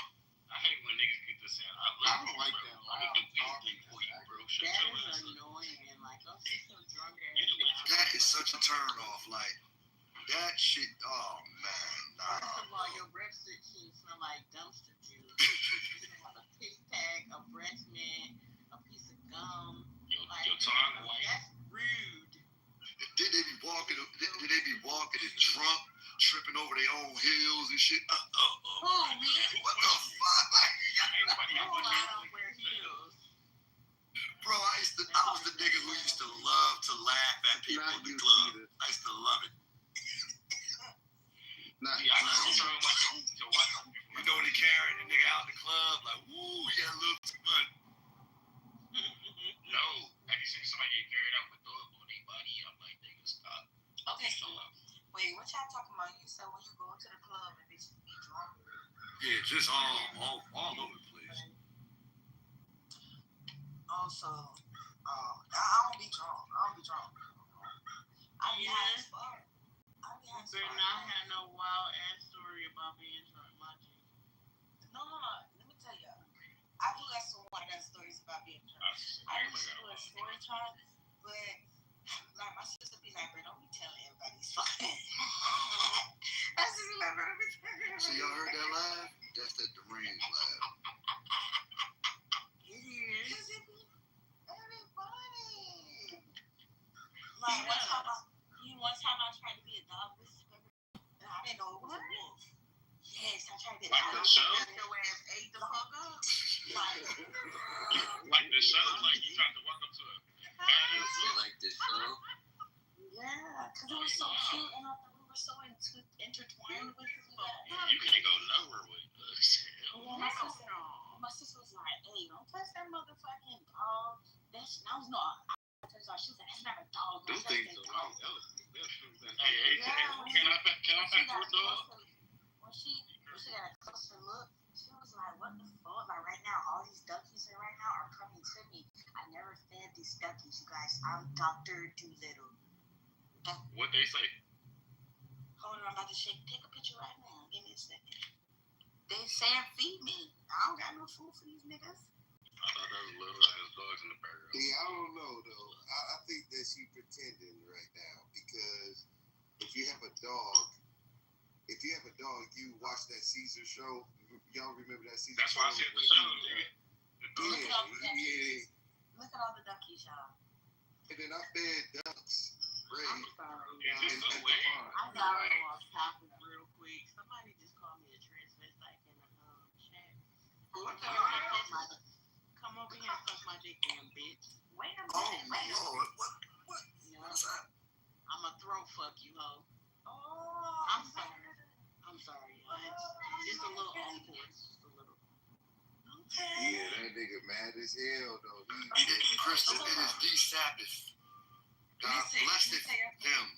When I used to go into other rooms with Nadia and stuff like that, right? Call me Crystal. Come suck the gristle off of it, bitch. Listen, when I used to go to the room, she used to be banging, right? And she used to be banging real. I'm a Scorpio, aka I told you I'm very petty.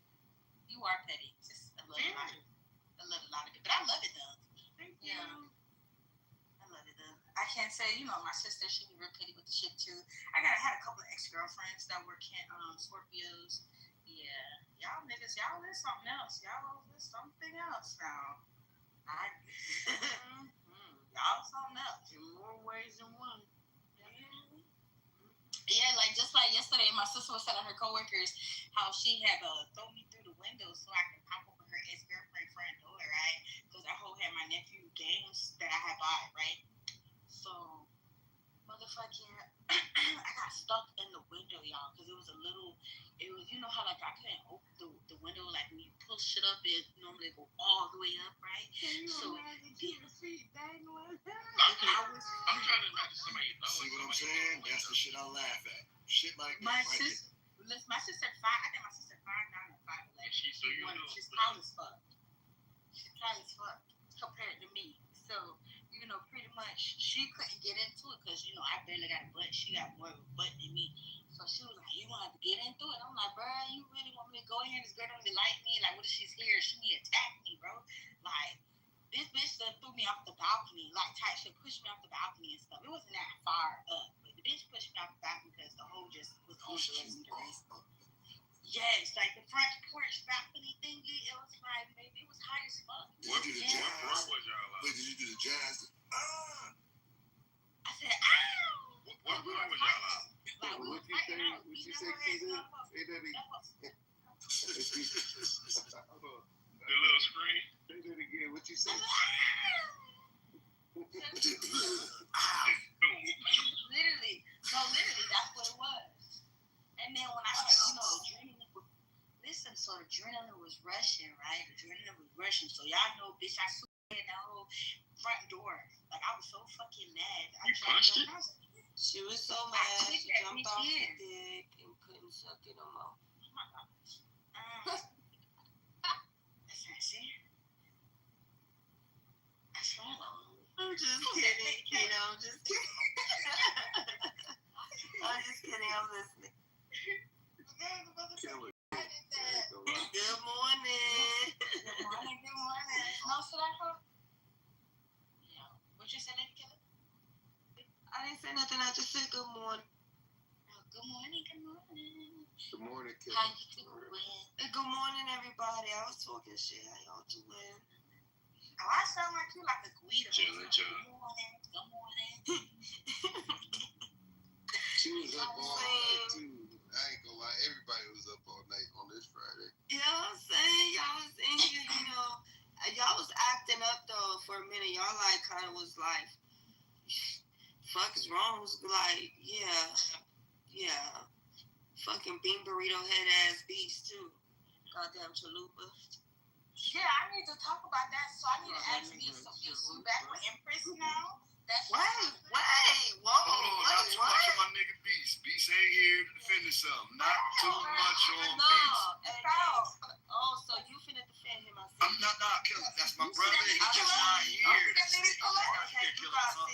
You got 120 seconds. State your proposition. position a lot of. Yeah, you gotta within 20 seconds. Killer, I would Go defend ahead. you too if you wasn't here. And you know damn well I'm defend gonna go you on the too. morning show and talk some shit too. So you. But I would defend you too, Killer. If you wasn't here, I'd be like, hold up, she ain't here. Well, and do you know what he did? No. Oh, okay.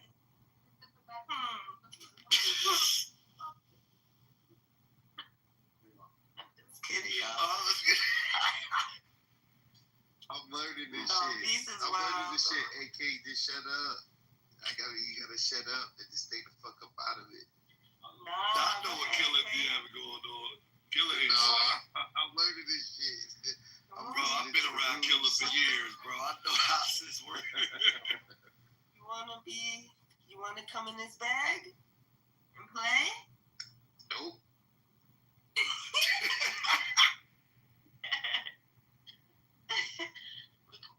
Y'all asses over to the morning show, man.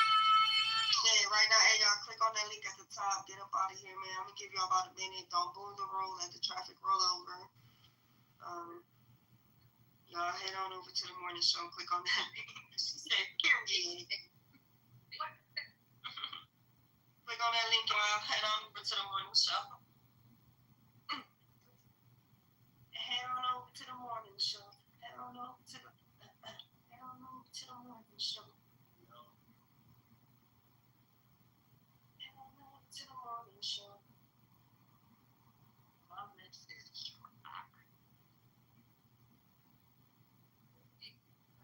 Click on that link, y'all. Head on over to the morning show. Wow.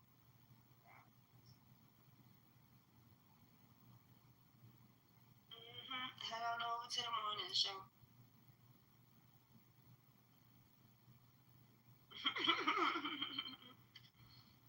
Monty, click on that link at the top. I'm gonna give you about 30 seconds. Click on that link at the top. Transfer the traffic over.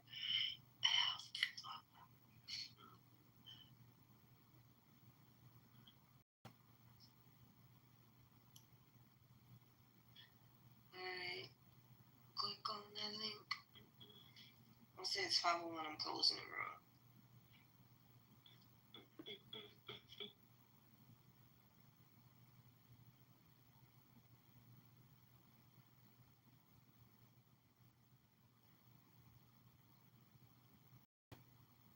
Alright, y'all, it's 5:01. Thank y'all for tuning in the late night show with Whack 100. Shout out to the Queen R&B. Thank y'all for tuning in. See y'all tomorrow night. Also, click on the link at the top. Meet us at the motherfucking 100 ENT morning show. Alright? See y'all motherfuckers later. Bye.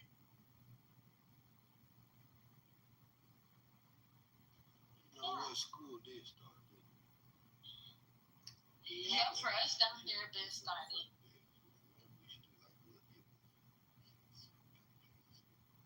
Yeah, they do the. Oh, that's for y'all side. Y'all side just went back to school. We been went back to school a few weeks ago. Like a few weeks ago. How you doing? Oh yeah, so let me finish my hair for y'all. So. Yes, Dookie Man. If you want to donate to my you can donate to my probation as well. Oh yeah, Lavish, we found out they gonna lock Keita ass up. Don't say that. Why would you speak that? You better pay them damn fines, bitch. They gonna get you. Why would you speak that into existence? It's a fact. If you do not go pay the people their money, they gonna be at your door. And understandable. And once again, with that being said, why would you speak that into existence? Because that's what happens. But that's not what's gonna happen because I'm paying off before no. Yeah, hallelujah. You better make it. Yeah, of course. That's why I say y'all can go ahead and donate to United Negro Fund.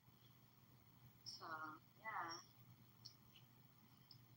Yeah, I know my cash app. Hey, Faith, Keita no, need a donation. She has already donated. She got that platinum church membership. Wow. She has donated. Faith had donated like $250 already. Well, tell her to donate $250 more, like 5 more times. No. She already did that. Yeah. So like I was saying though, I had listen. So my sister, right? So like I told y'all the week prior, not the week prior, no, cause like the week prior, it was a week prior. That's when I got put in the trunk of the car and stuff like that, y'all. And my sister, she was going through what she was going through with her age. We already went through this. She's still back there. I came back, yeah, because when we realized, like, oh, that bitch, you know, like took his game system, and if your game system is games, bitch, I bought that. Bitch, wrong? Bitch, I bought that for his motherfucking Christmas gift. Bitch, you got like fucked up. Boom. My sister's like, well, we're gonna go back and get it. So I was like, okay. So she was like, you know, she still got the key, woo.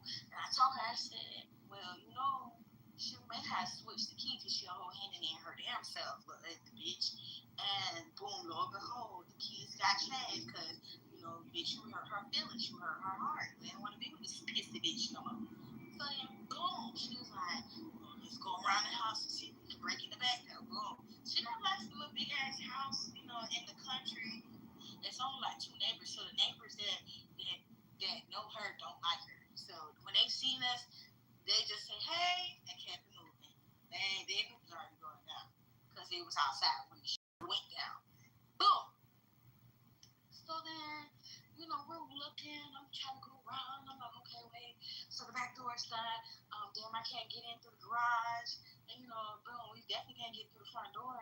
So I'm like, oh, all right. I already knew what the fuck was next. So I said, oh, well, all right. You know, I got to go. You know, let's just go. We'll figure it out when she get here. If anything, we'll just whoop her ass when she's walking through pull up to the driveway. My sister's like, no, I see the game in the room. And I see a couple other my shit. That bitch took my shit. We gotta get my shit. And I'm like, well, I got my shit. And she didn't give a fuck. So she was like, listen, I need to climb through the window and just unlock the door.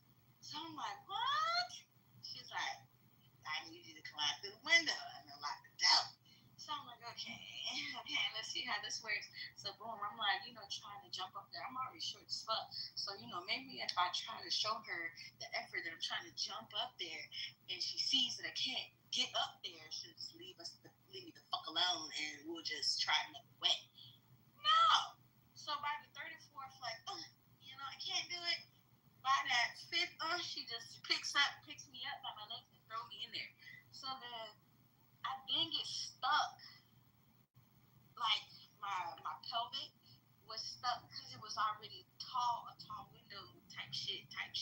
Like it was high up a little bit. So I'm dangling, so I can't push off the ground and be like, yeah, I'm gonna push myself in. So I'm literally stuck. I don't know what's going on. I'm about to pee on myself, and I'm like trying not to laugh. My sister is laughing at me already. My older sister, by this time, my other older sister got out of the car. And she's like laughing. And it's like, bitch, y'all bitches is laughing, but y'all hoes is not helping me get the fuck rest inside the house. So then, boom, after I finished laughing for a good like 35 minutes, I finally feel some type of push, and I'm pushed inside the house. So from there, we just went to work, you know. Went to work, we started picking up our shit, you know. We ain't damaged the house or nothing like that. We just got what the fuck we needed to go.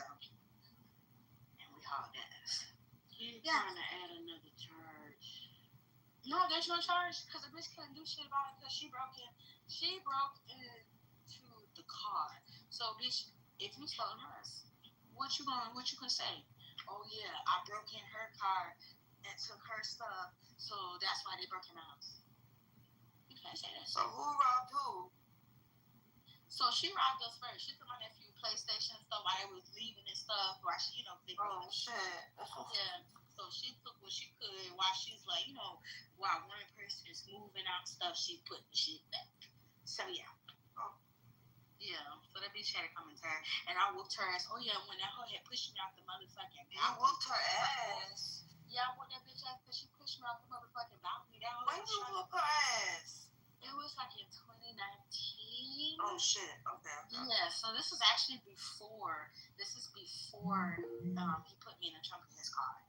So you did get put in the trunk. I forgot. Yeah. So this is like a little bit before. So then, you know, long story short, You went from the trunk of a car to getting pushed off a balcony, Keita. No, it's Daniel car. It's balcony car, then pushed in the window. Yeah. That's how it. Balcony, core, window. So now this bitch, you know, she be on drugs and stuff at the time, y'all. Well, she's still on drugs, probably. I could have passed her, but the bitch was on drugs. So you know, whenever we go out, you know, she was like, she'd be jealous that my sister like be like, oh, they be like, oh, hey, what's up, Coco? Hey, what's up, Coco? Damn, you for somebody who ain't in this motherfucking city, you know, who ain't from the city, you know all these motherfuckers. We like, nigga, these your people. You introduce us to your people. What the fuck they say to me? So boom. So I'm like, Corey, I already know what type of night it's gonna be. Let me call my girlfriend because you know before I got put in the car, I was a bitch. You know, I was dating bitch. So, you know, she about to pull up and stuff like that. So she had the thing. Her and my ex bitch used to be beefing. This is my last time, by the way. Her and my ex bitch used to be beefing because her best friend used to fuck around with her best friend. So technically, that's the girl. We just gonna say the girl is. The girl is Liz, right? She jealous because she can't have her best friend because my ex bitch had her friend before. Oh, they're all fighting over this piece of bread. Don't fight. Break it up. Jesus made more bread. What the fuck? Okay. But yeah. So I'm like, okay, you know, type shit. So my girlfriend told me it's already about to be bullshit ass night. You gonna come home with me or you gonna go home with your sister. So I was like, you know, I'm gonna go home with my sister because, you know, I don't want no shit to pop out because I already know this bitch, she booger sugared up, bunky jade out, all that shit. So we like, damn, this bitch gonna be on some shit. So I need to make sure my sister's straight. She like, all right, just call me, let me know if I gotta pull up. So I'm like, okay, cool. So it all turns out like it was a good night, but there was another bitch that was a stud that came up and said something to Coco, and that was it. They went left from there. Then boom, we was like the whole car ride, they arguing. She like, oh, you cheating on me, and you cheating on me with your sister girlfriend. So I'm like, huh? So they're like, so my sister like, what the fuck is wrong with you, bitch? Is you there? Like, is you coked up right now? You don't know what the fuck you saying? Like, bitch, what? So then I was like, yeah, bitch, you like, what's wrong with you? So then from there, they arguing, They start, I don't know what happened. She like mushed my sister. Now the bitch who mushed my sister, she about the same height as me. Maybe like an inch shorter than me. Maybe like 4'11", 5'1" type shit. I'm 5'3", mentally 6'3". So the bitch is like, oh, well, let's do this, because you got me fucked up. I don't want to be with nobody who trying to cheat on me, and you trying to use your sister as a crush, and you cheating on her with her bitch, and da-da-da. So I'm like, this shit going crazy. Boom. She was like, oh yeah, and your sister don't like me. I want her at my house too. So I'm like, bitch, this might be your house. This is trying to be your house. Like, is you cool? Like, bitch, is you cool? She's like, my sister's like, just calm down, leave it alone. So then, boom, okay. So I don't know what happened. Long story short, they get to tussling. This bitch, while we're driving, she mushes my sister in the face. My sister backhand the whole like, bitch, you got me fucked up, like playing in my face while I'm driving. Boom, this whole thing gets mad, jumps out the car while the car's still rolling. But we're by the house, so by this time she just able to jump out, roll, tuck and roll, and then boom, take off running in the backyard. Don't know why. So then boom, so by this time my sister's like, you seen where she went? And I'm like, I don't know where that stupid back bitch went. The fuck? Why you asking me? She's like, you know, don't start. Just let's find the bitch because you know she coked up, and you know, MSF, you know, they gonna Baker Act her ass if the police catch her because the bitch is crazy. So then boom, we looking for her maybe like after 5 minutes. I was like, I'm not looking for a bitch saying that you trying to cheat on her with my damn girlfriend. So fuck her. And I know it's not true. So I'm like, girl, fuck her.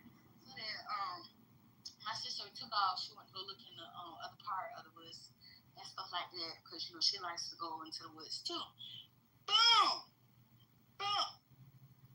I'm talking to one of my younger sisters. Y'all. So So I'm talking to my younger sister. You know, I'm telling her what's happening. We kicking and talking about it. And I was like, yeah, she went nature girl on our asses and took off running and shit like that. This bitch come from under the motherfucking trailer. She just from under the fucking trailer. Like, where the fuck Coco at? And I'm like, huh? I'm like, as fuck. I'm like, huh? I'm like, where the fuck you been? We've been looking for you. So she's like, fuck all that. Where the fuck Coco at? And I was like, Coco went looking for you. So boom, we done forgot that Coco, my sister, done left her motherfucking phone in the house with my niece and my nephew. So she like calling because she cheating on me. And I'm like, bro, she not cheating on me. She looking for you, bro. You tripping. Not even knowing my sister is literally at the stop sign watching the whole shit go down. While the shit going down. So boom, I'm calling her. It don't pick up because once again it's dead because my niece and my nephew had the phone because you know they had the phone. Boom. As soon as I hang up and I'm like talking, I'm not even realizing this bitch trying to sneak attack me. The bitch sucker punched me in my motherfucking face.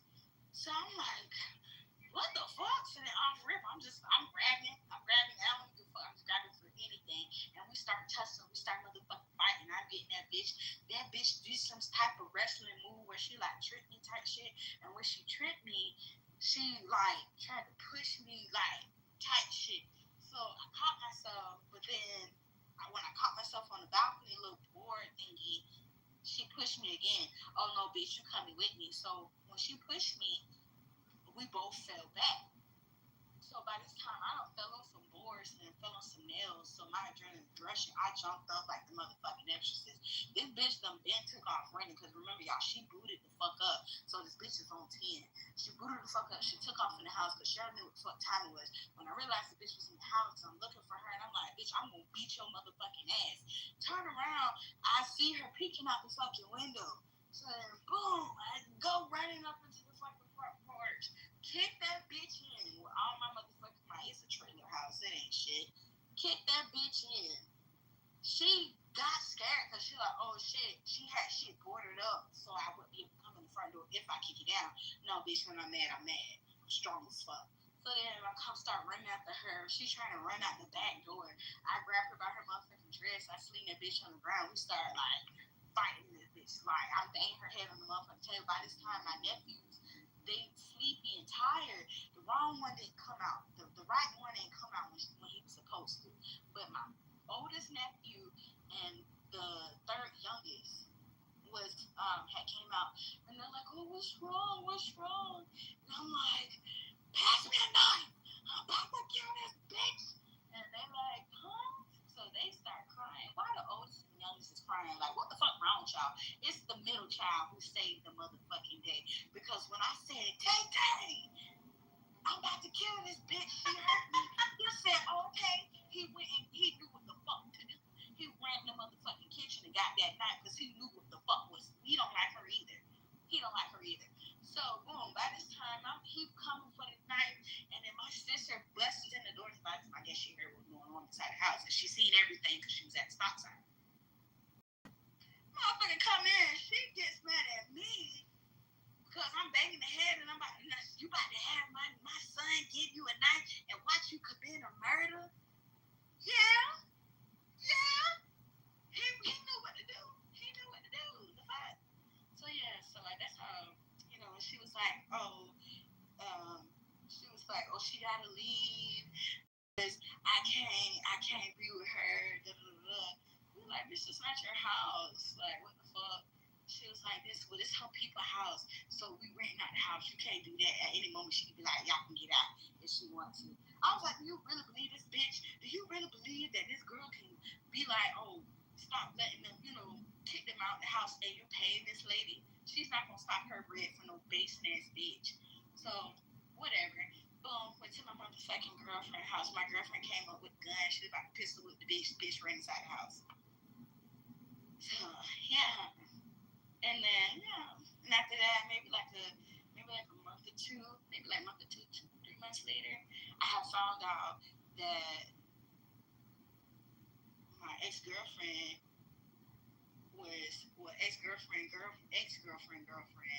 was trying to beat me up because she didn't know that I was here in the city. And she had felt some type of way. I was like, what? So yeah, she had chased me around the parking lot with the knife. I had picked up a stick. I whacked her ass, and then this one dude. He was a GD or something like that. I don't know. I think he was a GD, and he told me to jump in his car, and I hauled ass. Yeah, it's in the water. Don't talk shit, y'all. But yeah, good morning, everybody. Thank y'all so much for joining the Honey ANT Morning Show. Hot topics for Rock 100. I hope you guys are having a great Saturday. Yeah, I'm just going down memory lane. Yeah, it's interesting. It's a tough memory. Shit. You know, sometimes you just gotta sit back and laugh about it. Because guess what? Listen, when I say, let's take a write a book. It's like it's the Chronicles of Kitover. Somebody used to go to TikTok. I said, "Oh, go on TikTok, play with them people. Them people be serious about their story times. They will end your life. Like, they definitely will. They'll catch you up in one little fabrication. Like, they go, yeah." Listen, when I say no, one of my TikTok friends, they was like, because we were on the live doing talking about it too, and they was like, yeah, you need to write a book. I was like, you think so? I was like, bitch, if you don't do your story TikToks, but I ain't got enough time because that's a lot of editing and shit like that. I ain't time for all that editing and shit, and then I got to stop because I may get a little emotional. Well, you know, you can talk your book out and then something going on. You can pay for that type of stuff. Oh, really? Like an Audible? Not an Audible, but you can talk. Like, get your microphone to your laptop, and they have little apps where you can actually talk your book out and then have someone that go in and actually correct it. Or I'm sure they have a system that can correct it. But I would say let a human do it because sometimes autocorrect is not correct. It ain't what it is. Yeah. See, yeah, because I was definitely want to do like a story time or, you know, a chronicle chapter regarding when I was fucking this dude, right? And his arm fell off on me. I didn't know it was a prosthetic arm. It was crazy. Yeah, it was a lot. I've been through a lot. But you know, that was like in my earlier 20s. What you do with it? Did you catch it? Did you try to catch it before it hit the ground? No, okay, so, it dropped in my motherfucking head and my motherfucking face. So, yeah.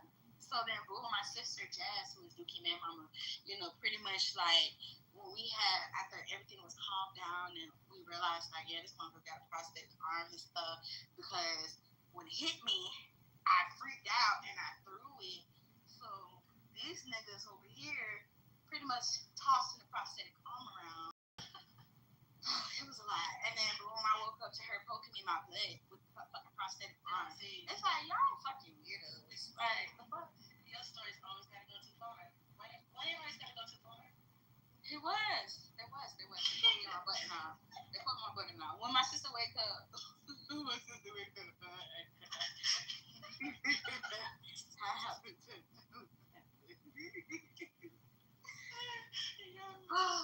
weak as fuck. Bro, you funny as fuck. I don't give a fuck if this shit real or not. This bitch is entertaining. They say you tapping in the chat. Once again, I just said, once again, when she wakes up, I said, you threw the arm off. I thought you was getting it off you, but you really threw the arm off. Yeah, right. You didn't mean to throw it that far. Like, the fuck? Was the nigga looking for his arm? Like, did he? No, he was telling him to stop playing. He was like, stop playing, get my shit. You know. Yeah.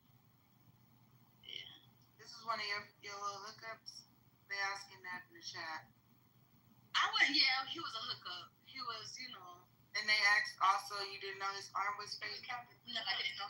Because it was when we got to South Carolina, it was already dark. Bitch. Hey, how are you? Good morning. Not a good morning.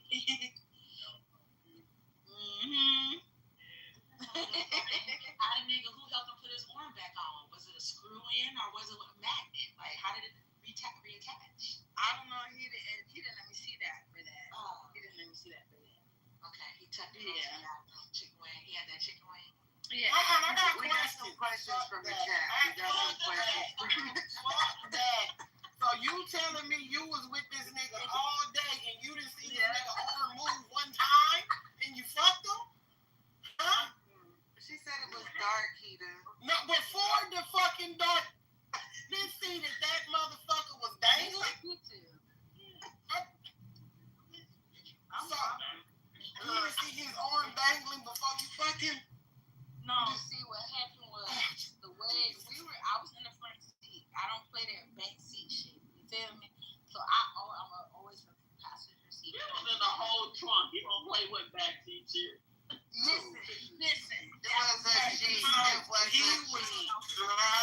He was driving.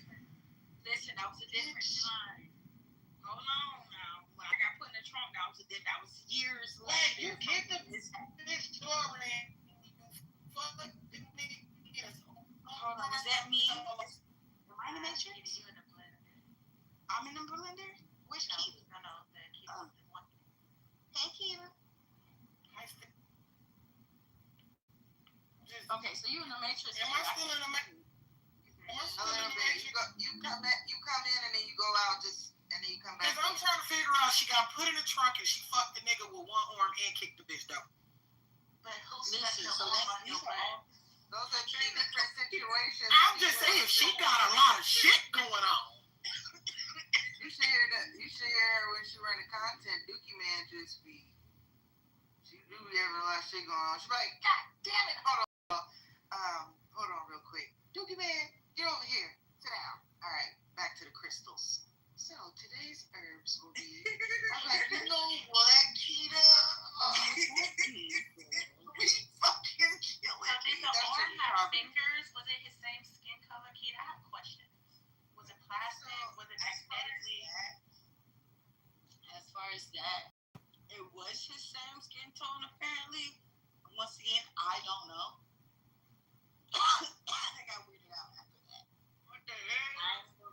I didn't even want to fuck with him after that. Was it soft or was it plastic, like a Barbie arm, like a Ken arm, or was it like mushy?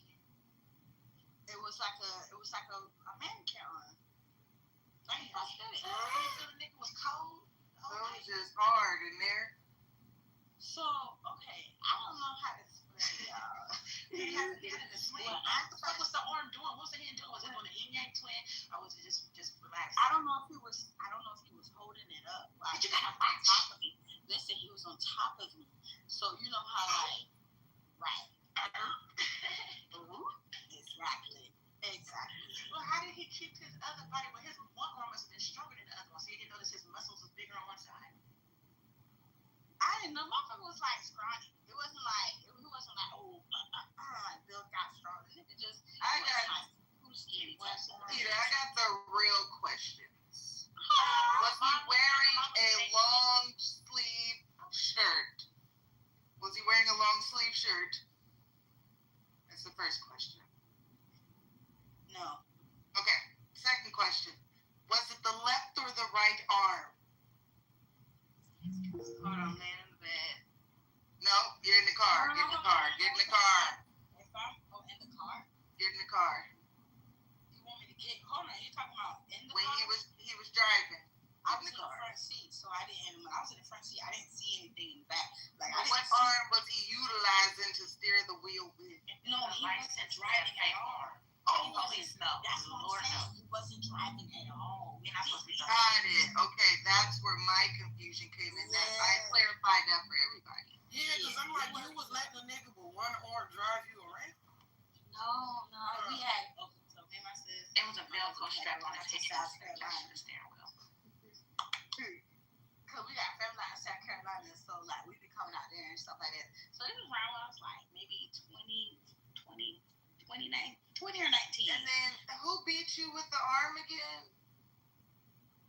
Or well, technically he beat me with the arm because it fell off and hit me in my shit. But then my sister, but like as far as like that, they were playing around with the prosthetic arm and giving him his arm back. And then by the time after they finally gave him his arm back, I don't know how they got it back again. They must have took it off that nigga with his sleeve, or he took it off. Yeah, because we were all so y'all was stealing arms from disabled. Y'all, how y'all gonna disarm a nigga though? How y'all gonna disarm a nigga? I was done. When I seen the motherfucker drop and clock me in my shit, I was done. Yeah, did you at least give him a side hug before you leave? No, I got right the fuck in the car. No side hug. All right, y'all have a good night. Wow. This day. Wow. Listen, when my sister wake up, cause she gonna bust out laughing. I'm gonna ask her, are y'all on speaker type shit? Yeah. I know it's a lot. I meant to y'all. Let me tell you. Yeah, she from Florida. Yeah. This sounded like some Jacksonville Chronicles. I don't know why. It is Jacksonville Chronicles. It sounds like Jacksonville, Duval County bullshit. It literally. Oh God! Let me find a little. There you go. No shade. It sounds like her and Measy neighbors because the stories is just elaborate. Movie bullshit. Measy down in Jacksonville? She from Duval County? Yeah. See, that's why Pac-Man ass was out here. Cause the nigga told me he was in Jackson. I was like, nigga, ain't you on the run? But this was like last year type shit. I think it was last year or before that. When I got out of jail. Yeah, it was like, I think it was after I got out of jail. And he told me that. And when we all had that, when he got the content, the content was running on his ass. And I was like, what the fuck you doing in Jacksonville? He was like, oh, I'm out here seeing my peoples. And I was like, oh, okay. Sir, you gotta stop hating in the chat, bro. This guy stop saying, I'm hollering. Black Hillbilly. Yeah, this is some Black Hillbilly shit. He feel like he or she's been feeling like you've been capping all day. Oh, I mean, well, at the end of the day, that's what he thinks. If his life is not as exciting I just want to give Yaya the attention. Yeah, that he deserves. Yeah. Everybody turn attention to the Yaya, and you don't get no attention, sir. That's trying to get my extra attention. No. Hey, you ain't lying. Cause I'm syrups, not you. Cause my classmate, she was from Baltimore. Yeah, that go crazy too. She went out shouting out your name. Yeah, I thought my shit was wild. This bitch got some fucking teeth. Kid, he said that was an episode on Power. That's what Steph said. The story you just told me. It was on Power? Mm-hmm. Which one? When I got put in the trunk? When the prosthetic arm fell off? Prosthetic arm? Please go ahead and bring that clip up so we can all listen to it. Yeah. When I was getting fucked and the damn prosthetic arm dropped and smacked me dead in my shit. Yeah, let me know. Bring that exact timestamp and everything up. Yeah. Yeah, you guys. Alright, y'all. About to roll me up a blunt. What's next? What y'all did last night? Kitty, what you got into last night? I'm an old bitch. I went to bed. Shit. Oh my God. That's the best place to be. Auntie tired, and I gotta get my rent money worth. I can't be going outside. Fuck this. I gotta be in the house, sleep in the bed, on the couch, sitting on the counter. That's all I was just about to say. People be thinking, oh, because you get it's because we gotta get that money on. So when you be getting to a real bag, like your ass be tired. Mm-hmm. Like, and you still gotta clean the house if you didn't clean up before you left. So shit like that. I hear you. You just be tired. That's all it is. It got shit to do with nothing else that y'all be thinking. Because motherfuckers was doing the same shit when they was younger. We just wasn't getting as big of a bag as we get now. So yeah, we had a little more time on our hands. I feel that I'll be at home, and then when I get that spare time, I'll plan it out. I'll go out, but I'm good. I'd rather be at the house enjoying the fruits of my labors. Love that. I'm hollering. Y'all want to know it's weird, but because this person fine, I'm not really that big out. So, I went out last night, right? So, the motherfucker see me. Instead of walking up to a motherfucker and be like, oh, what's up? No, your ass watch me eat my food and then say some perverted shit on Snapchat. I seen you last night. Down in that food. That's weird. Because I was eating. I was eating hot dog, the glizzy. Yeah, I had a few things. I had some tacos. I had some glizzy. I had like 2-3 Jamaican beef patties. Oh, he was imagining things. Yeah. But I know it was the glizzy. It had to be the glizzy. Oh, Jesus. Definitely had to be the glizzy. You're funny as hell. I love it though. No, for real, them orange trees, the fucking things. Y'all don't have an orange tree out there? This is California. Yes, well, y'all got Florida oranges. I ain't talking about actual orange tree. We do got orange trees. We're not talking about orange trees, you guys. That's an actual. The Mexicans grow them, but Florida has. Wait, is she saying when she ain't talking about? That's a restaurant, yo. Oh no, no. I thought you were talking about a motherfucking real tree. Wait, do y'all grow mangoes out there? Yeah. We grow all fruit out here. It's the same state. But you know, y'all, you know, mangoes. It's crazy how mangoes look different from different places that are grown. How they looking out there? Well, if you grow them by yourself and not get them from the supermarket, they get big as fuck. Like they're big, like on like I got little hands, but if you take like almost 2 to 3, 2.5, maybe 2.5 hands, and line them up like 2 together, you know, like praying hand, not praying hand, but the open praying hands, and then you put like a lid, like half of it, or maybe bottom of the palm up there on top of the hands. Boom, that's how big they can get. That's how big they motherfuckers get big, and they be so juicy and like you just be so delicate. When you said the hands on top of the head, I'm still trying to catch up with the car. I think y'all pulled off. Oh my god. Okay, so it's gonna get on the bus. Like you said, you putting your hands together. You know how like you got to pray. Do the close like the other prayer. Yeah. Yeah. Okay. So open your prayer hands, right? Okay. Like you holding a Bible, and then boom, that's how. Depending on how big your hands is, that's what I'm saying. I got small hands. Yeah, I got hands of like a 12-year-old. So it's how long do they usually take to grow the mangoes out there? See, I don't know. It doesn't take that way. I don't know. What season is the best time to grow? Eat it. Oh, okay. Yeah, I don't know.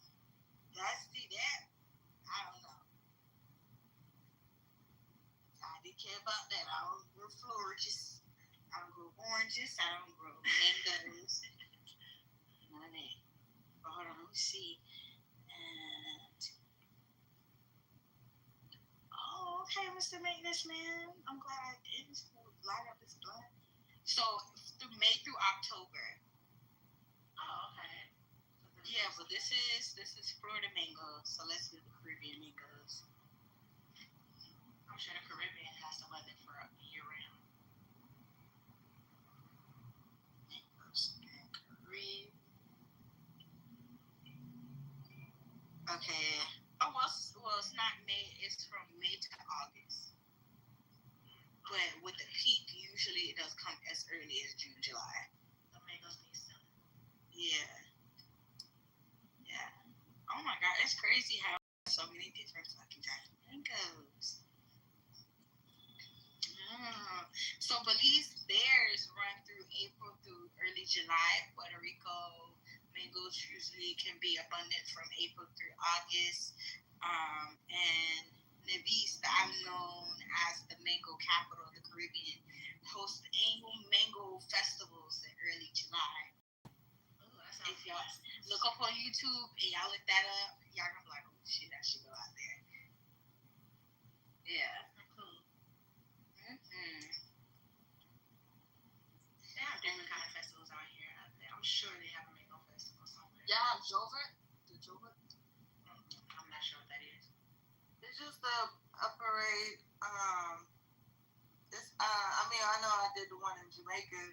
That's where they have all the paint and stuff, dancing. It starts at like 12 at night or 10 at night, and it goes until like 6, 7 in the morning. Just parade, like just dancing, music, body paint, fucking each other up with paint. It's fun. Yeah. It's one I left like And getting drunk. 3 days. I know. Wait, let me see which festival is the one that will last for a week.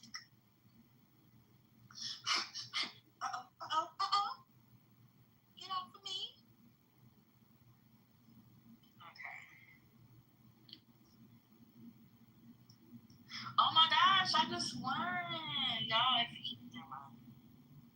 I'll be playing bingo, y'all. And you can win money. You want some money? Yeah. Yep.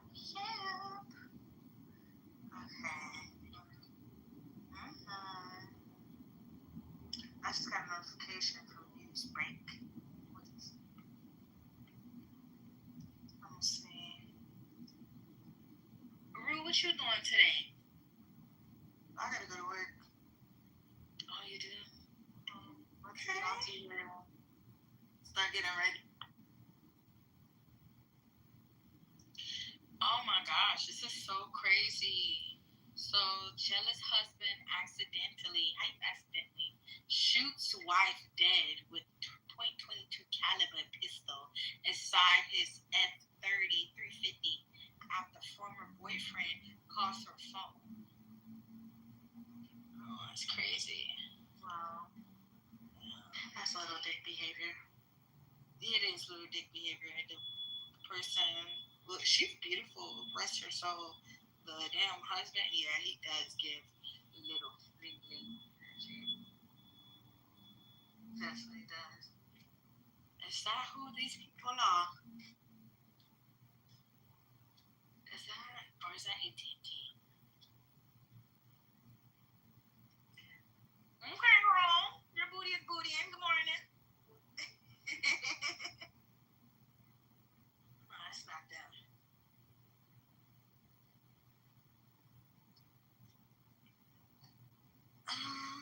Yeah, my neighbor, she think it's what she has, but oh my gosh. Last night she had came out and the little, you know, the little fishnet, whatever, the shit that be real small when you put it on and fix your body. She had one of them things on.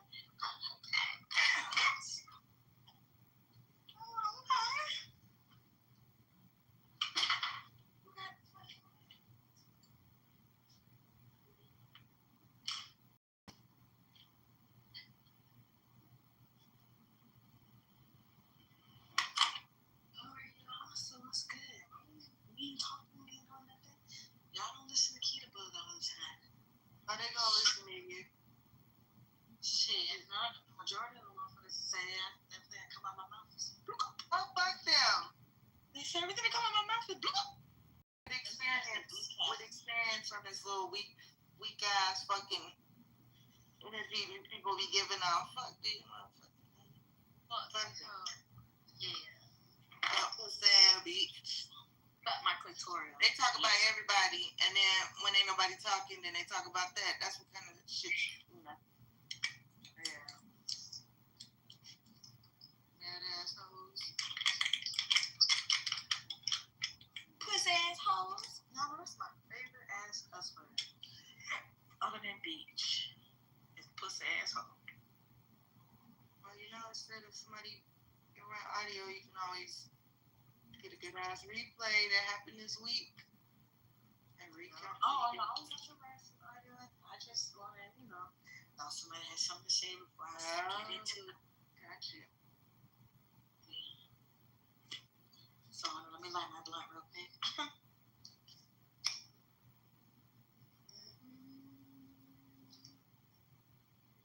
All right. Good morning, everybody. Welcome to Kitover's classroom. This is Saturday school. You motherfuckers you are tuning into the Honey ENT Morning Show. Hot topics with Whack 100 while you hoes are sitting in Kitover's classroom. Y'all all decided that y'all wanted to get in ISSP in detention. Yeah, Rue, your ass was skipping class. So you here. Welcome in. Come have a seat. TG3, first in line. Come have a seat. They call me Tasha. You always hear Black Excellence. Have a seat. We just want you here for, you know, moderation. yeah. Lady Killer, she's sucking dick on men. That's normal. That's why she in this bitch. All right. Big Cash, SDJ TV. Yeah, he be skipping class and he be sleeping class, so that's why he here. Brown and Silky, she's class clown. She really doesn't mean to. It just happens a lot. So yeah.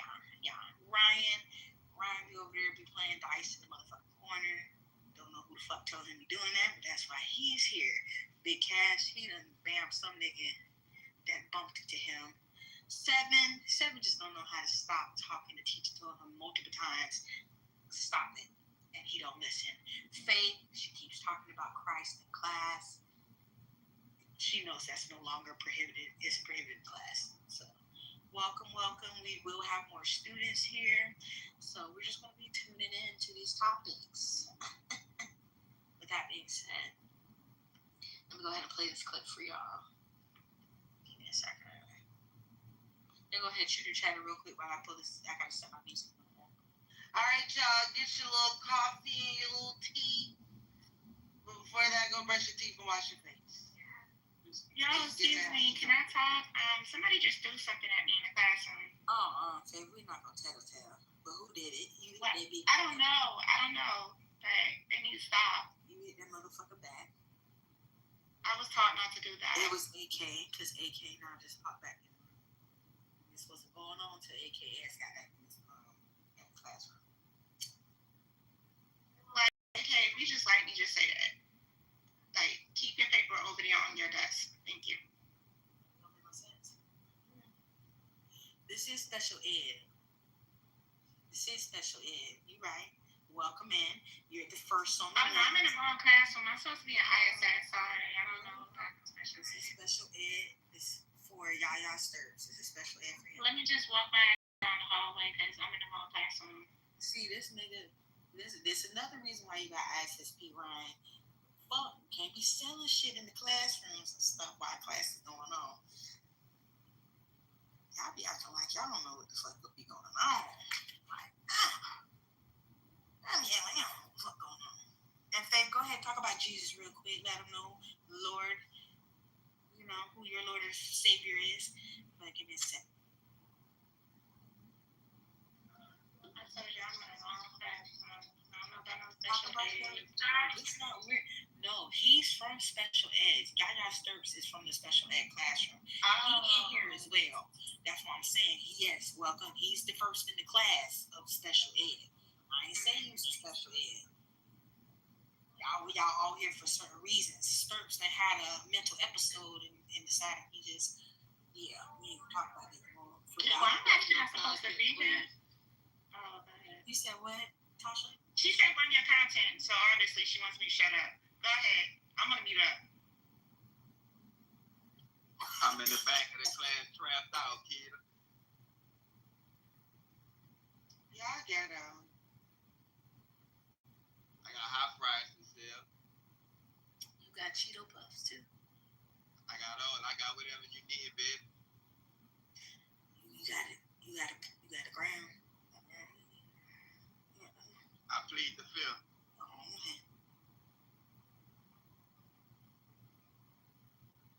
All right, y'all. Hold on. I'm about to pull it up.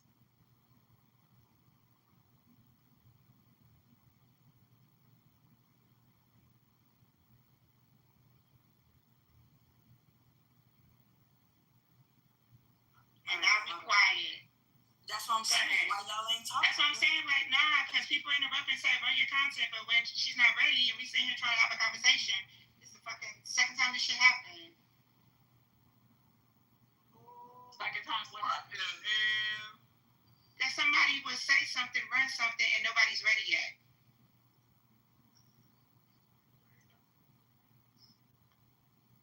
I'm hollering. Since we're being funny, let me go and read this. Ron Clark Academy faculty got lit. Their students' first day back. Okay.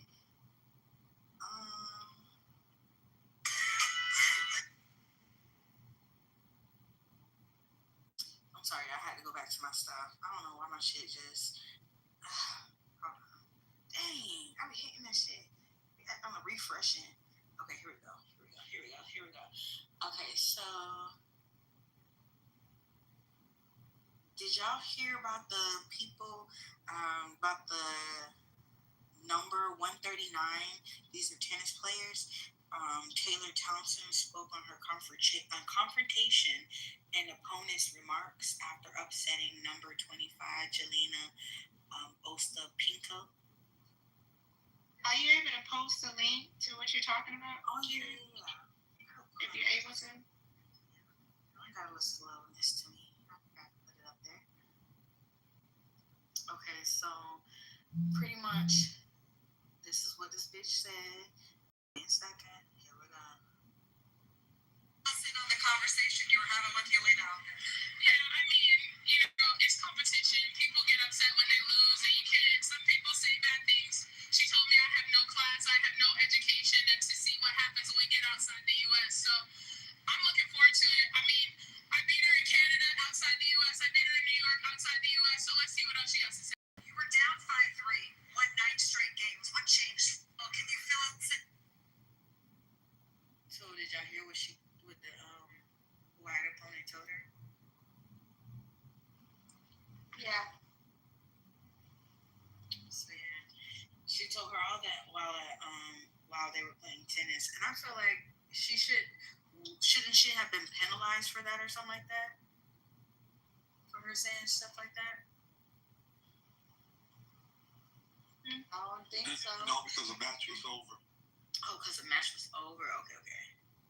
It might have been during the match. She could have been penalized, but because the match was over, that was just, like you're off or whatever. So at the end of the day, she wasn't, she could have just, it's best to say less when you're arguing with someone. That she kept going on, but she beat her outside the U.S. through New York as being outside the U.S. But New York may be considered out of the U.S., but it's not out of the U.S. So I don't understand why she would say that. She really didn't make her look sharp.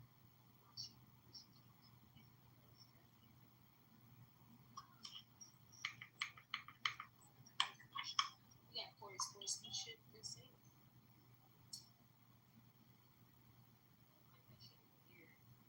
He's like, why are you doing all that? And why you ain't have the same energy when you was getting your ass whooped? You feel me? But do anybody else say any comments or anything regarding this post regarding number 139? Yeah, sure. So, in case y'all don't know, whatever we just heard, black girl, tennis player, white girl, whatever she is, she looks white, tennis player. They have a couple matches. The black girl reigns supreme in this situation. She just played a good hand. She was losing in the beginning. The other lady had a lot of points in the beginning, but the tie chain, I think the stamina for the other girls, it really started kicking in her skill as she warmed up and started getting better. I watched the match, and she ended up beating her. So when they had their exchange, it was noted by the particular person that won, which her name is Townsend. She pretty much saying that the girl said that she has no education and she has no class. And if she was outside the United States, I mean, let's see what happens outside the U.S. It was given fighting words. It was given very much challenging, just very much, my new word, undermining. It was just really ridiculous. So the reason why the girl was pissed off is because of a net cord or a net. It's called like a net cord or something that has to do with the net. So I went ahead and looked that up. That's what they call it, a net ball. I looked it up, and pretty much a net ball is when the opposing, as the ball is crossing over the net, it touches the top of the net. It's equivalent to a basketball hitting the rim, right?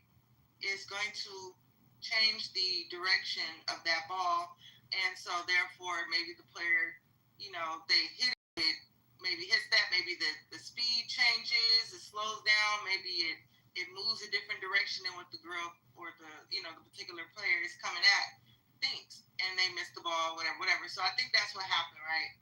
Well, that's not what happened. That's the white girl. I don't know how to pronounce her last name. It's Penco. I'll just say it like Asta Penco or something like that.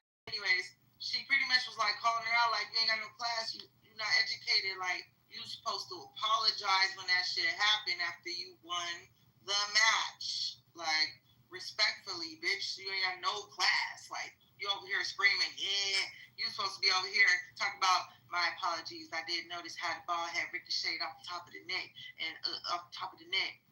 You know what I'm saying? That could have changed the trajectory of the ball, which, you know, gave you a disadvantage. And I apologize that had happened to you because that resulted in me winning. Okay? That's what the I guess the other woman wanted her to do in so many words, in my colorful way of saying it. That's what she wanted. And because that Townsend did not give her that respect of saying, hey, my apologies for the net ball, or what they call it, net cord, or whatever the heck. That's why she went off on her. And that tennis is like golf. It's very classy. It's very sophisticated sport. So there are certain etiquette in those particular sports that people have to really come with. Like, you just cannot not, like, you know what I'm saying? Like, you could come with the different moves and jumping here, and maybe you doing hitting the ball between the legs, something wild, some crazy, like, acrobatic shit. But when you start pulling up, like, you got gold chain, like, you know what I'm saying? I'm being very ridiculous and stereotypical, but I'm trying to go as extreme as I can. And I'm only thinking as far as a black person, but, like, you know, if you come and try to do anything outside of what the norm is, you will be looked at as an outsider. Like, you just cannot, you know what I'm saying? Or you will be pretty much shunned away, because it's like, that's not the etiquette. That's not how you carry yourself. However, at the end of the day, the girl carried herself fine, and everybody feels like, yeah, like, you had no business telling her. She has no education, she has no class. If anything, you should have kept your fucking feelings to yourself and then expressed yourself in a different way. But pointing your fucking finger in someone's face, that's not okay. Yeah, you're right, and you're totally right on all that. That white girl should have just kept her mouth shut and just, like, you know what, and just take it on the chin and just keep that to herself. But yeah, sister was definitely out of line, you know, like, in keeping with that thing, because you gotta keep in mind, it's the only sport in the world that women make the same amount of money as men. That the guys will make $5 million that wins that tournament, and the women will make $5 million that win that tournament. And so it's just one of those things that you just, like, you can come in there and go and say, well, I'm gonna bring this to it. But she's still my favorite. The sister's definitely my favorite player. I take her over Coco, but I like Coco's the type of person, when somebody does her wrong and says crazy stuff to her, she just keeps it like. No. I'm saying Coco, way she handles it is differently. I'm just saying she's more of a diplomat. Yeah, Coco Golf, like, because Serbalika had popped off and said some crazy stuff, and then she took it on and said, you know what, people just say what they're gonna say when they lose and this and that, and I get it, you know. And she took it at a higher level than her.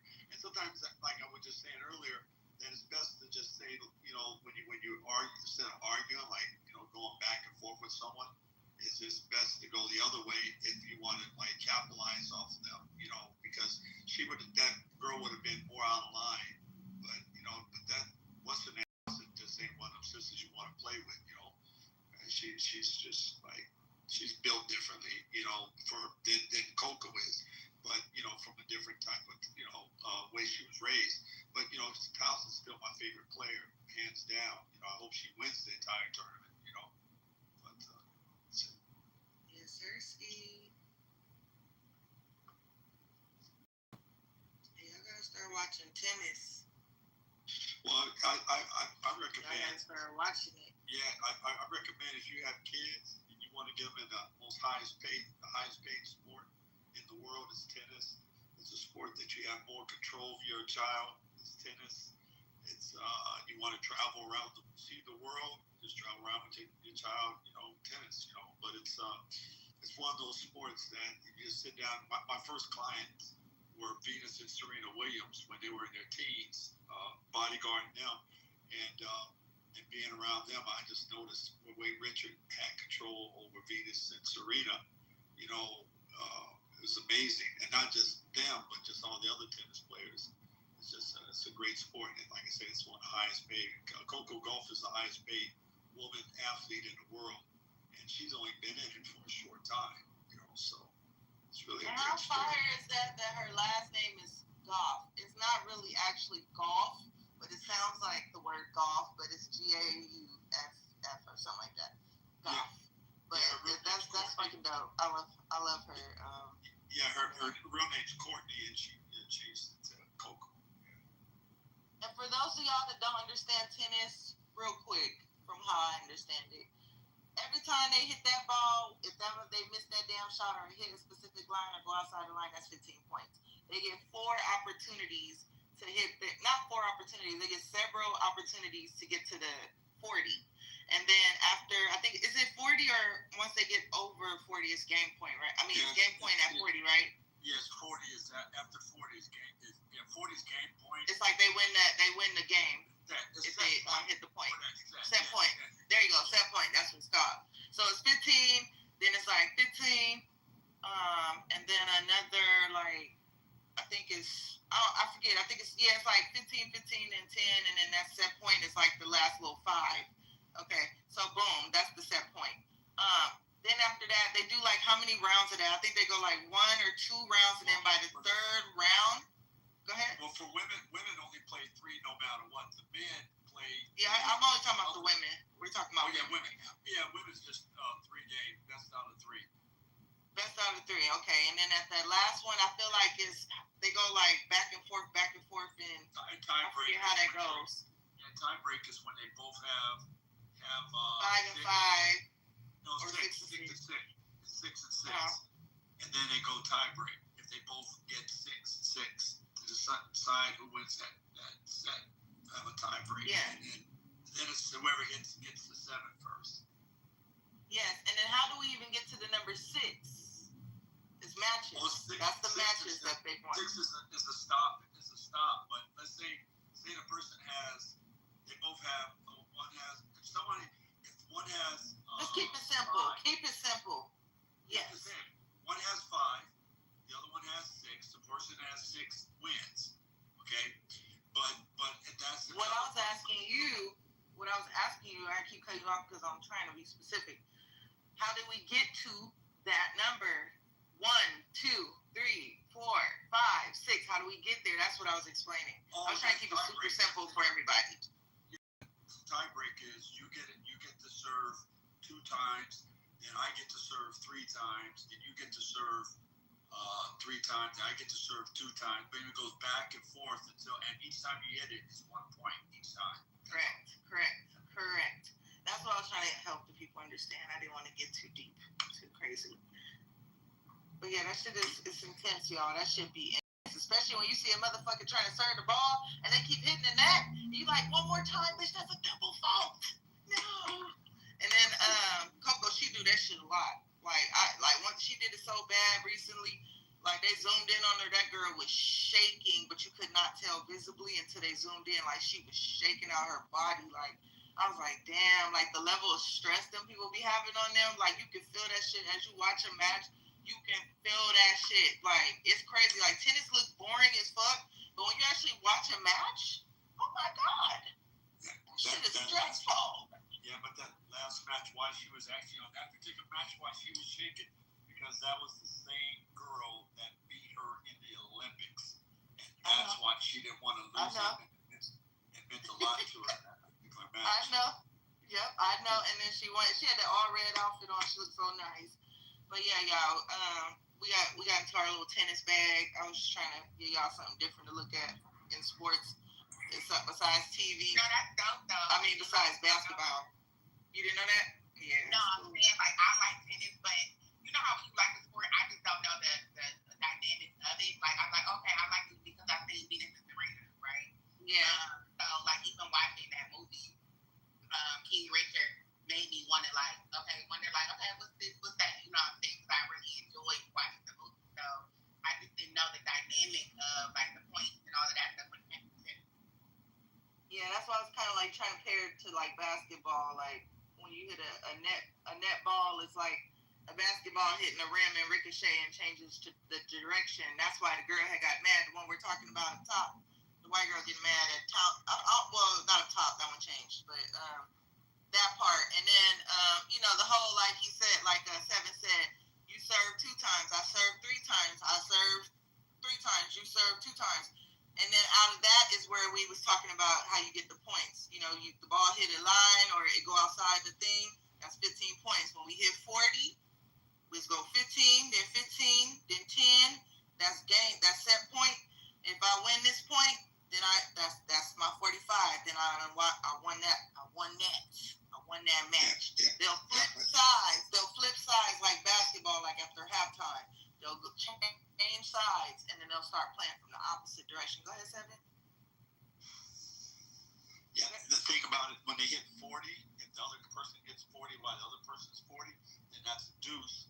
And then the next person has to get the next score will be advantaged. So you don't win automatically if you have 40 all the time. You have to, if you both have 40, you have to get one more point to get advantage, AD, and then after that, the next point, then you win. That's the only thing. And then if you want to quit, right. And if you want to quit, you got to say they don't call it quitting because they don't want anybody to feel bad that they quit or stop. So they call it retire. They say retire, and then they don't say you have 0. They say you have love. So you can't say I have 0. They want you to feel good about yourself. And that's the thing about that sport when they do the thing with if they hit the net and it wasn't what they planned, and the person say my bad, even though they're trying to kill each other during the whole match, hitting the ball really crazy, all the trick shots and everything, they apologize for that. It's like it's only when they know that you hit the net is something you didn't call. There's no way you can just hit the net and it does that. So that's what, And those two is crazy. When you watch a player that's playing injured, like that they good arm, but they elbow fucked up or their wrist fucked up, so they got to use the opposite arm. Yo, that shit be intense. Fucking it up still. Like, how did you ambidextrous like that? Wow. Where'd you get that strength for that other arm? You be in the gym, like, just lifting that other arm real good? I'm sure they probably tried it just in case if something does happen to that good arm. Right.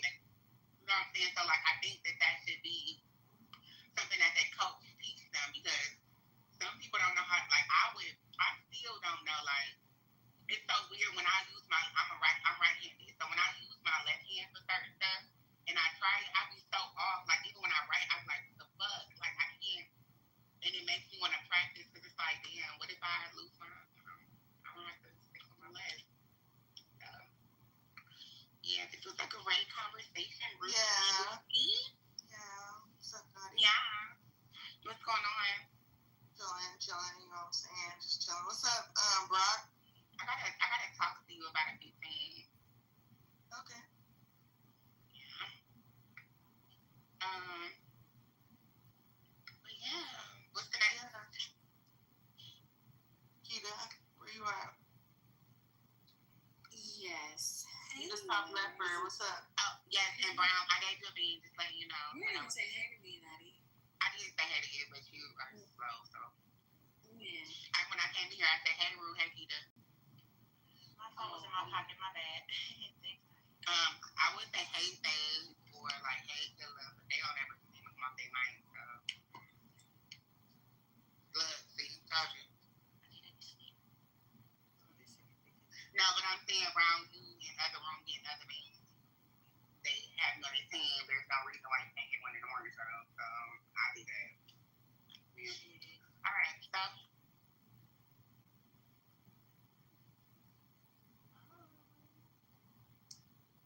Hello. No, I'm saying Kita, bitch, go ahead.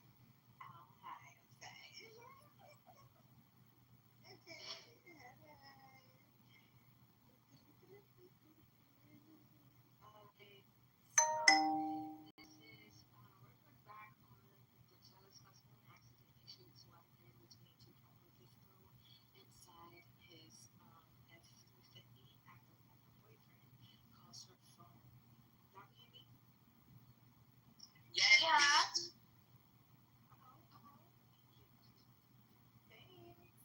So, if you click the link, you'll see to your right Cal Shackleford, who's in the Garvin County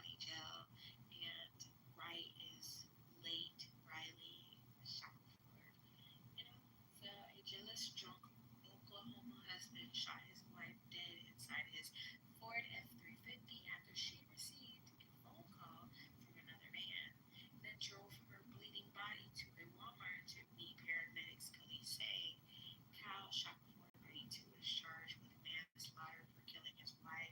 Riley Shackelford, 25, on May 26, according to court records.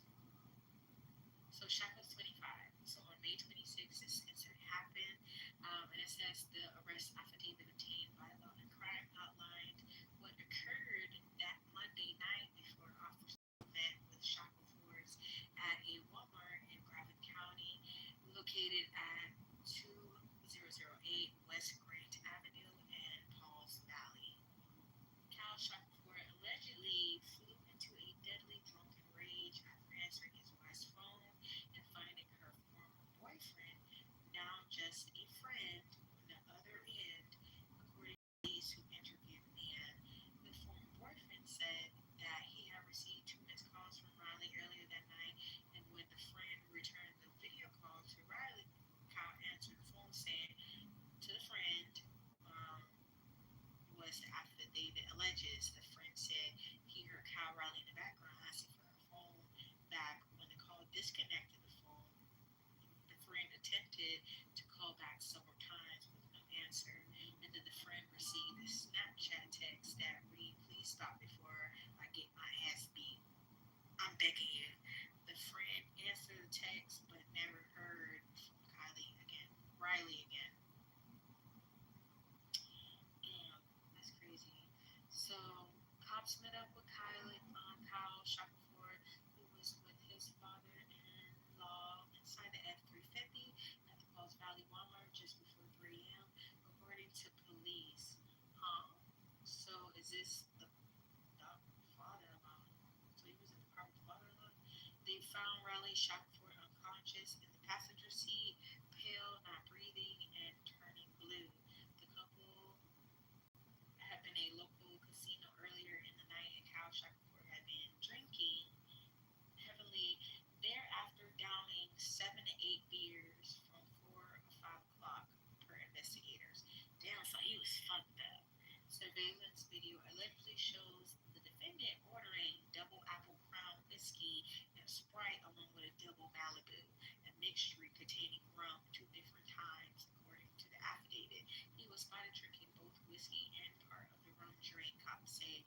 Kyle Shackelford was also allegedly captured on surveillance buying Buzzball chillers at a local store before the fatal shooting. And the couple had been at the casino and had just arrived home when the conflict began. According to the affidavit, the couple first fought in the house, then both went out to the couple's truck.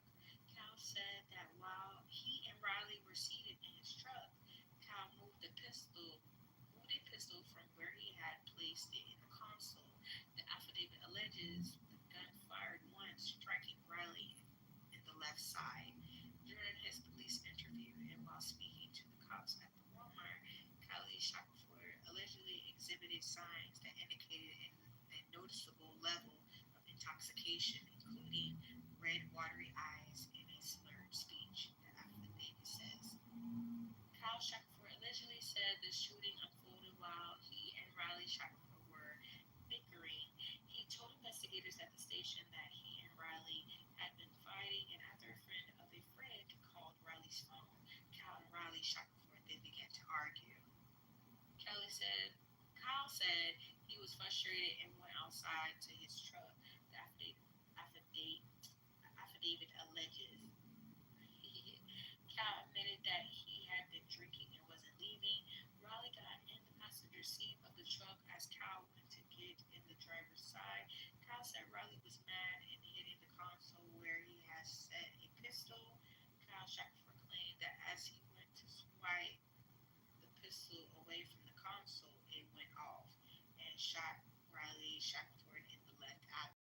Kyle said that he went inside to get Riley's father to drive him to the hospital, the affidavit says. While on the phone with 911, while Kyle Shackelford reported that he was in the truck with his wife to get medical attention and agreed to meet an ambulance at Walmart, Riley Shackelford's dad was allegedly driving, according to police. When cops found the gun Kyle Shackelford allegedly used it had 1 empty cartridge still chambered in 3 live cartridges loaded in the magazine. The affidavit says the Oklahoma State Medical Examiner reported and states that the bullet entered the left anterolateral chest, 16 inches down from the top of her head and 9 inches from the midline. The document alleges the bullet fractured the left anterior rib, number 5.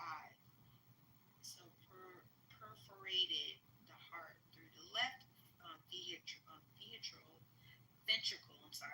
through the left ventricle and right atrium, and was recovered in the right anterior. Let me read that one more time. So it was punctured through the left ventricle and right atrium, and was recovered in the right anterior chest wall. In the written report, no bullet damage was noted on the left arm, which could indicate her left arm was pulled back or raised in a defensive manner. So, Hal Shackelford was booked into the Garvin County Jail on August 26th and was released after posting a $100,000 bond. He's due back in court on September 12th. Post-jealous husband accidentally shoots his wife with a .22 caliber pistol. What are you guys' thoughts? That's terrible. I believe that he shot her on purpose. I believe that it's giving, big guy, lots of drinks. It takes a lot of drinks for some people to feel anything. They got a higher tolerance. And, I think he definitely threatened her in that in the car or whatever, with the phone, confronted her with that. And then he took that gun out that damn, glove compartment and put it in her rib cage and threatened her ass like he wanted to. And probably, honestly, without a thought about it, he just hit that trigger. You know what I'm saying? Like, he hit it. Like, whether he believes it was accidental, he was trying to play and push it in her ribs, and then it's a hair trigger, so he accidentally hits it. If you feel like that's an accident, that ain't no fucking accident, bro. You're fucking drunk, you're handling a gun, and you're angry. Guilty. Oh, no, that was not.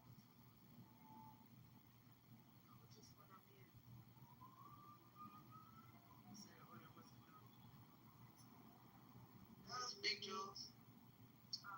Good morning, y'all. Good morning. Good morning. Yeah, that wasn't no accident. I agree with Rue on that one. I really do. I feel like women these days are just getting treated like tissue. Okay, I'm mad, or I want to move on. Let me kill you so I can start my life over. Because if I can't have you, I don't want nobody else to have you. And I don't want the bad, what do you call it? Like the bad, people talking bad about them because they have moved on, or they are seeing other people or whatever. That's just my thoughts. I feel like there's many reasons why men are killing so many women these days, and it kind of bothers me a little bit.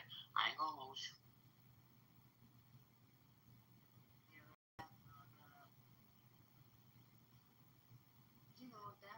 What's that one movie? I think it was Tara who was saying about the men who was torturing the women. Was that Tara who was talking about that?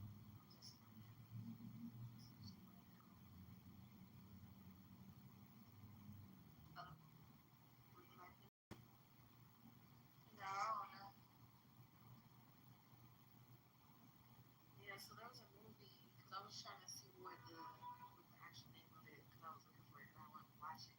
But I guess there's a whole bunch of men, or a few men, who got rejected from these like girls, and they're like baddies and stuff like that. And they got rejected, or they played them or whatever. And they torture them, kidnap and torture them, and I guess give them shock therapy to where these bitches turn into their wives. Wait, you can hear. Wait, you gonna slip and fall?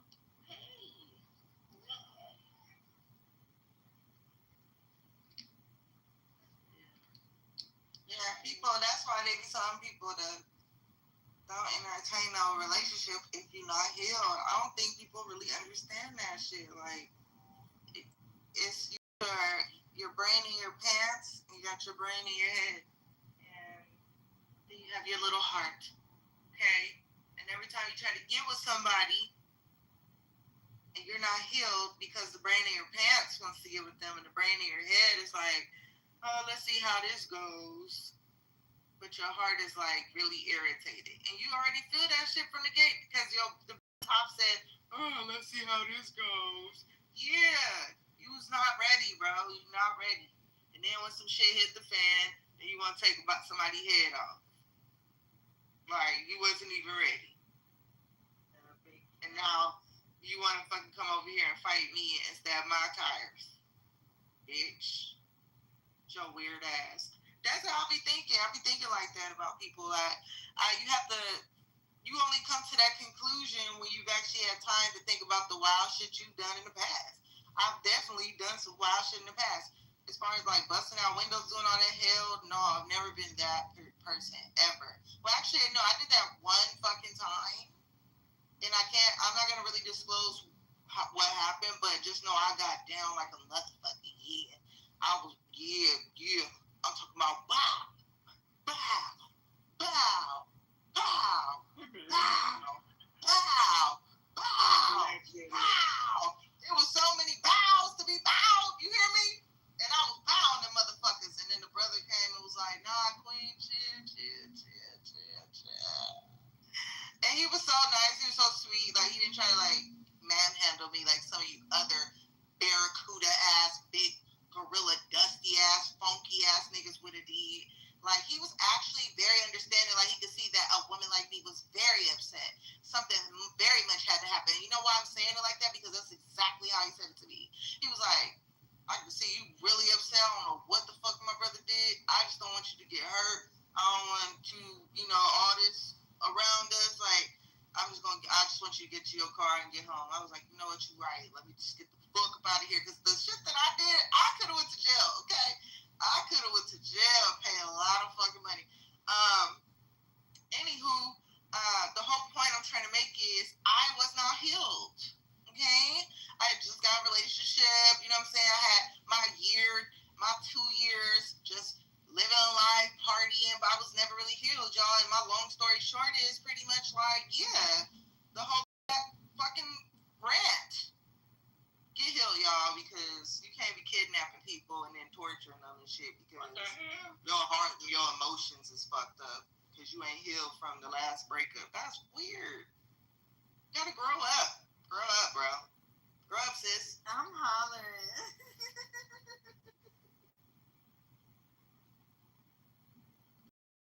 Wow, y'all was fucking shit up, that motherfucker. Just know it was tarantulas everywhere. It was snakes everywhere. It was crickets everywhere. It was shit everywhere. And remember, it was a couple bottles I gave y'all, so it was like, really? It's a lot of shit. I'm not proud of that. I was not proud of that. That was a very, very, very, very bad thing I did. I meant everything I did that night. But, it was a very bad thing. I didn't feel bad about it. It was just a bad thing. So, I'm not proud of that. But it felt good to know that motherfucker had to clean all that shit up. Do y'all hear me? That was in the back of my mind. I was satisfied. I'm one of them type of ghetto-ass motherfuckers. Oh, bitch, you hurt my feelings? I'm gonna get my $200 of pain. Oh, bitch, you ain't gonna give me that back. I'm gonna get my some ghetto-ass people. I just want to single like a motherfucker. There's some ghetto-ass people out there that do that shit, bro. Like, I would never forget the first time I heard that shit. Now I'm going another rant.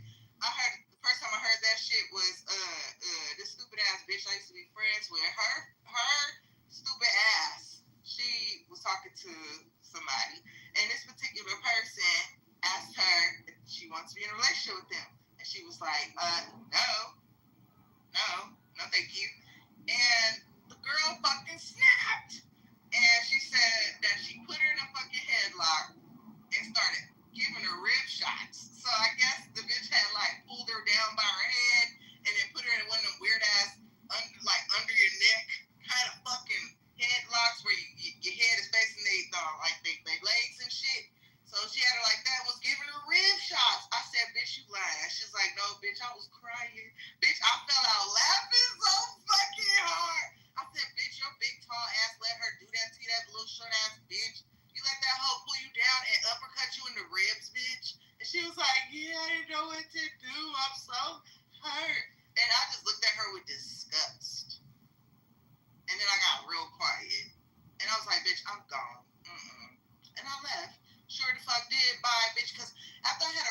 chuckle, I really realized what kind of company I had around me, and I was like, bitch, you're weak as fuck. You're a weak ass fucking bitch. I would never let nobody fucking uppercut me in the ribs, bitch, because I said I don't want to be with them. Bitch, have you ever fucked her? Have you ever fucked that person? Bitch said no. So you gonna let this hoe you ain't got no nothing with uppercut you in the ribs within the headlock, bro? You look dumb. You look fucking dumb. You look fucking dumb. That's all I can think about, and I laugh. So yeah, people be trying to get their money's worth. They be trying to get their money's worth or their heart worth. I did say money's worth, but maybe that was a heart's worth. Okay, and another unhealed person. I went in.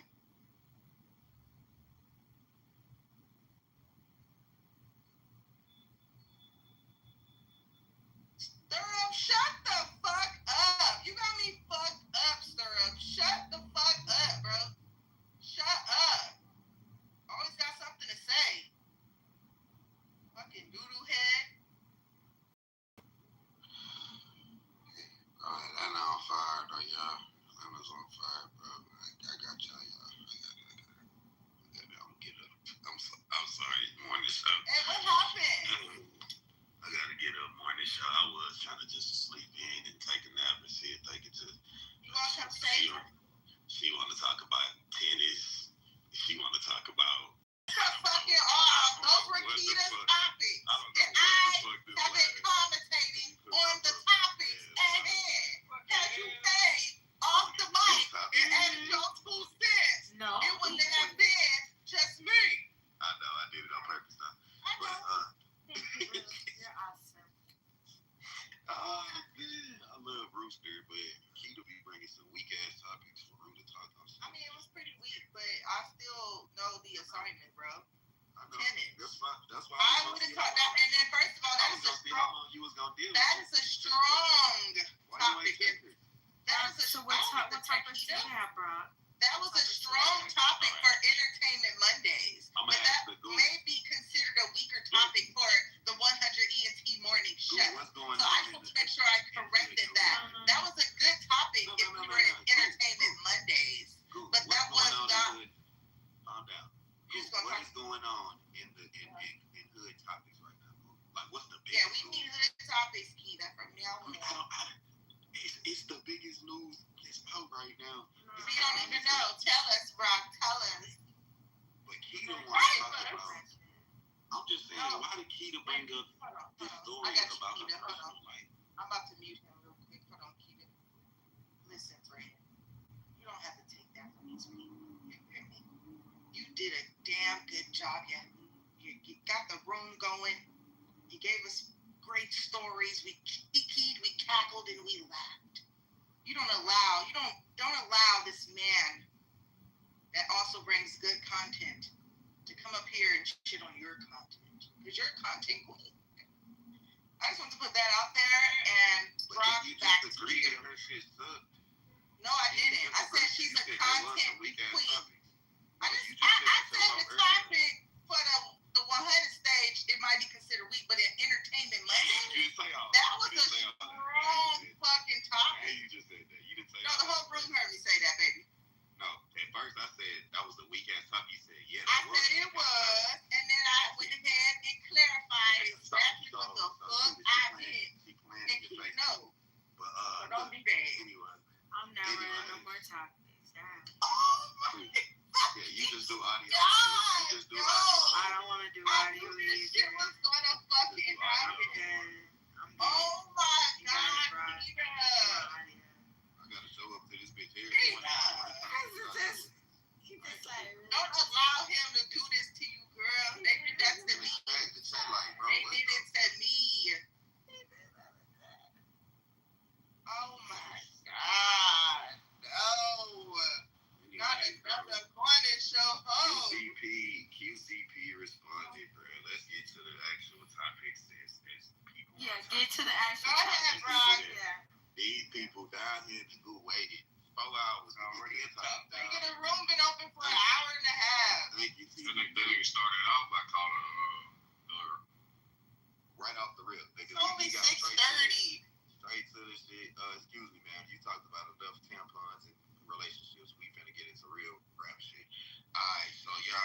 know y'all seen Remo post, you know what I'm saying, talking about motherfucking this whole situation. I guess since we ain't got do we got any female readers? Can y'all do that? They can read fluently. Boy, you got like fucked up. If you don't read that motherfucking article and have a nice day, bye. Let me find a female reader that I can use. Yeah, fuck wrong with you. A good addition to the Brownie Silky. Brownie Silky, you there? If you need to read called you wide back yesterday. He did. Never called that. Yeah, read your own fucking topics, bro. I know I got dudes there. I got words in there. I can't read them two with Tasha. I can get a reader. So Brownie Silky, what you on? You on some like woman code shit right now? I think they call me Tasha. Too, but she may be at work. Can you read that article up top for us? Your master's degree voice. 1 second. Get words in there for me. I can't do. What you got going on? I'm putting stuff in my storage. I don't have a lot of blood. This shit, kid, a good shit, bro. I'm just trolling. No, shut up.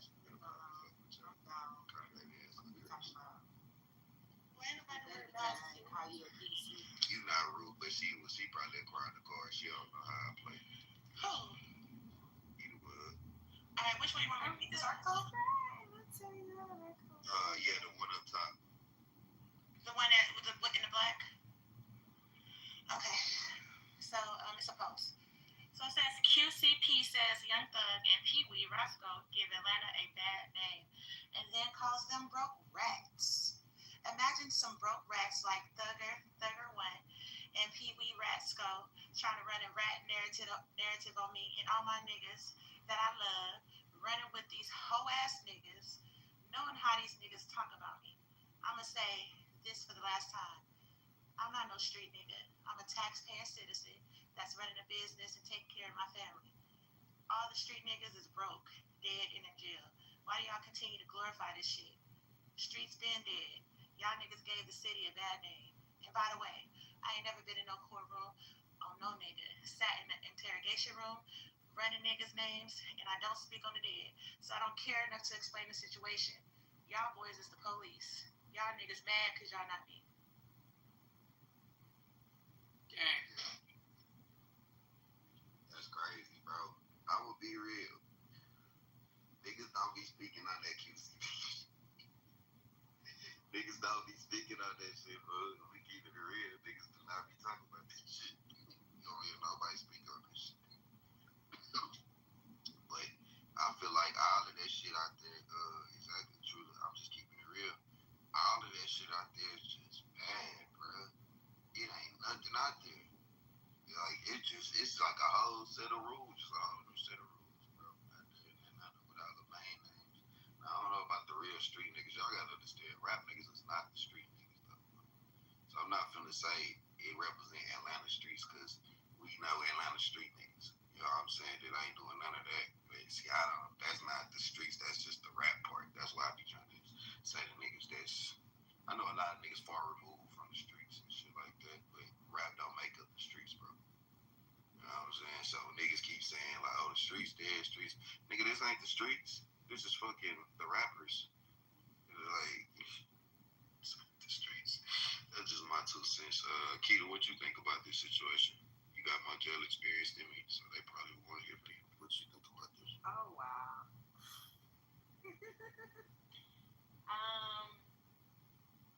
This weekend, I don't have no problem with it. I respect that. I think they all done, bro. All of them. Every one of them. They get pinched. They gonna try to talk their way out of it, whether what they say is true or not. Is it a lie, snitch, or something? But they gonna say something to try to get up out. I'm gonna guarantee. Bro, a millionaire, bro. A millionaire. You think I'm putting any nigga with millions of dollars on the lick with me? Anything to do with them? Man, you would be a fool ass nigga, bro. Come on, bro. Wake the fuck up. Like, you think a nigga finna leave millions of dollars in luxury bitches behind at night? Like, what? Talking about rappers too. You talking about label execs and shit. Niggas that got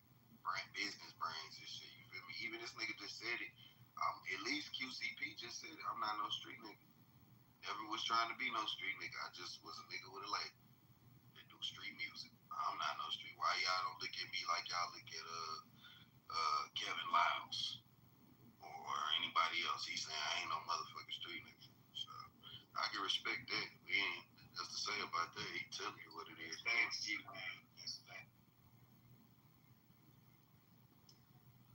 More they say, the more they go in deeper.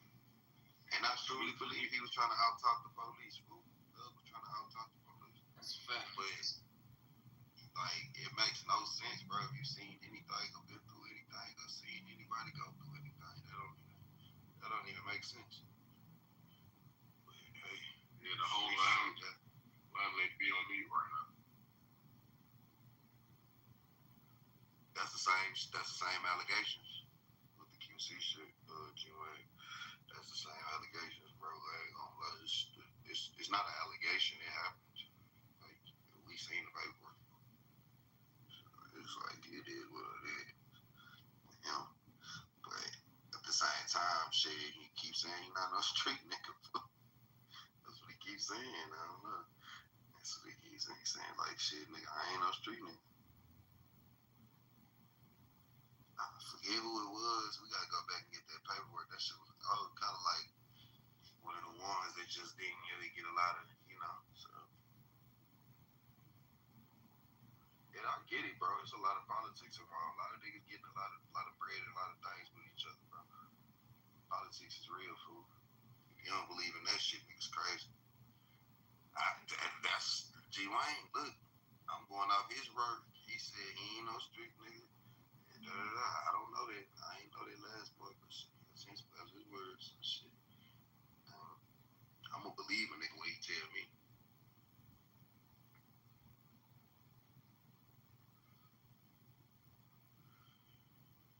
I think so. I don't know. I don't really know. I can't remember the timeline of that shit. I thought it was something like a shooting situation or something, but I gotta go back and kind of go look. I ain't gonna lie, a robbery or something like that. I gotta go look. Let me look at this shit. Let's look it up. I think it was a shooting or something. Yeah.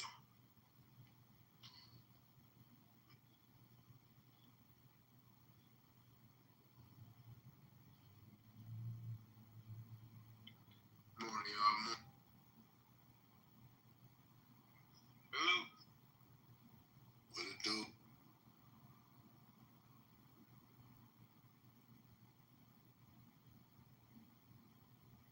Yeah, so like right after he had got that 300 million, everybody, that's when the allegations started coming out.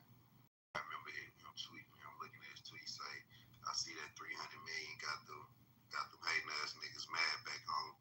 Anybody know me, know my character. Our culture so fucked up, it's sad. Y'all living this imaginary street dream. I'm changing lives and changing my family curse. I don't got no love for no niggas. They try to kill me or mine. I ain't in the streets. Never wanted to be. Played the hand I was made something out of it.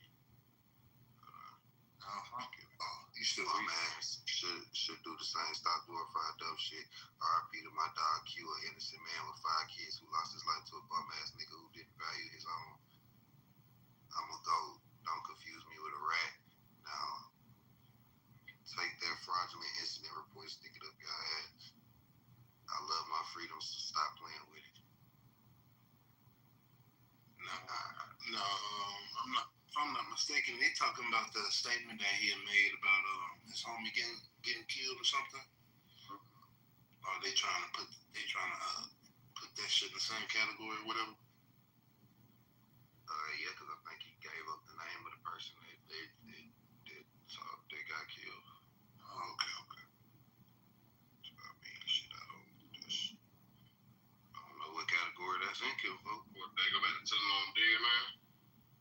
Look, what category that one is? I'm saying, is he a street nigga though?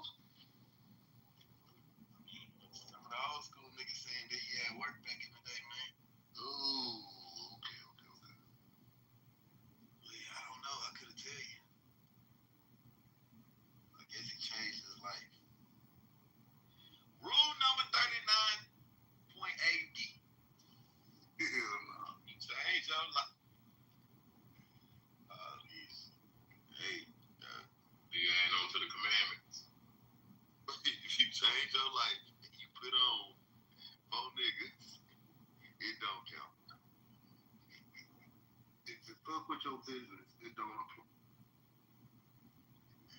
have to do. You are a businessman and nothing less. Okay. Hey, that was just to be severe. Fair game.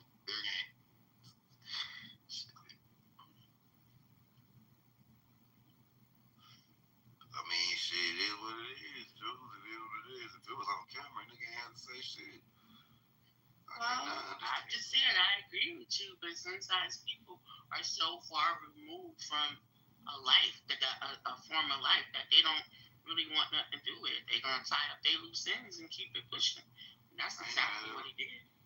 I ain't mad at him because he's saying, well, yeah, but at the same time, it's just like, if he was a street dude, because I feel like that's just playing two sides, dog. Like, that's just me, man.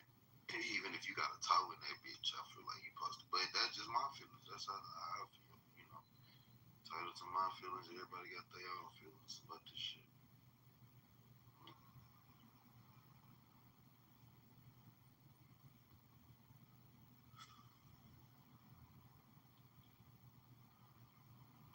Good morning. Good morning. What's going on? You added to. I'm in the shower. Hey. All right. Nothing wrong with that. All that water dripping all over your body. Damn, Brock, you added on, or you just recapping what Wax said? Wax said. Oh, I heard something about the New Testament. Something with his live or whatever. I just popped in. Oh, nah, I'm talking about with this. We talking about what's up top. Oh, yeah. Yeah, we talking about QCB going off on Young Thug. And, you know, he not a street nigga, but then we heard the part where we was just throwing in, damn, this got to be a whole New Testament part too. You know what I'm saying? Because this nigga making add new shit to it too. But, hey, you know, it's a new world, Ebony and shit. At this point, man, if you get up 400 M's, it ain't too much niggas gonna be able to tell you.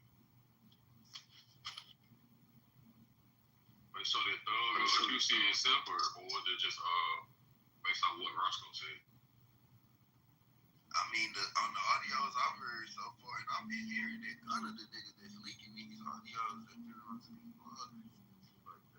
Yeah, background calls and shit. Yeah, he the one sending it to the blog. Like that's what I've been hearing. Like he the one that's like, that's not to see academics to tweet. So I was like, oh, this is coming from Gunner for real. That's a cold motherfucking nigga. I don't give a fuck no nigga say. Cause that shit is, I mean, listen. Everybody turn their back on him. The craziest shit, bro, is out of all of the rest, he don't look the worst. Out of all of them. Wait. There's a certain kind of like. So you These niggas look way worse because they was fraudulent with it. Like they was calling him out on Reddit and all of that, like projecting how they don't fuck with rats, and like he wasn't really eating much, you know. Just like, okay, he told, but it was like, damn, okay, this Gunna tell him. But I guess he gangbang and shit too, so solid thing. But we had seen Gunna tell like 3 times already. It's not new to like we seen him cooperate before. Like when he was a kid or something on Crime Stoppers, I think it was like a video. It was a whole like it was on TV and everything. He was like one of them niggas that's on TV getting seen cooperating, like document. You know? So niggas was tripping, but Thug was. So a rat is just not a rat anymore. It's like there's levels, there's worse looking rats, right? Rat is a rat. That nigga Thug ass come out. But if you a rat, calling somebody a rat and then get outed as a rat, then you just you were like super duper rat. Super rat, yeah. Now he's trying to change the rules. A mutual rat. Atlanta down bad. It's just nothing in it, man. Like niggas you can't trust nothing, dog. Can't do nothing. Yeah, they released some songs, you know. That shit crazy. I feel like at one point it was like song came out. New York and all that shit was down bad. Now it's what? It's Atlanta? The spotlight's on Atlanta? Like what? You up or down bad with snitching? Mm-hmm. When they was down bad with snitching, was because of 6ix9ine? I'm just saying, they just I was don't down think bad. nothing holds a candle to this shit. They was down bad. I think it's a couple. All them niggas snitched on him too. Right. On who? What you say, bro? It's like all them niggas, whatever clique he was with, snitched on him too. They snitched on that nigga first. I get that, but I don't think what happened. We gotta give it to Bobby Shmurda. He held it down. He was. Yeah, that's what I'm about to say. Yeah, Bobby Shmurda held it down. I don't think nothing compares. I know you're not feeling some type of way for New York when you from Jersey. Hold on. Max B came out and was snitching too. Thank you. Come on, y'all. Y'all know we running some shit for a while. I don't think nothing compares to this shit right here. This right here is just like in way more volume. I will give you. Yeah, that's what I'm talking about. Yeah, I don't think nothing compares. Snitching don't make no difference, but it ain't. Don't not compare to this shit here. They look like all of them, tell me. The whole YSL, what they call them?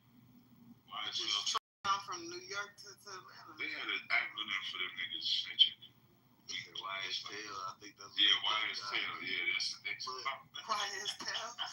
But they calling it all kind of shit, but I can't do it to Atlanta though, because everybody trying to say, oh, it's Red Atlanta. No. What you gonna call it then? You can't do that, bro, because them niggas is not the streets, bro. Like, that's not the streets. Those the rappers, bro. Like, that's not what the streets is. Then they ain't snitching. What the rappers represent? You can't be both. You can't be in the streets when you rap. Who represent the streets? Like, you ain't got no toes. If you don't do no dealings in the streets, if you don't have nothing, if you don't move no work, you ain't got nothing to do. You don't even know what's going on in the streets. Like, so it like. What's their charges again? You feel me? These niggas' charges was like fucking shooting up niggas' tour buses and shit. They was rap beefing and shit. Ain't that in the streets though? It's rap. This nigga shot up Lil Wayne's tour bus. What street is Lil Wayne on? What street can I go find? So what gonna tell?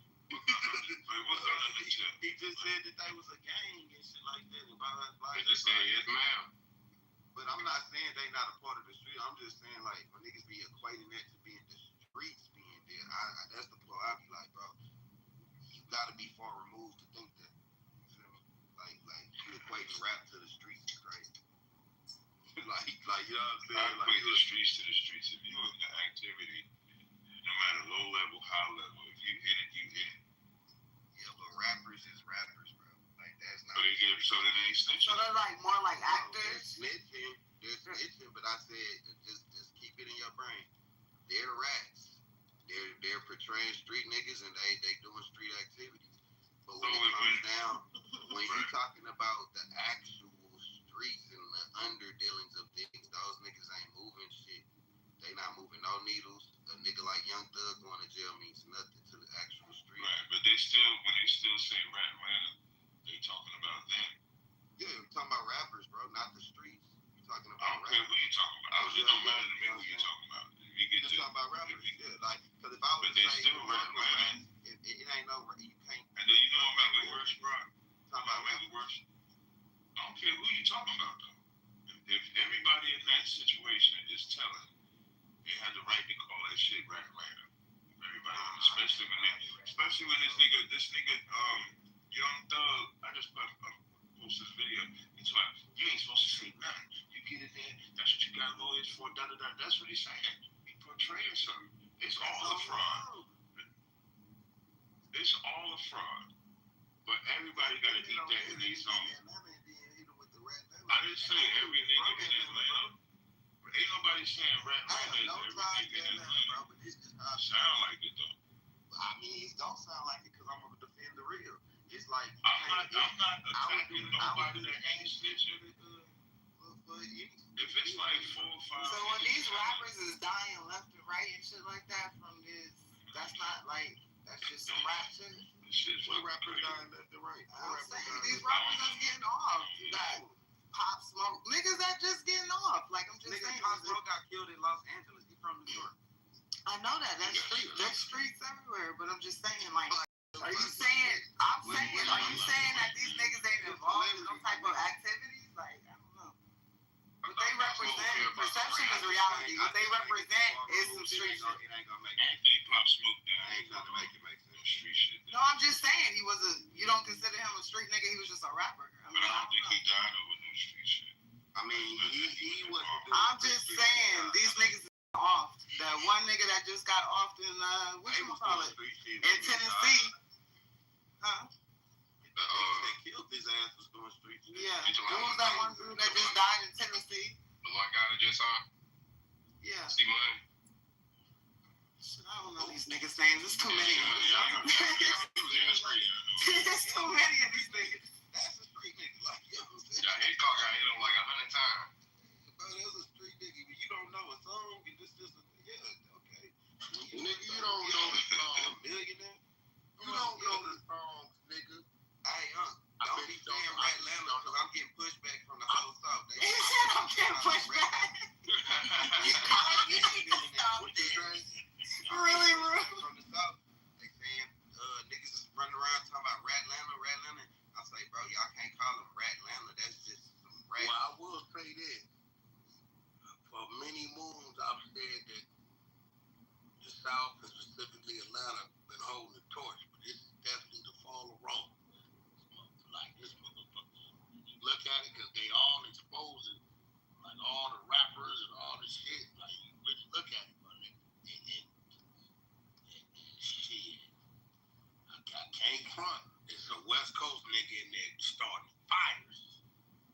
It's a West Coast nigga starting fires.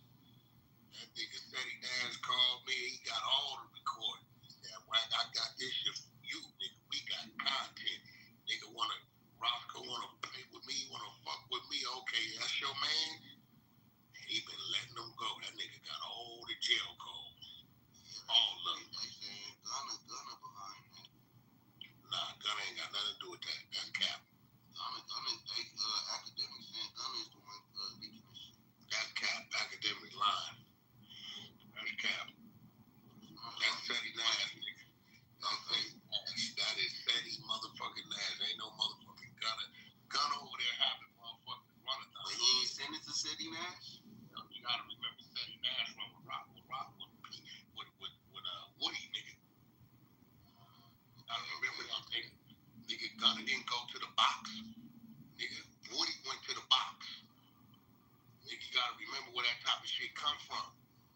Nigga, all that type of shit, them jail calls and calls related to anything is released to the motherfucking DA when your motherfucking attorney and your discovery hearing request that shit, they gotta turn it over. If you good enough with your attorneys, nigga, they give it to you. Easy math. Nigga, who the fuck said he just got deep people running around with Woody in LA, right? So one that's his dog. That's his policies. That makes sense. Yeah, that's not nothing to do with Gunna. But Gunna is over there. That nigga did a run-a-thon. Nigga, everybody want to run. That makes sense. No, when a nigga makes sense, a nigga makes sense. That makes sense. Yeah, I ain't got nothing. You ain't hear Woody say, "Oh, y'all want to play?" And some more finna come out too. You didn't hear what he said? I don't keep up with that motherfucker, but Here go, it's just a clip of what he said. Y'all want to play? And some more finna come out too.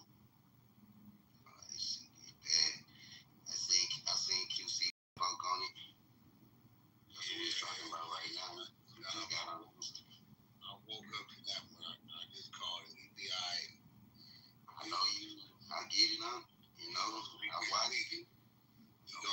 What was coming. I didn't fit into it because I know, bro. I woke up to it and he is off and that's it. I say back up the hill you go.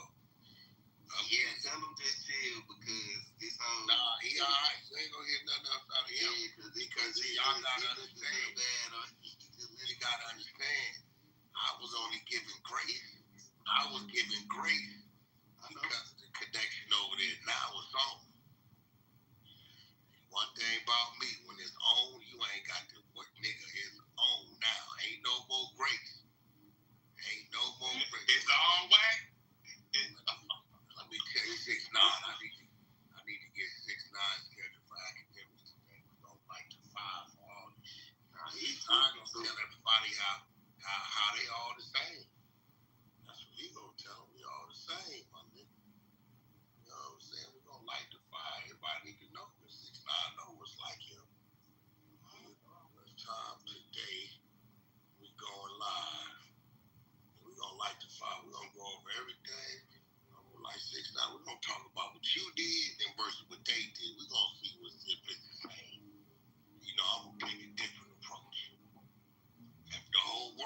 said 6ix9ine was. We're gonna see what's going on. Yes, they are saying 6ix9ine has entered the chat. He has a lot to say about what's going on. So they say this is a different type of telling? I don't know. I know. He responded. He called me yesterday. Nah, no, the fuck he ain't. We're going up today. Oh no, he responded. Let's go, yo. He say he coming out. Hey, let's go. He say the rats is out, nigga. Hey, hey, Wack, you changed the whole. Everyone was telling me like, what's Wack talking about? Like, he made a New Testament. What's the New Testament? I'm like, just put it on. The New I said the New Testament is what he put on. And R&B, when she was creating that shit for me yesterday, last night, she said you don't know how on point you on because you added one and made it 12 from your 11. I said, what you mean? I never knew the Old Testament had the 10 commandments and then the New Testament only had 2.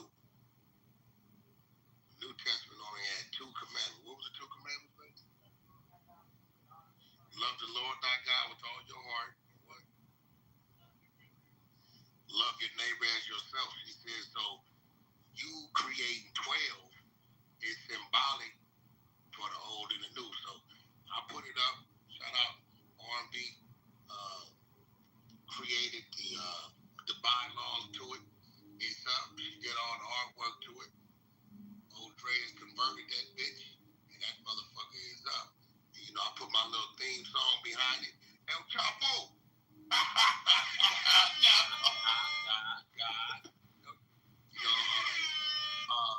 Brock, you owe me because I probably just introduced you to another Ghetto Boy song you probably knew nothing about. You know what I'm saying? On my QC post, Brock, you know nothing about this song, did you? See, I'm a Ghetto Boy for that. You didn't know nothing about that song. I ain't been. Yeah, I know all them old songs. But you know, if I know that. You didn't know nothing about it. At all. You didn't know nothing about this song. Okay. The song he told you. Shut your ass up. You're mad because you don't even know the Ghetto Boys and you don't even know what the fuck's going on. Okay. Hold on.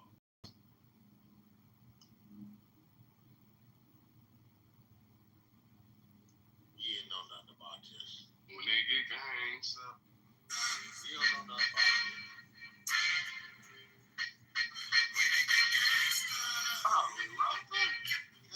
He don't know about that. He don't know about that Wack. Damn, but then y'all playing another rap. Damn. Nah, it's all right. It's the song. It's in the bylaws.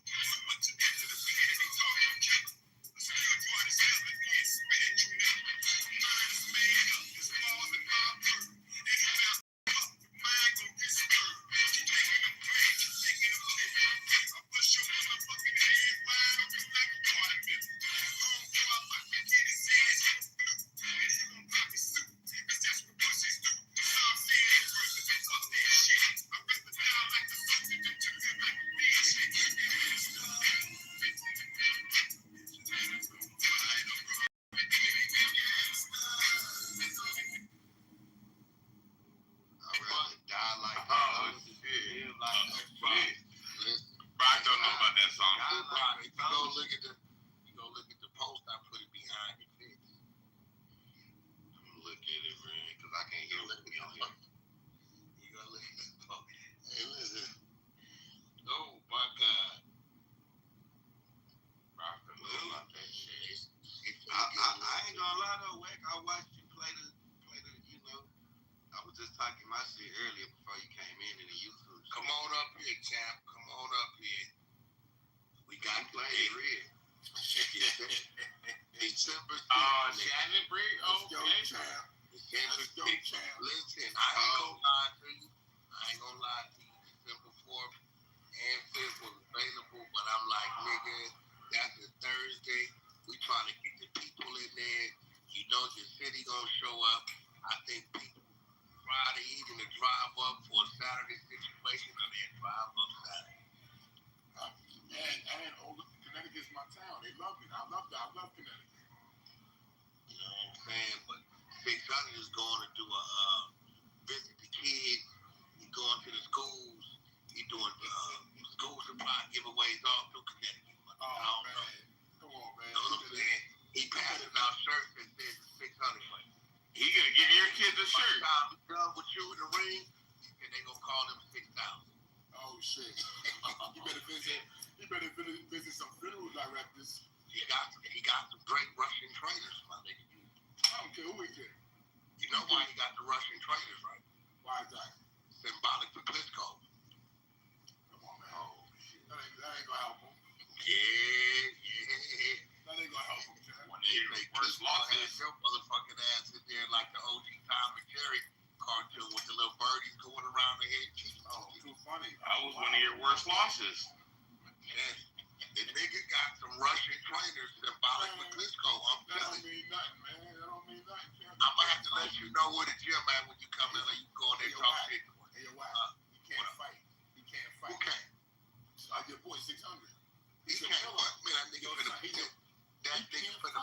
He said you gonna be a crip. He putting you on. He said you trying to put him on. He putting you on. Nah, I don't do games, man. He said you gonna be the oldest crip.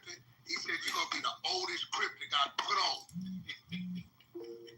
You know what I'm saying? Yeah, you Clubhouse TV exclusive.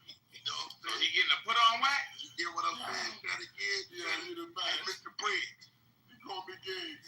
Right here, bro, on the Clubhouse 100 side. Yeah. Right? We are letting you know what the fight date is. 600 Phillies. Yeah. He got Russian trainers. Symbolic for Klitschko because he said that's one of your worst nights. You know what I'm saying?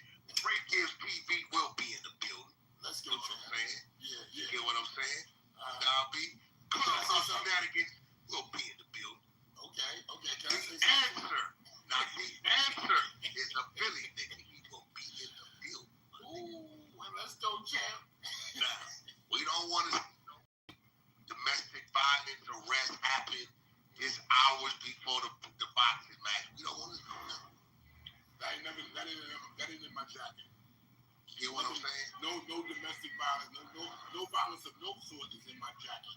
Okay, well, I'm sending my man up here. Especially other two women. I ain't never had a fight with a woman in my life. Now let me say this. Is this locked in already?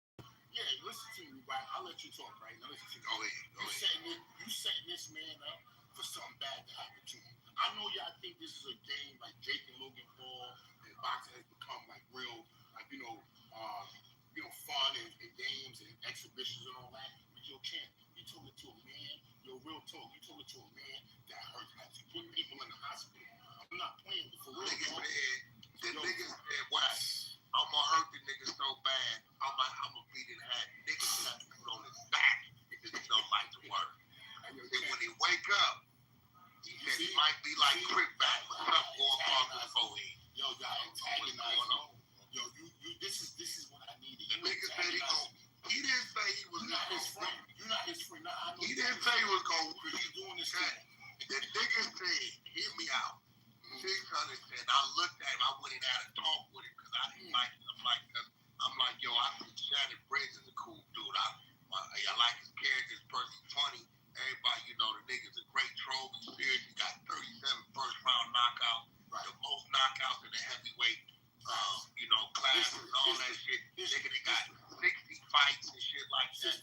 37 Nigga looked at me dead in my eye and said, "What?" I said, "What?" He said, "I'm beating his motherfucking ass." I said, "Come on, bro. Don't take it that personal." I think you the next Don King. I want to say something to you. I think you the next Don King because you just made Shannon Briggs mad, and that's hard to do. I'm telling you what he told. I know, but listen to me. You good at gassing. That's why you're the next Don King. Cause you good at no, I ain't gassing nothing. But let me say something. I said, just go in there and box and fight the brother. He said, "I'm beating his motherfucking ass." Neighborhood. Okay. Watch this. All y'all people in Clubhouse, I want y'all to have y'all flowers and y'all best suits and everything dresses that you're gonna wear to his funeral. Listen, I don't want to say I'm gonna kill a man because that's not right. I don't want to kill nobody, right? But I'm gonna cripple him. I'm gonna cripple him with body shots. Let me ask you a question. Now listen to me. Let me say something, right? To do that, to hurt a man, he got to be fighting back and he got to want to win. If I back him, which I know I will when he go down in the first round, if he just quit, I can't put the pain on him. I can't put the pain on him that I really want. Because they try to confuse me with this. I want the pain to endure his life. Yo, champ, I want the pain to endure his life. Why? Because he's bad for black people. Everything he can do. He gonna put you on tripping, but he said something that confused me. And I want to ask you, but I'm asking you this as a friend, bro. Okay, I don't. He said, "What? My word, I'ma knock his motherfucking dentures out his mouth." I said, "Nigga, he ain't got dentures." He said, "Brother, all that coming out his mouth." So if do you got? Because if it happened, I don't want to think he just knocked the tooth really out the gum. I need you to be. Do you got dentures or you still got your shit? My mind never lost a tooth for nothing. I mean, this nigga talking like you got dentures? He talking like he gonna your shit out your gum. Yo, when I was so mean as a kid, the tooth fairy was scared to come visit me. You know what I'm saying? Now check this out. We do know y'all intimidated. Yo, you so good at talking crap. Yo, you need to promote me because yo, look good. But after I heard him, we do know that some of the East Coast dudes is a little intimidated by the West Coast politics. Y'all watch and all that red. I never watched all that. What I'm saying is, when you standing in front of that Hooster crib, when that crib is in front of you, what you gonna do when the crib squares off with you? I mean, are you gonna be a little intimidated? And you fear you gonna make you close your eyes and start swinging?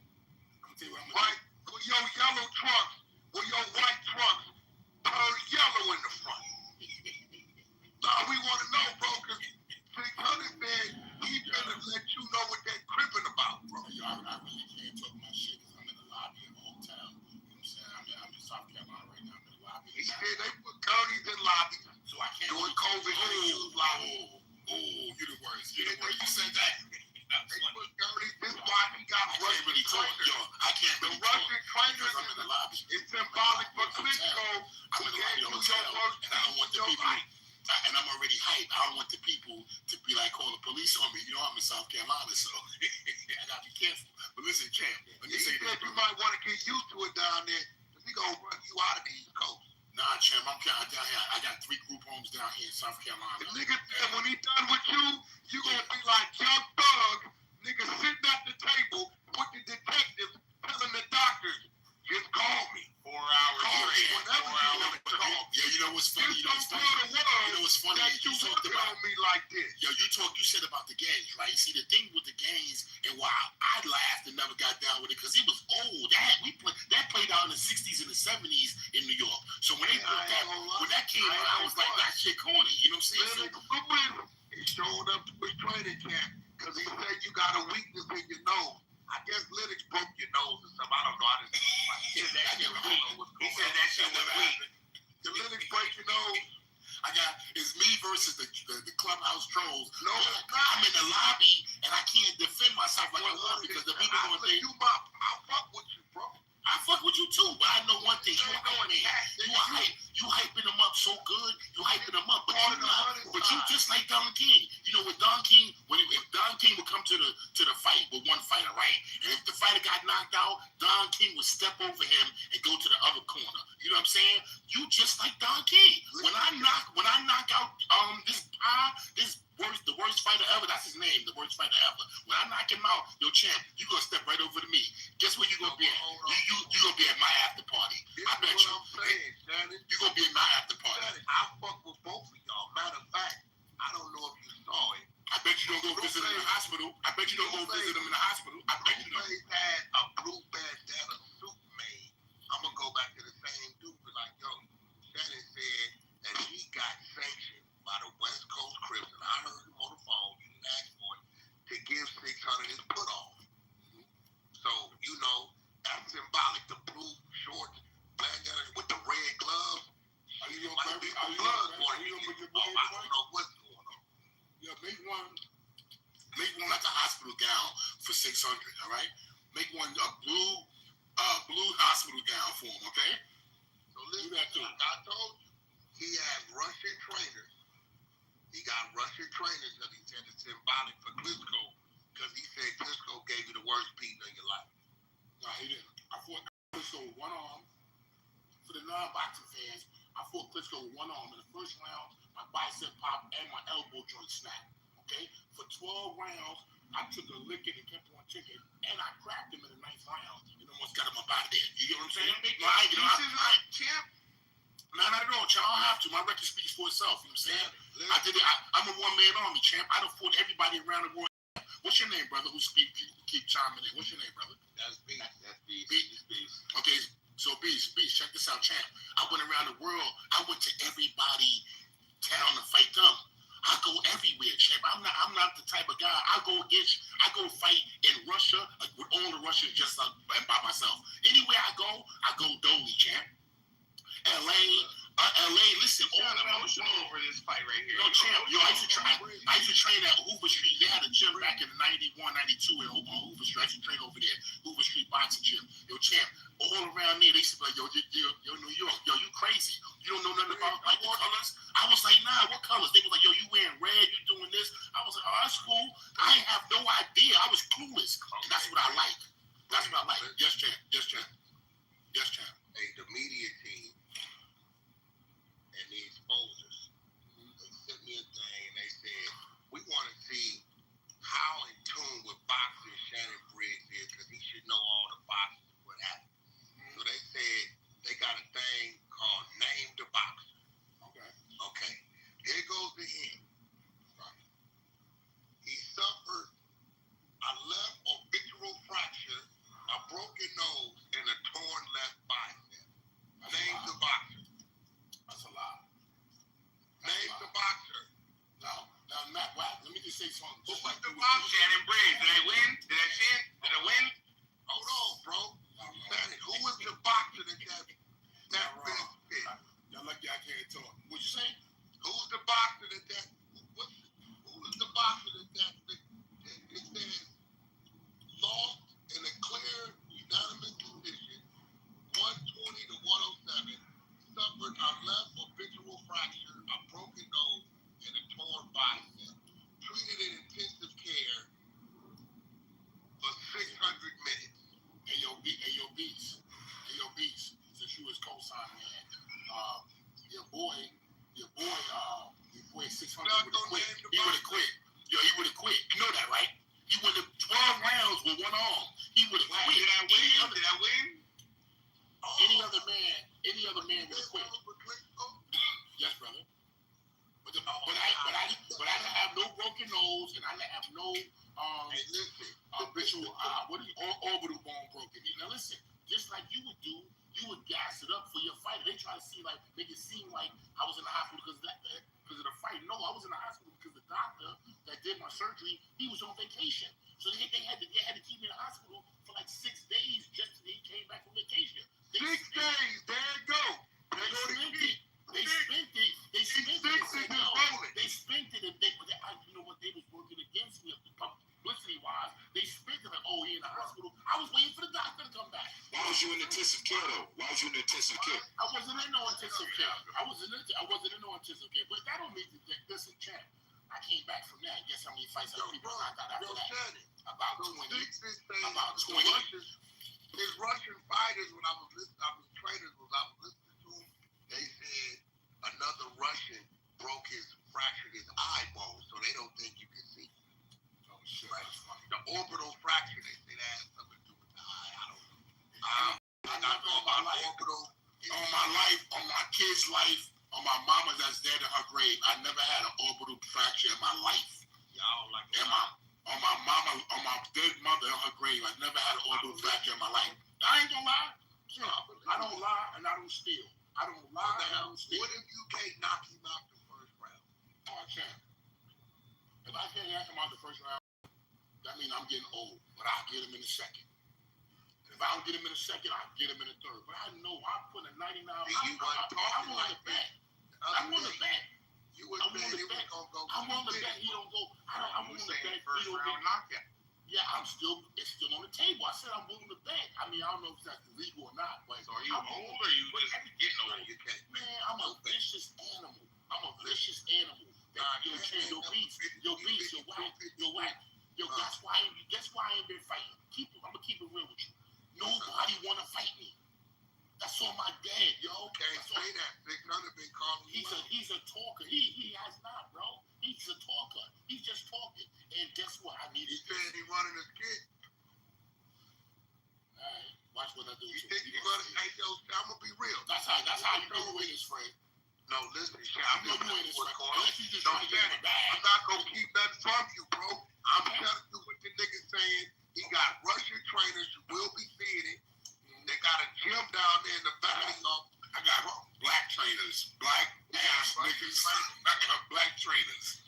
Yeah, he got Russian trainers because it's symbolic for Klitschko. I got black trainers, black men, strong black men. Oh, you should see my trainers. We vicious, and I don't even need a trainer. That's how. Listen, when the bell ring, I'm coming across the ring flying. Like Superman, like the black Superman. Niggas said y'all can do MMA if you want to, no show. Ain't no wrestling. We just gonna do some boxing. We gonna do some regular boxing. I'm gonna hurt him. If I give him breakdown, I don't want to sound like a bad person. I don't want to kill a man. I just want to hurt him badly. For all the kids that look at him and say, "Oh, he on the internet talking, snitching, talking to cops, and always telling on people," I might as well do it. Big Turner ain't never told on nobody. Man, first of all, he not even no gang member. He's a square, Hollywood square. You know what I'm saying? He's gonna put that jacket on somebody when you don't even know him. First of all, listen, I don't know him. I can look at him and tell he's a snitch, and I can look at him and tell I'm 53,000 years old. Yes, because I'm that experienced. I'm from Brownsville, Brooklyn, the street. Can you give us a couple from Brownsville that you looked at and you knew they was a snitch? You got some names, a couple maybe. Yo, Champ, we don't do none of that in Brownsville. Just know this. Your guy, Mike Tyson called 600 yesterday and endorsed him. We got content. Yeah. I don't believe that. That's a fact. You know me and Mike go back. We know we Mike go back. Mike can never do that to the field. I'll tell you right now. Me and Mike had our little couple. Yeah, Mike can never go against Brownsville, as I never go against Mike. Oh, no. He just told 600, you got this in the bag. I believe you're the better fighter. Nah, he wouldn't do that. And train hard and go. First of all, he knew he'd be lying to himself, and he wouldn't do that. Mike don't lie like that. Mike wouldn't say that. Mike don't be. Mike can tell you. He's gonna tell you, hey, you're whack. Shit, Shannon gonna hurt this guy. I'm just telling you what. For all you people in Clubhouse that's rooting for this pie, he's a pie. He's a pie. A pie with shit in it. A shit pie. That's what he is. He's a pie with shit in it. So how do you see it? You see like you gonna go to the body or you just head hunting? If I want to punish him, I'm gonna go to the body. You know what I'm saying? But if I just want to get him up out of there, which I think I'm gonna do, there's more chance that I'm gonna do that. I'm going straight for the head. Right hands, hard right hands down the pipe, the arms. You know what I'm saying? Hard, vicious right hands. I'm talking about I'm talking about, I'm shooting like a bullet. I'm talking about, man, I'm serious, champ. And then I'm coming with left hooks so hard. You're going to see, like Roy Jones, champ. Roy Jones mixed with Joe Frazier. So what about that injured rotator cuff that everybody been telling them? Man, hey, yo, whack.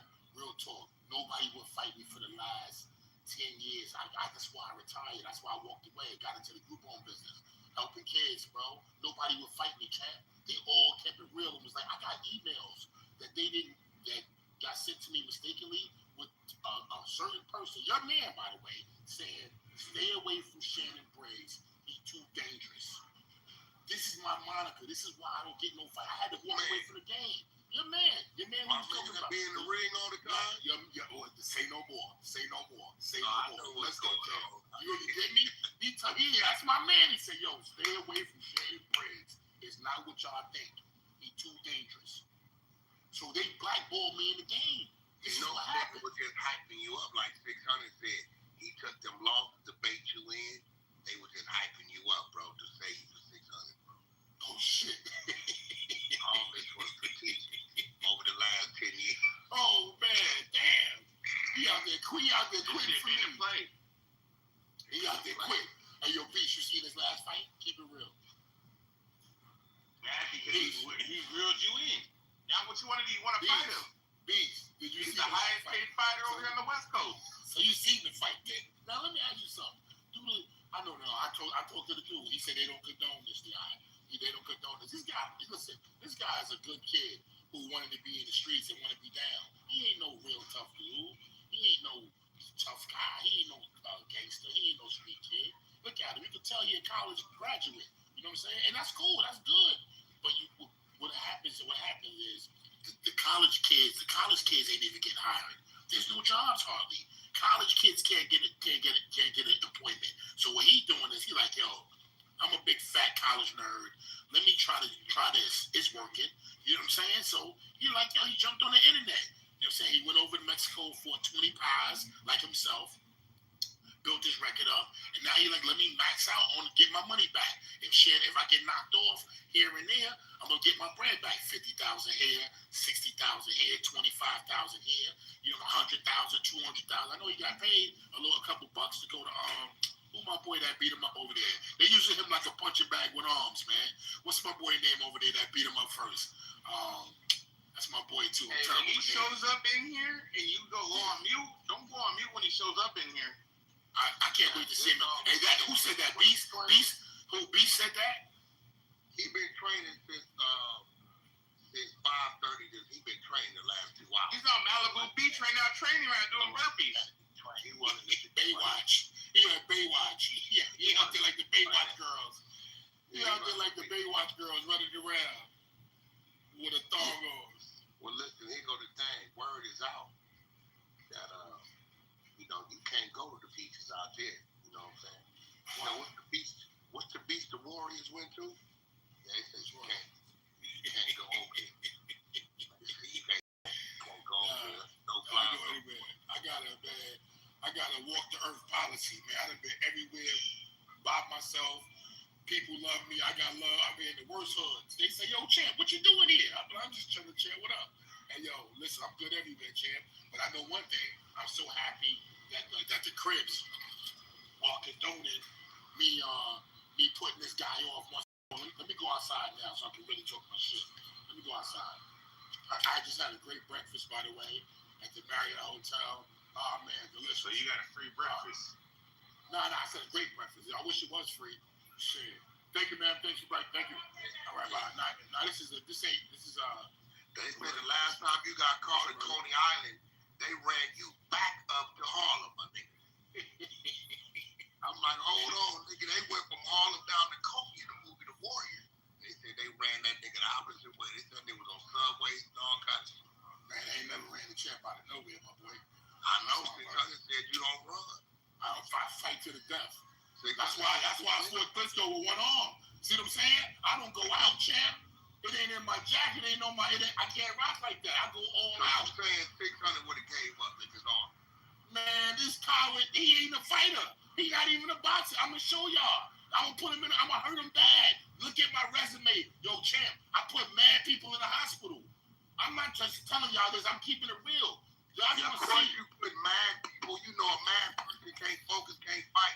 But I put a focused person, a calm, laid back Mad like that, champ. Not mad. It's slang. with mad people. Yeah, I mean slang for a lot. Slang for a lot. You know what I'm saying? Talking about Slang you know, for a a mad lot. person can't focus. No, you know what I meant. Yo, you the best. Yo, you the best. Yo, you crazy, son. What the cover? You crazy, son. You really crazy, son. For real, you really crazy, son. You really crazy, son. Dead ass. You really crazy. What up? You really nuts, Chad. You really crazy. Now listen, for real though, we want to know beforehand. Yes, sir. Say something to put you on your pocket. However it happens. If it happens. Impossible. What's going to go through your mind, bro, if you just happen to drop? Man. Let's say you can. I believe you'll get up. I couldn't even imagine that happening, broski, because I already see red right now. I already see red. Everything I see is red. So when I just the thought that you talking shit, he talking shit is making me so mad. I just see red, and you know what I'm saying. So I just. I needed this, champ. I'm hyped up because nobody will fight me. Down there, he said, pull up on me. I went down there. And I came in, I'm like, he was shivering. He said, yo, you think I'm gonna make it? He told you, he was shaking, shivering. He said, you think I'm gonna make it out of this one? Nah, bro, listen, bro, this all I'm saying. You said you gonna get a good payday, champ. You just like Don King. You just like Don King. Go ahead. He opened up the punching bag, bro. Yeah? What'd he do then? He opened it up, my nigga, bro. Oh, okay. Bro, hitting that motherfucker, he opened it up. I said, oh, shit. Yo, champ, I've been hit by the hardest. You know George Foreman hit me, champ. I've been hit by the hardest fighters, champ, and nothing happened. When he hit me, I can't feel what George hit you though. Unreal. And I stood tall. Yeah, crazy, champ. Like crazy. Like get hit with a bat. George was 50 years old when he hit you. He was so almost, but he hit so hard, champ. It was unreal. I'll keep it real with you. Average human would have whack. Average human would have quit. I was 25 years old. They would have quit. I was a young boy, 25. But guess what? My mom just died. My mom's died before the fight. So I was like, damn. I was crazy. Your mom's died. You know what I'm saying? Nothing could knock me down. Any other time, I probably would have got knocked out. But my mom's died. Yeah, I got the title in my house. You see it. When I see you, I'm going to bring the belt. Yeah, that's crazy. When I see you, I'm going to bring the belt. You're going to see the belt that Jack Johnson had. He was like 40 something. Yeah, it don't matter. He could have been 80. He hit so hard. Nah, that's still, hey, look. What's up, nigga? Niggas still getting by this shit. Watch what I do. At 50, I'll be 54 by then. Watch what I do. I hope y'all like to see bad shit happen to people. Because that's what's going to happen. Bad shit's going to happen to them, champ. No, that nigga said, bro, that nigga ain't going to be able to hit me. He said his footwork is impeccable. Not his footwork. They got feet like Ali, huh? Definitely said he's dancing around it. Yo, y'all the best. Man, you got a co-signer with your boy right here. Your boy Beast, that's his name? He a co-signer. Oh. Your boy. No, 600. He watched box. I wish I had a picture of him. I'm gonna make a Fantasy Island with you as the Beast as the other little dude. I wish I had a picture of him, man. I better not find a picture of you. I'll send you one. Please, baby, please, champ back. Please, champ back. Please, champ back. Send me something. Hey, bro, that's a good phrase to coin. That champ back shit. That's your shit. I fuck with that phrase. Yeah, man. That's it for the women, man. For our beautiful queens, our beautiful women. You know what I mean? George was 48. Yeah. You was 25? I was 25, man. I was a young kid, but my mom died, and I was like, fuck that. You're gonna have to kill me, old man. You heard? So, you know, it is what it is. And I take pride in that because I stood up. And more black men and young kids, like more black young boys, got to stand up. Stop killing. Stop bugging out. Stop calling each other nigga. Stop doing dumb shit, going to jail. Just being, once you get a felony, it's almost a wrap for you. It's almost a wrap for you. So my thing is, yo, we don't need to be calling each other nigga. We don't need to be calling each other girls, calling each other, hey, that's my bitch, hey, bitch, and all that other shit. Nah, we got to clean up ourselves, y'all. We got to clean up. And that's why I'm glad that, and I appreciate you, Wack, for letting me have a voice to your audience, whether they like me or not. Y'all ain't got to like me. But when I hey, Shannon, if you win, we got a bitch that's gonna, she gonna pop her shit on you, and she might, man, like, don't call a woman a bitch, man. Don't do that, man. Don't do that, man. Don't do that to the sister, man. Don't do that. Don't do that. Don't do that. You was 227, and y'all both 6'4". Yeah. You was 25, 11 months. You was 48, 6 months. Yeah. You was 29 and 1. So that nigga, this kid had 76. Yeah. 76 and 4. So he had almost 80 fights. Yeah. You had 24 KOs. He had 68. Yeah. Y'all was both orthodox. Yup. You was number 20 ranked. He was the heavyweight champion. Yup. Results. I got the belt in my living room, champ. 100 the belt in my living room. 116, 112. The linear heavyweight champion of the world. You got 114, 114 was 8. It's all good, all right, man. I got it was a close fight, champ. You know, fans of Asia say he won. I didn't realize Foreman was from Houston. Damn, we got paid $5 million. They paid you $400. Yeah. What did you get paid after that? When you got the belt? I made $2 million to fight your boy Lennox Lewis. How long did you have? And you lost the belt in that fight? Yes, sir. How long you had it? I had it a year. I lost it a year later. I lost it a year against Lennox Lewis, which again, one of the greatest heavyweights to ever live. You know what I'm saying, champ? And you know what I mean? Lennox had the perfect balance. He was strong. Yeah. He was tough, but he was smart. That's a fact. That's a fact. Yeah. That's a fact. What's up, champ? How you doing, guys? Good to see you, champ. Yeah, let's go, champ. Ask them. Do they think Big Brother gonna whoop you? I believe they go. Nah, they some older brothers, and I know they never heard of this pod. They never heard of this pod. You know what I'm saying? For real. Now, there's some older brothers and sisters. You know what I mean? But yeah, champ, man, this gonna be a nice little beat. You ready for the promo? Oh man, I'm ready for the first press conference. When we having the press conference? I hope you're ready for it. Well, moving forward, I'm sending the dude up there next week to get all the get y'all. You know they gonna have to. You know they got it. Y'all niggas gotta do y'all exams and all that. You know that. Yeah, we need a contract. Let's get a contract. Let's get a bond agreement going on. Let's get a bond agreement first. Let's get it cracking. Let's get it popping. Let's get it snapping and popping right now. I don't want to play around. I want to hurt this man. You know what I'm saying? I'm telling y'all right now, this is gonna be his last fight. If he don't quit, you can't make a man. You can't beat the hell out of a man if he quit. If he go down, he be like, nah. He gotta really want to win. He gotta believe in himself. He gotta be able to say to himself, yo, I'm gonna get him. Whether we fight hard for 10 rounds or 12 rounds, whatever it is, he gotta believe. I can't hurt you if you take a dive, and you can't hurt me if I take a dive. If I die, you know what I'm saying? So it gotta be a fight where people really want to fight. I really want to fight. Dump truck. Dump truck, come on up here. Dump truck down there, he Shannon Briggs man. He said, who has faith in 600, aka Buster Douglas? That's right. Dump truck, what's up, dump truck? What's going on? What you think? What's up? You don't think 600 got a chance? Nah, hell nah. And hell. You a funny nigga. That Buster Douglas shit's kind of funny. I had to bring you up. I ain't gonna even lie. Where you from, dump truck? Oh. What part? Tulsa or what? Oh, shit. Okay, see?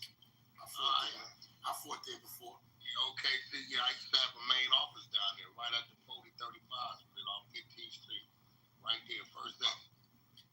Yeah, wow, what's your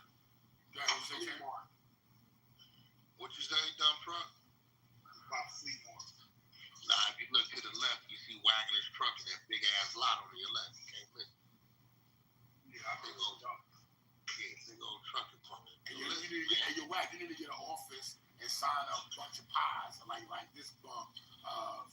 They'll sign, get an office in LA, and they come signing up. You just get them beat So up. I ain't gonna lie, right? I go in there, right?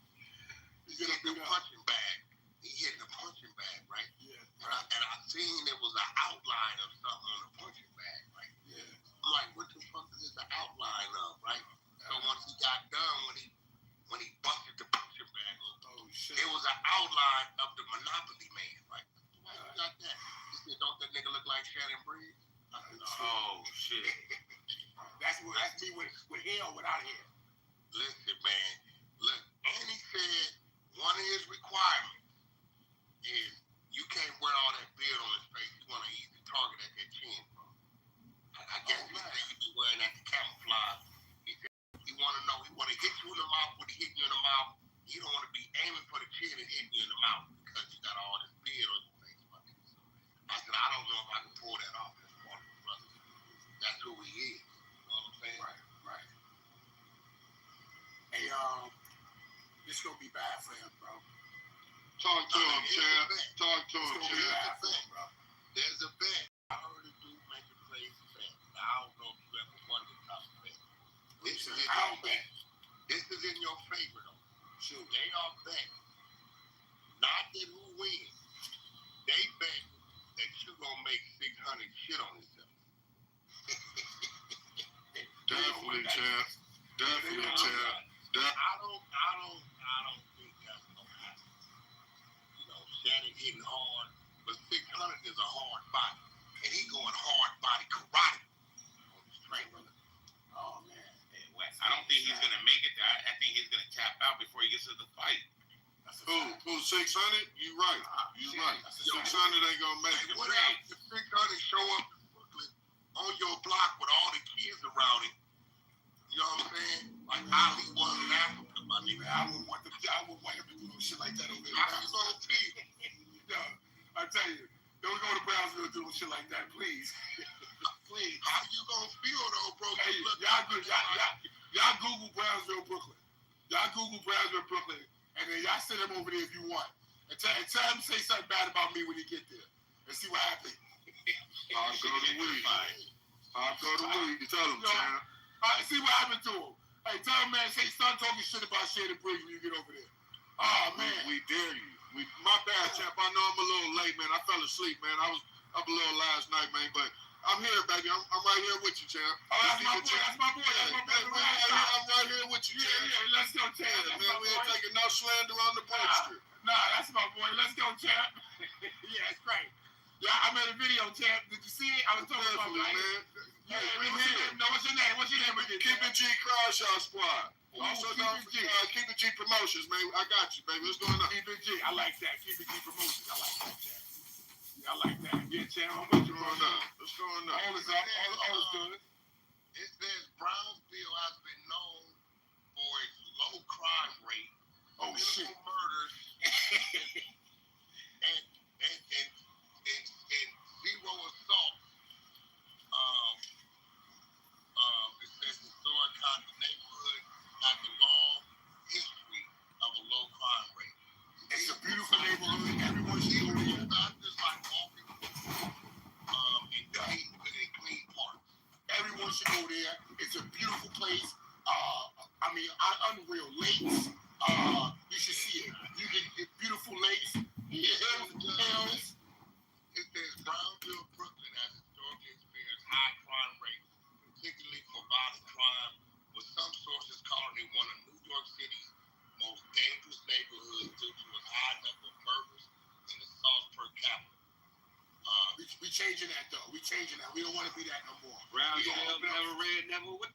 I'm opening up a gym in Brownsville. And we're gonna turn all these young men and women into boxers. 73rd precinct. What the fuck is that, bro? Oh shit, too funny. 73rd precinct. That's their precinct right there. Oh, that's precinct. That's why you're talking crazy.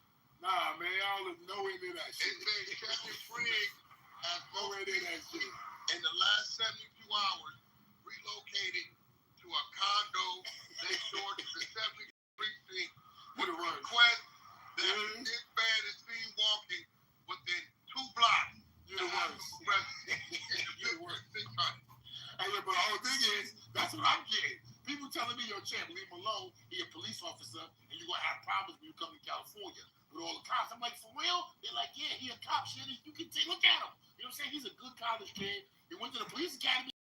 I'm like, and listen, I'm not against law enforcement. That's a good job. You say, get a job. If you can get it, get it. Don't be a crooked cop, but be a cop. Why not? You know what I'm saying? But he's not even a good cop. What he's doing is he's baiting in kids to watch him talk about gang shit. That's not good for the black community, bro. It's true.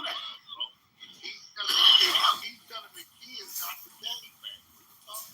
No, he's not. No, he's not. Yes, he is. No, he's not. No, he's not. He's telling the kids all these dudes that y'all look up to is rats. They not who they say you are. Not gang bang. 600 ain't never told on nobody. He told on I don't even get into that shit because I'm too old for that shit. Nobody. But what's the boy name that's in jail? He in jail now. But I will say this. The West Coast is leading. The West Coast is leading in the drama, the gang talk, and the gossip. The West Coast is leading it. It's winning hands down. Yes.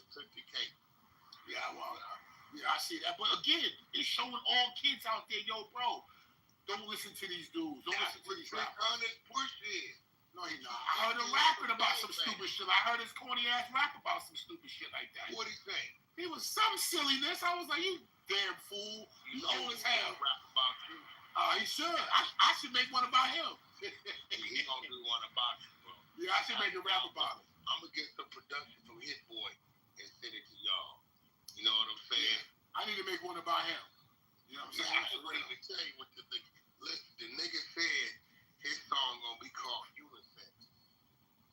Yeah. Because he said Shannon is a unisex name. It could go both ways. Oh shit, that's too funny. The nigga said, bro.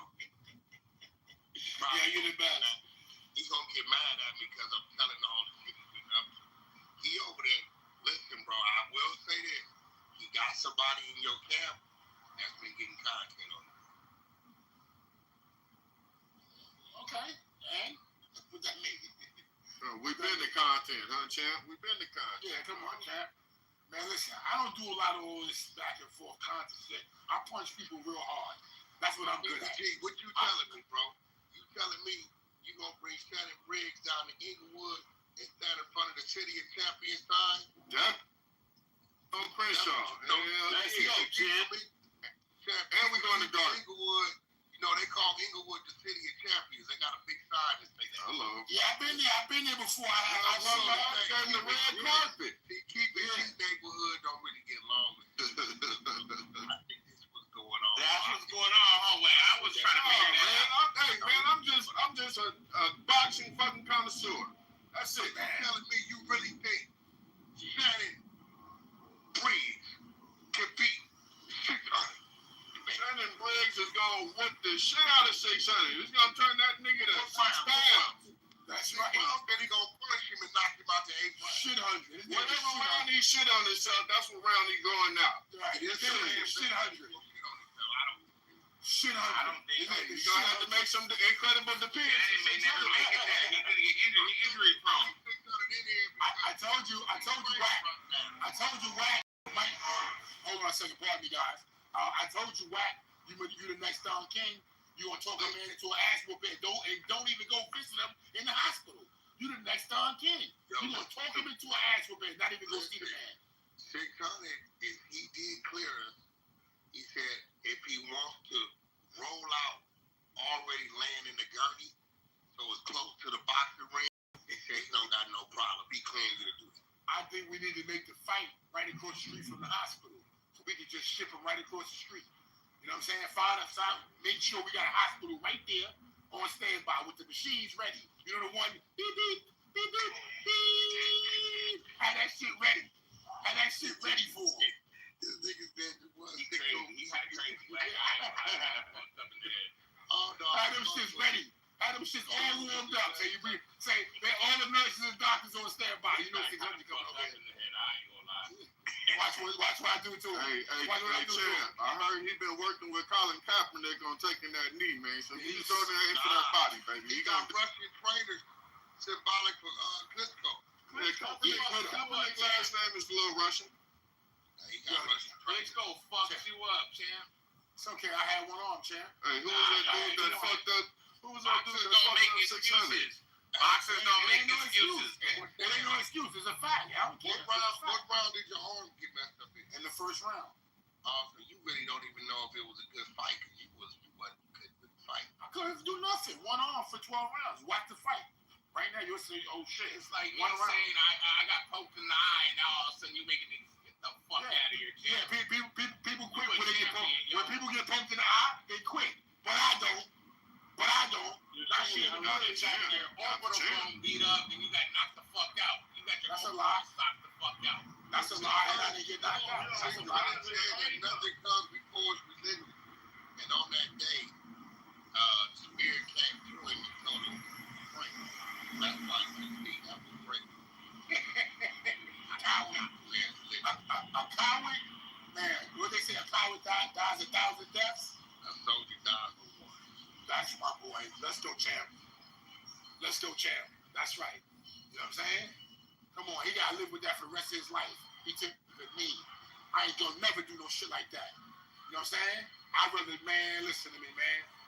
I'm going out like a no-limit soldier. No-limit soldier. I'm going all out. And what round it was, you almost dropped him with that one arm. When did the 8th or something? Yeah, the 8th, something like that, caught his ass. Now. Houston riding with us too. And if I could have brought that left hook back, y'all, I would have got the title again. 3-time heavyweight champ of the world. 3 times. Ooh, 3 times, huh? And, you know, that's all good, champ. I'm happy with 2. First of all, I'm happy with 1. I was a homeless kid, y'all. Homeless, living in the streets, and I went into the boxing gym, and it changed my life. You know what I'm saying? So think about that.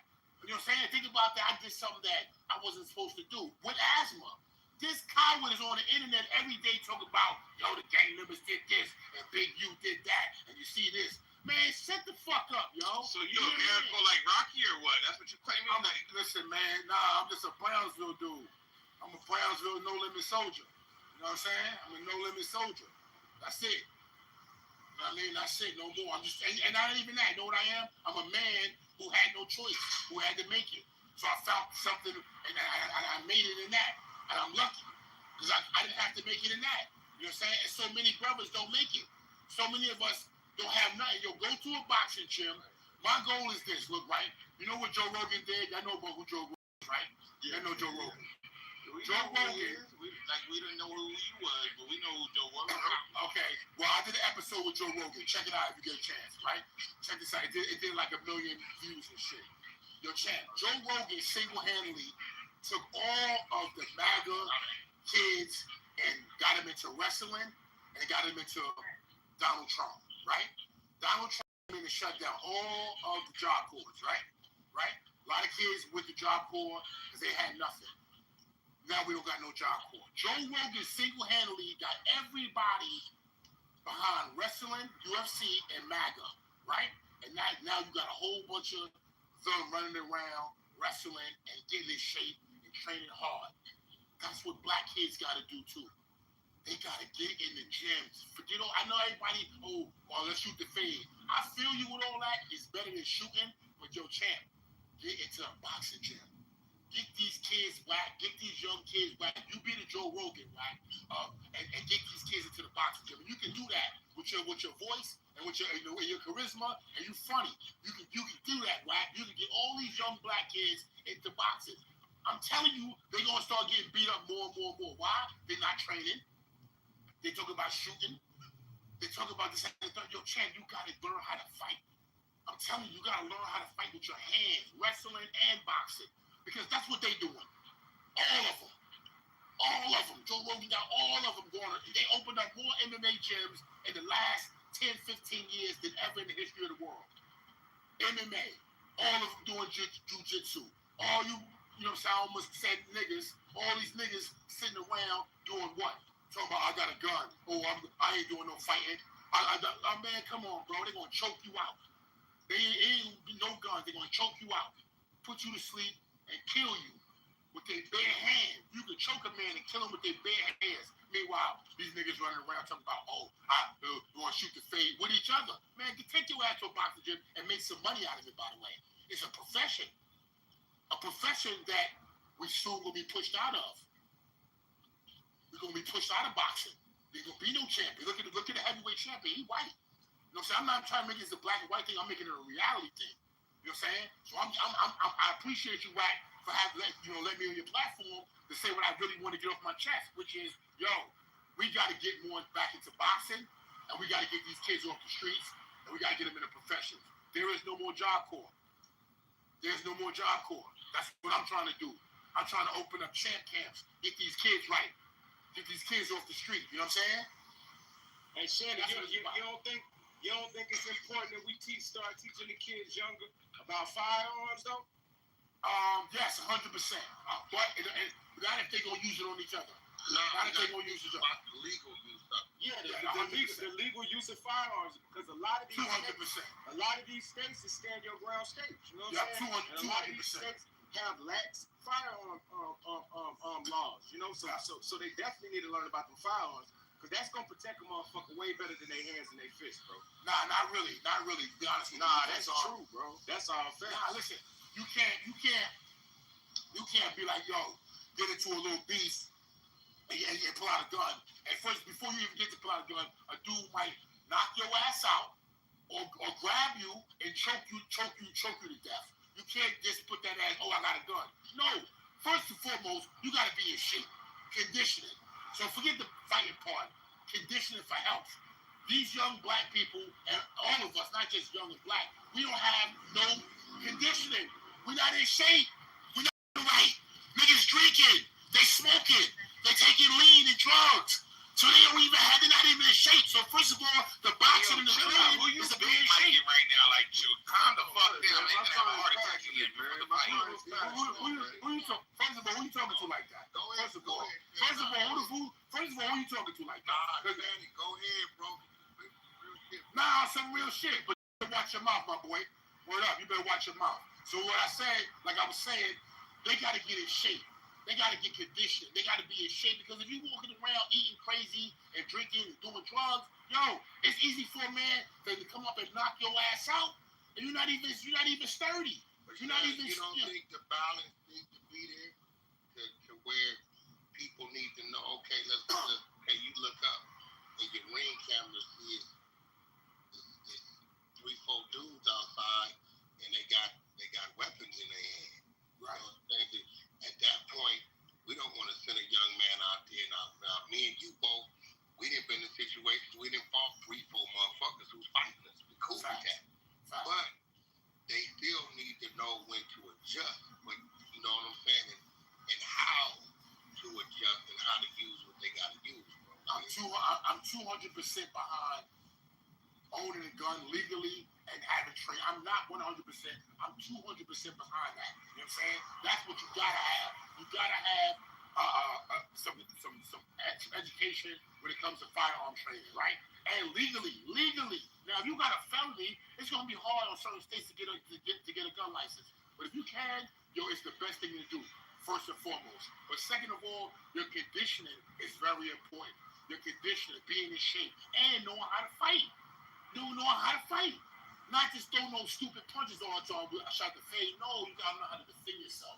As a man or a woman, you gotta know how to defend yourself. And you know what I mean? It's a lot going on, champ. But you got a platform for real, Wack. So you, like Jordan, like Joe Rogan did, you could do the same thing for boxing. You know what I'm saying? Listen, man, I'm gonna tell you, this is all I'm gonna tell you. My girl went shopping the other day. She brought 1, 2, 3, 4, 5, 6. She brought 6 items. Now, I ain't gonna lie, Shannon. My woman fine as a motherfucker, respectfully, right? What you think the 6 items was she went and brought? I'm gonna tell you what it was. Sure. 2 Rugers, 3 boxes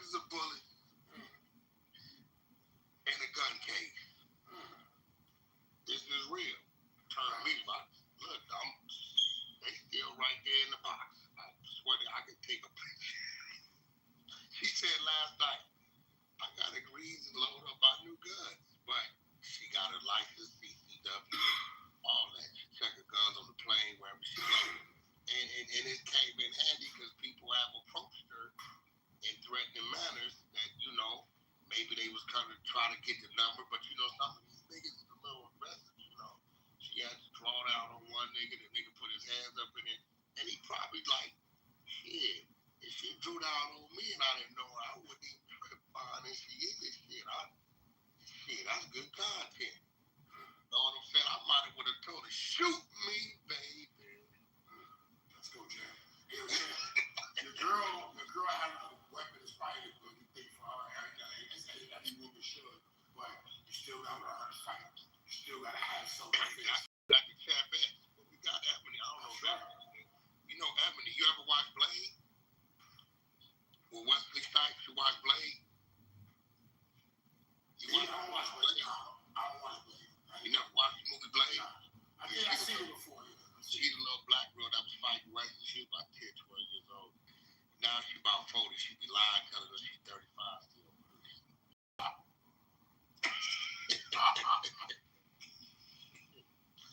But we got Rue. Like Rue's a fighter right here. Now Rue, probably somebody you'll love to train because Rue about 5'9", 5'10".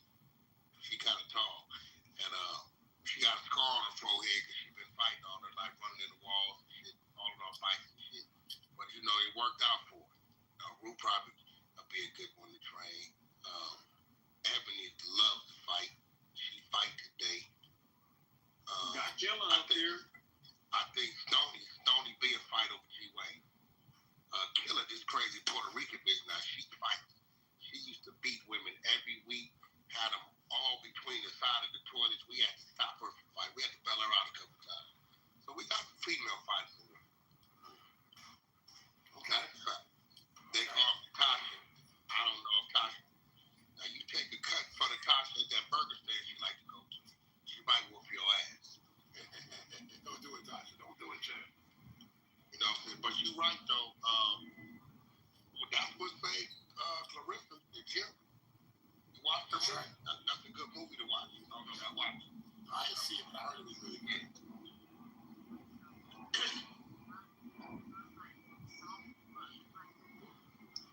Yeah, you heard. She said these kids ain't fighting like no females.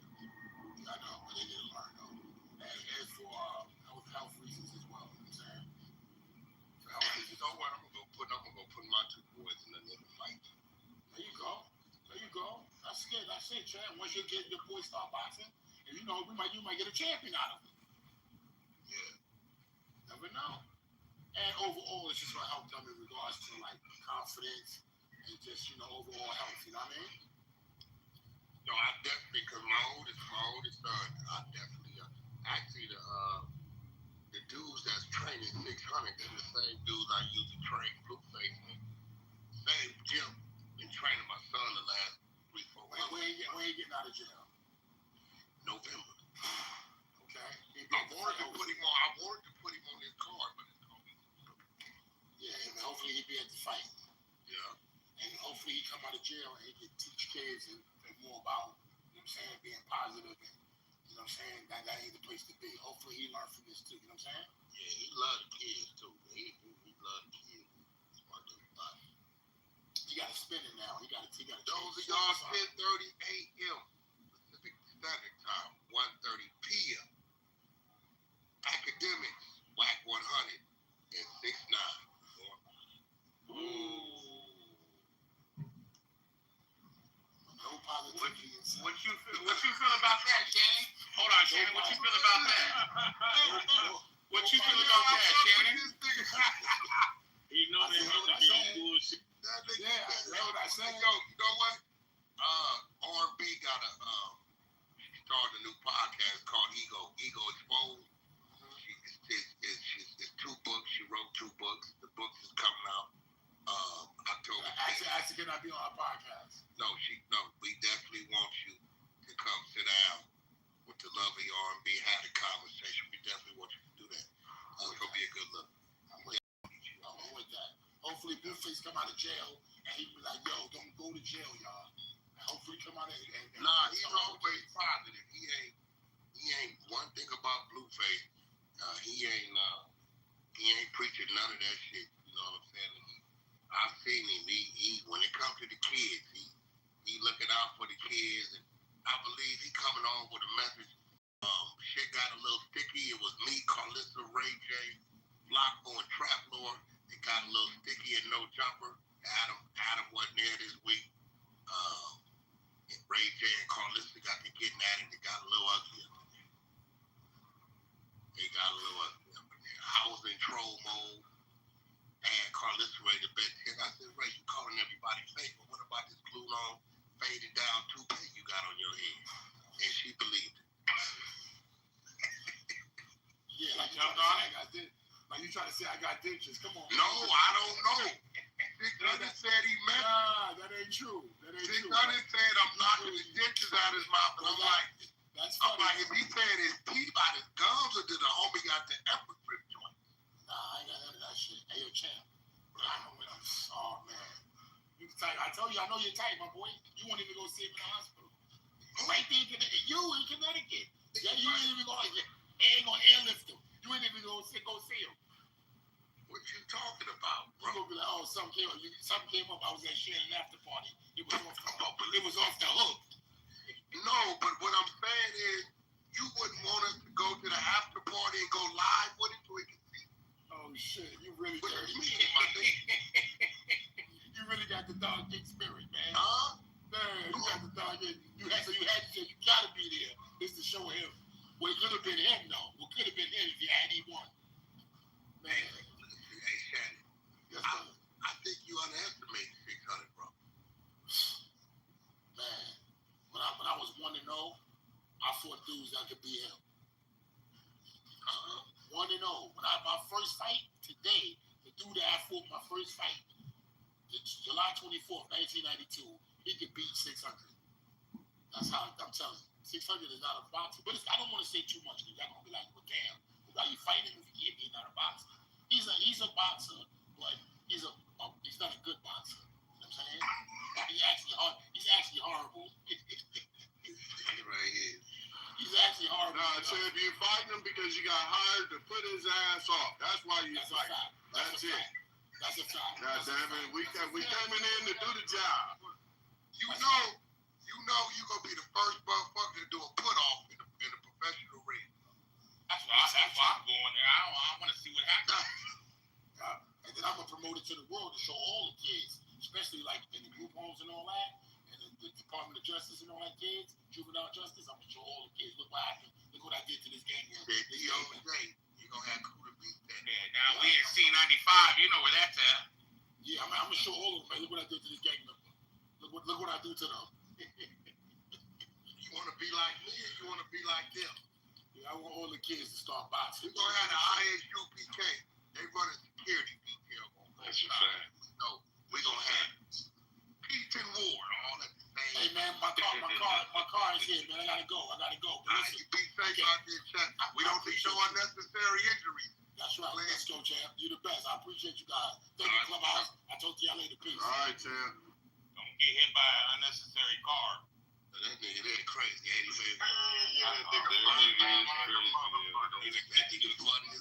controlled him all day, but it's like, nah. No, he was cooking. He was on They be doing that when they serious. He really passionate about what he want to do for the kids in the community. He ain't lying. Little niggas out here. I seen a little nigga y'all had on here screaming the other day. I don't know where that little nigga from, St. Louis or something. He's screaming. He telling the nigga, we just shot at you, nigga. We just shot at you, nigga. Nigga, we did this. I said, yeah, these little niggas is going crazy. They don't know what the fuck.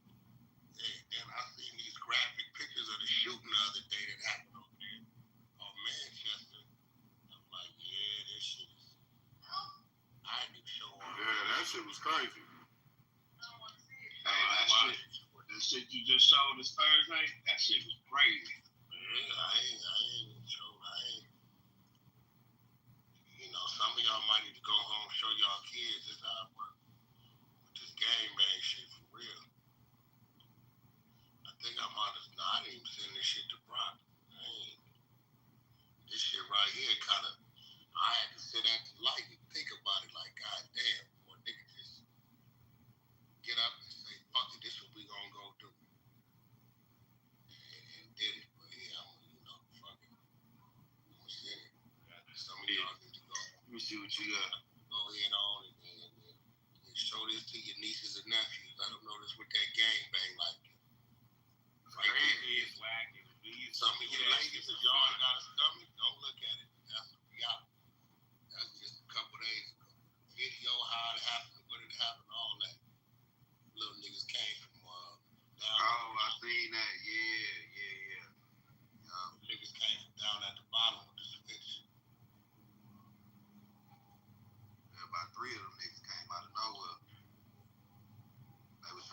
triple smoker or something. Yeah. Niggas came from this. Oh, you got the full video. You know, I got everything. I've been at. Yeah, I've only seen it stopped at the point where they started buzzing. Oh no. Oh, they hit him off the rip. He was the nigga that got head tapped. Yeah, he got head tapped. Oh, so real. Smoker got hit too. Yeah, they said 5 of them got hit. They all got hit.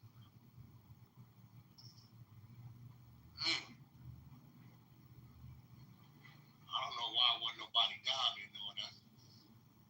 They came in off of 85th, looked like right there. Yeah. Yeah, they say that's been going on. Them niggas been going back and forth. And they double back. And see, that's why you got to watch being in niggas' hood. They double back, caught a nigga that wasn't from over there. Nigga way from Long Beach. Caught him over there in Downton. Want to retaliate. I seen that. Yeah, see that. They say he wasn't even a member. He wasn't that nigga from Long Beach. Nigga, that nigga way out. They say he was banging, but he ain't had nothing to do with it. It was way out. 35 minutes away.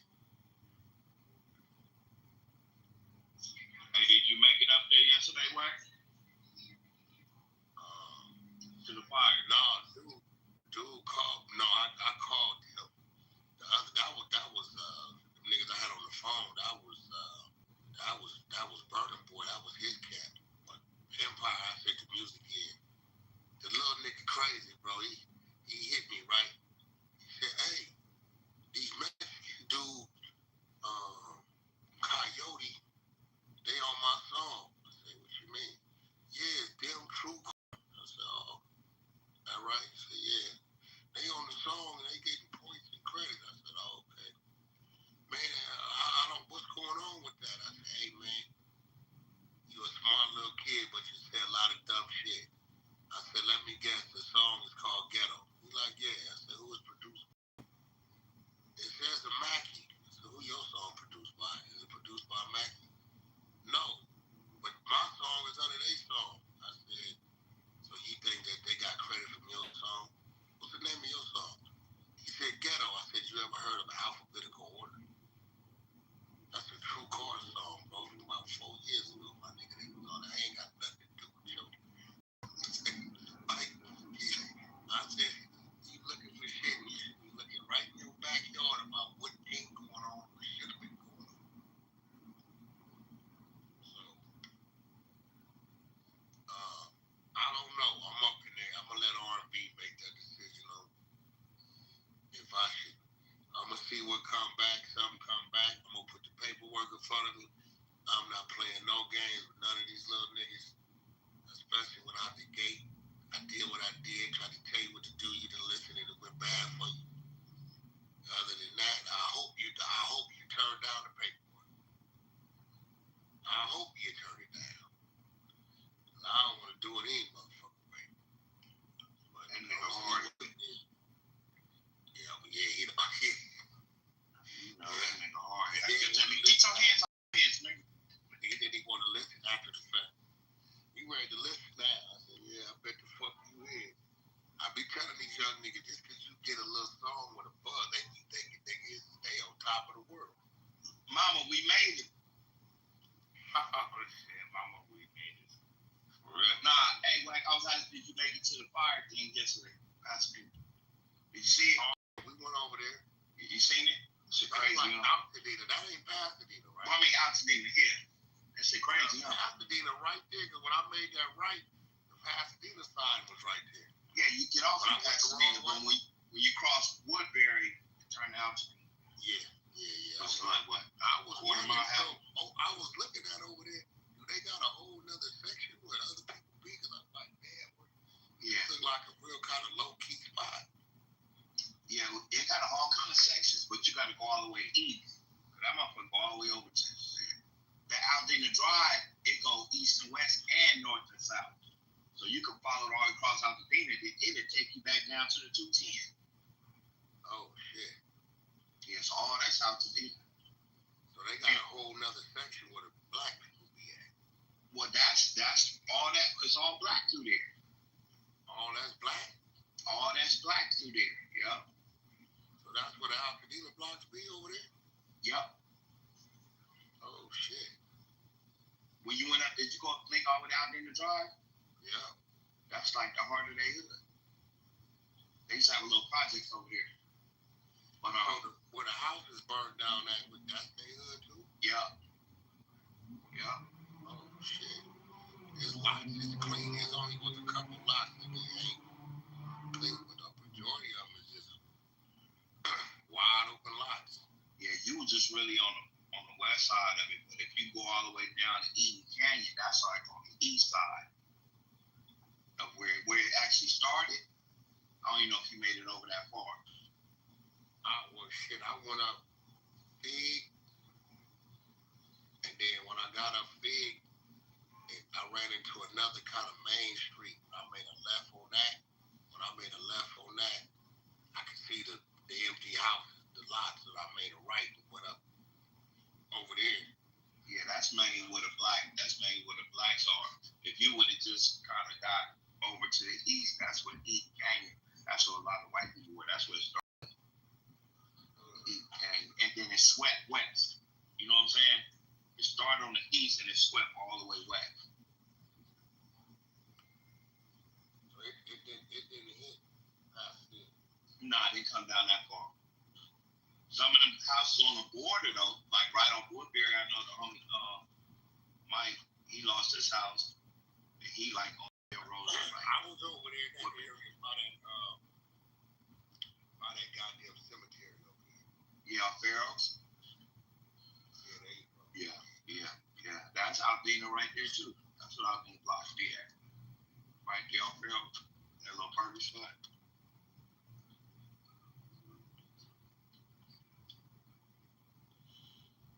Yeah.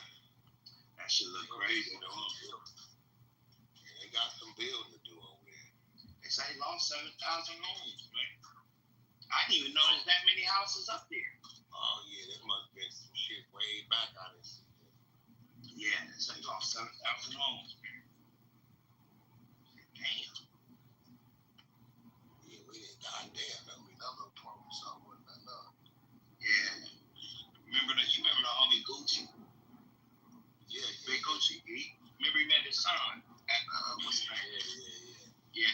He lost his up there. He lost his low rider and everything up there. Oh wow. Yeah. His Harley. Yeah, I think he put that shit on the internet. I remember somebody putting their Harley and low riders and shit that burned down. Yeah, it was a lot of them up there. A lot of niggas that ride with the car clubs lost a lot of their shit too. There's a lot of cars up there, man. If they say I learned some history on this shit, they be like, man, Altadena is one of the biggest black communities where motherfuckers is doing all right in the country. Didn't know that. Oh, I didn't know that. I didn't know that either.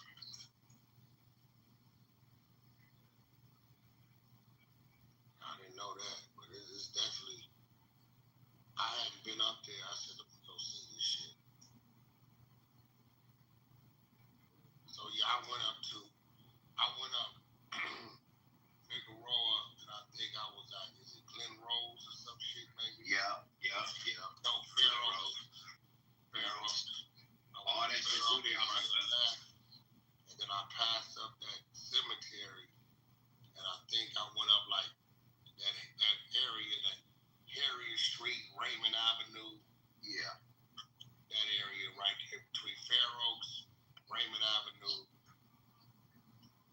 Harriet and Mariposa. I was like in that area. Yeah. It goes way back. It go back east. You gotta go like you was on America. You gotta go past Lake and all that shit where it actually started. Yeah, like Altadena Drive, Washington, all up in there. Yeah, you got a little more east. It's about a couple more miles. You would see some more shit going east. Yeah. On the west, that's like where you was like the hard water blacks is at.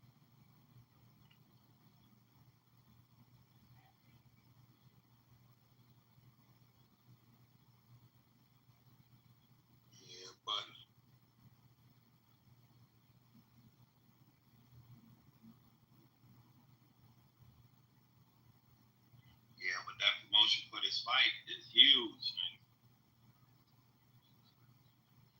It's gonna be the 100 side cruise, nigga. Everybody talking about they going.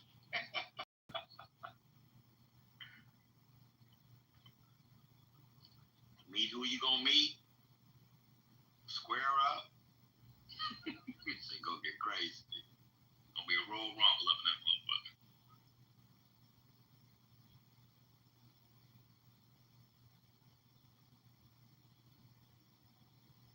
Don't come playing though.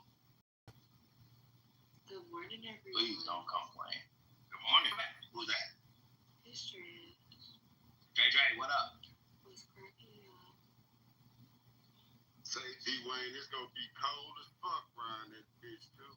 I tried to, claim my shit with Wack. Wack told me, nigga, you act like we gonna be outside. Nigga, we in the building. I said, all right.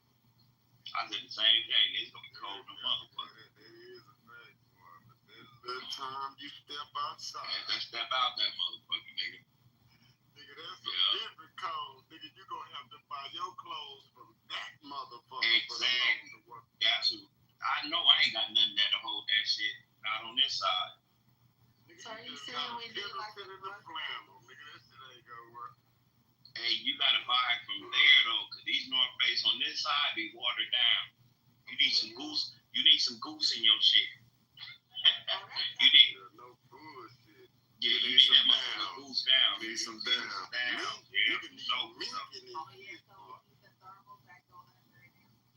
the full body thermal. Listen, I don't play with cold. I can't do cold, bro. That's one thing I can't. That's how I know y'all young. We used to call them long johns, niggas. Long johns. They call them thermal. When they start selling them at the swap meet, and when people start wearing them to parties and shit, they start calling them thermals. That's a fact. Shit, I was younger. They were like, you better put on your long johns, nigga. It's gonna be cold today. Yeah, we still say long johns. No, I used to still wear turtlenecks every night. When it was cold and I was taking the bus to school, my mom was like, you better put that turtleneck on. It's cold outside. And I ain't driving your friend. Yeah, I ever been outside. All I'm saying is that cold air is way different than what you think is here. I ain't never seen double digits, like single digit cold. Never. Not been there anyway. What you weigh when I get up like in the morning at like 2 or 3 and I get ready, like when I gotta go to the office, and I have to be cold as a bitch, bro. Right. You ain't never seen below freezing. I never have. I don't know. Nigga, they out there below freezing, nigga, for like a couple months. Hey, nigga, that's crazy. I found a morgue in that bitch, and that was cold to me. So you telling me it's a negative something? Yeah, with the wind chill and shit, man, them niggas are hit below zero. Nigga. What the fuck? Where you gotta put Vaseline on your face so your face won't crack, nigga. That's that Chicago is shit. that why they really started that? I think that's so bitches would slice my face with it. Shut up, nigga.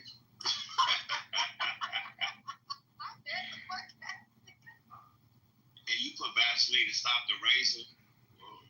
Brutal. Let me enlighten you. It ain't gonna stop a razor. I thought that was from not getting scratched. I thought that's so they slide off of you. Well, that's what I thought. Even then, like scratch, razor, whatever. It's just like it's not that. I know that it won't be that deep. I know a bitch that got that shit, all that shit on her face, but it's not like super deep. But like even then, like nah, I be sliding the fuck down. I'm still not in one of these bitches again. We ain't doing no more fight. Too old, Dre. No, cut that shit out. That's why you got out. That's why you got out, nigga. That's why you live where you live. Fuck out of here. Hey, you see they found 2 people dead over there on Century Lane. Is that what it is? Yeah. Oh, you talking about the old dude and the nigga from Long Beach? Or they found 2 more? No, Century and Maine, they found 2 people in the car. Oh, they found 2 more people in the car. Wow. Nah, I ain't seen it. I just got it. Yeah, I was looking at the pictures in the morning chat. I was like, the fuck? Yeah, you know what point is that? Yeah, they have full blown war right now. It's crazy. Yeah, they've been at it since what 2015. I mean, but you know, it sparks up more and more. You know what I'm saying? Like, you know what I mean? Like, they act right there. They go back and forth. You know what I mean? Yeah. Sometimes it get in the low time, nigga, when it ain't been so hot. Bro, I never realized how close I never knew they was on the east side until I started staying over there. Dangerous towns in the whole nation. Why would you be doing that there? You need to be at the places where it's really war zones. But it's definitely not guns because in New Jersey, it's definitely not guns because in New Jersey it's a police state, and the murder and homicide rate is out of control in New Jersey. But I've lived in Arizona as well, where you can open carry without any kind of permit, and it's the crime is next to none. So I blame the pharmaceutical industry. People are out of their fucking. This is the top 10 cities for homicides according to this link. It says St. Louis, Missouri is number 1 in the country, is the most homicides per capita at 45. So they're doing it per capita, right? So you guys understand per capita. I'm not going to explain it. And then the next city is Baltimore. Then after that is New Orleans, which everyone always says New Orleans is really dangerous. Then it's Detroit. Then Cleveland caught me off guard because nobody talks about Cleveland being dangerous. And then it says Memphis, Milwaukee, Philadelphia, and then Chicago. I know Memphis was on there because Memphis is a war zone. Really? All places where there's less jobs. New Orleans, I mean, it's all, I hate to put it this way, most of the murders in New Orleans is one demographic.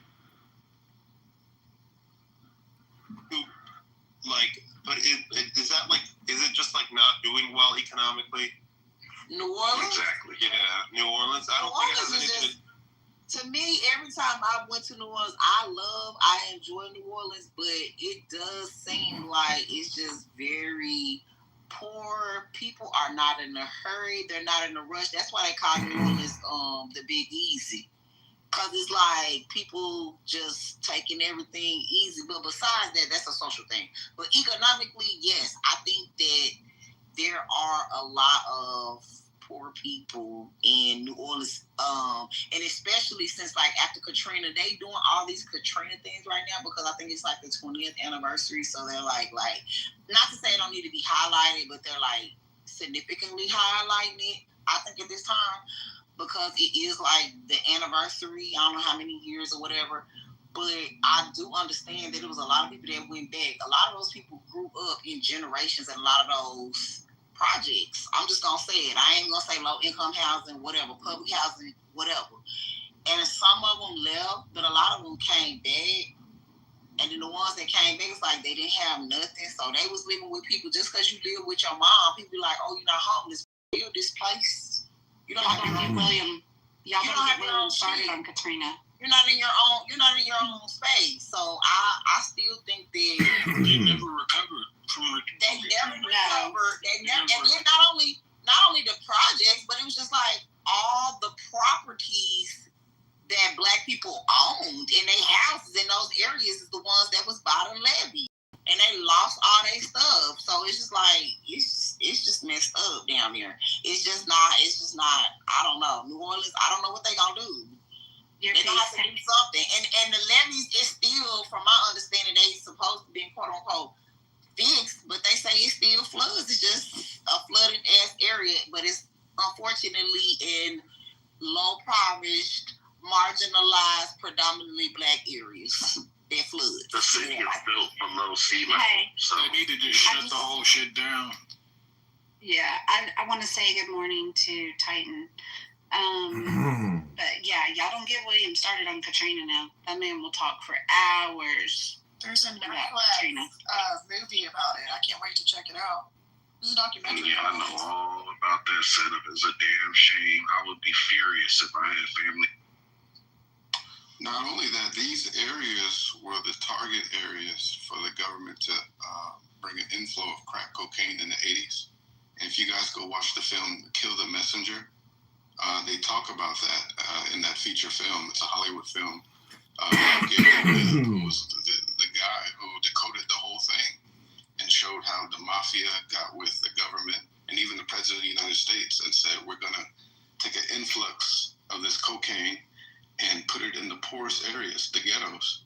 And that's why a lot of people's moms are there, you know, and family members are crack addicts because it was a target, you know, from the Contra Wars and COINTELPRO to put crack cocaine in black neighborhoods. And that's why they never recovered. The film was called Kill the Messenger. So from a solution-based perspective, do you guys think it's and I'm not trying to change this to a Trump thing, but, you know, with him talking about bringing in the National Guard in certain cities like New Orleans, like Chicago, like D.C., do you think that's an effective way to, you know, bring down the crime if he does it properly and then removes them, or what? What's your guys' thought?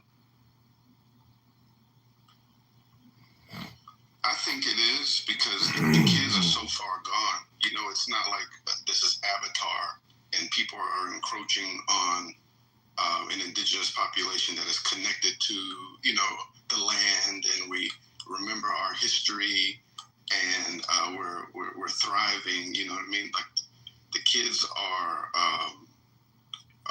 brainwashed, programmed, full of trauma, and they're so far gone. It's like, you know, and we, you know, we tried with Jesus, we tried with the PE coaches and the football and things like that. You know, it's like, and they've got the statistics on their side. You know, that's why white people, when they run to these different rooms, they're the first thing to talk about per capita and statistics, because then with that data, they can then form up militias and form up laws. You know what I'm saying? So they got the data on their side. And we couldn't police these neighborhoods enough, so now they have to come in because the kids are too far gone.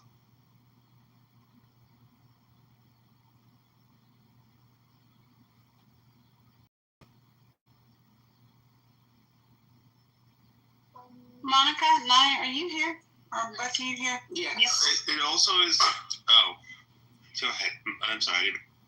No, that's okay. I was just going to ask MG. I wanted to tell you about last night. Can I wave at you real quick? Yeah. Oh. Yes. We'll be back. We'll be right now. Y'all are gonna leave NY over there. Can you make me a mod? I want to be a mod. You guys can go away. You can be a mod in the muff. Sorry. Yes. Monica. No. Why? Are you? Because you don't like it in the muff. I don't hate you. Oh, that's you true. I don't like muffs.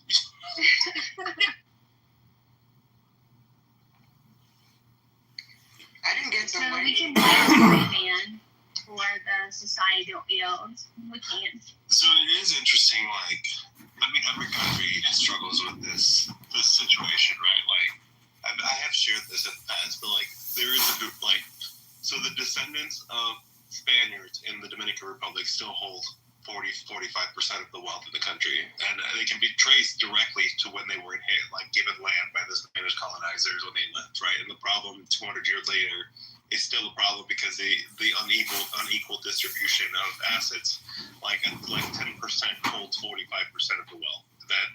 I think sometimes Americans think like this is the only country where this happens. Like the same situation is in the U.S. Like the majority of the wealth in the country is still congregated in the hands of white Americans. Why? Because the government subsidized a lot of them getting land. 97%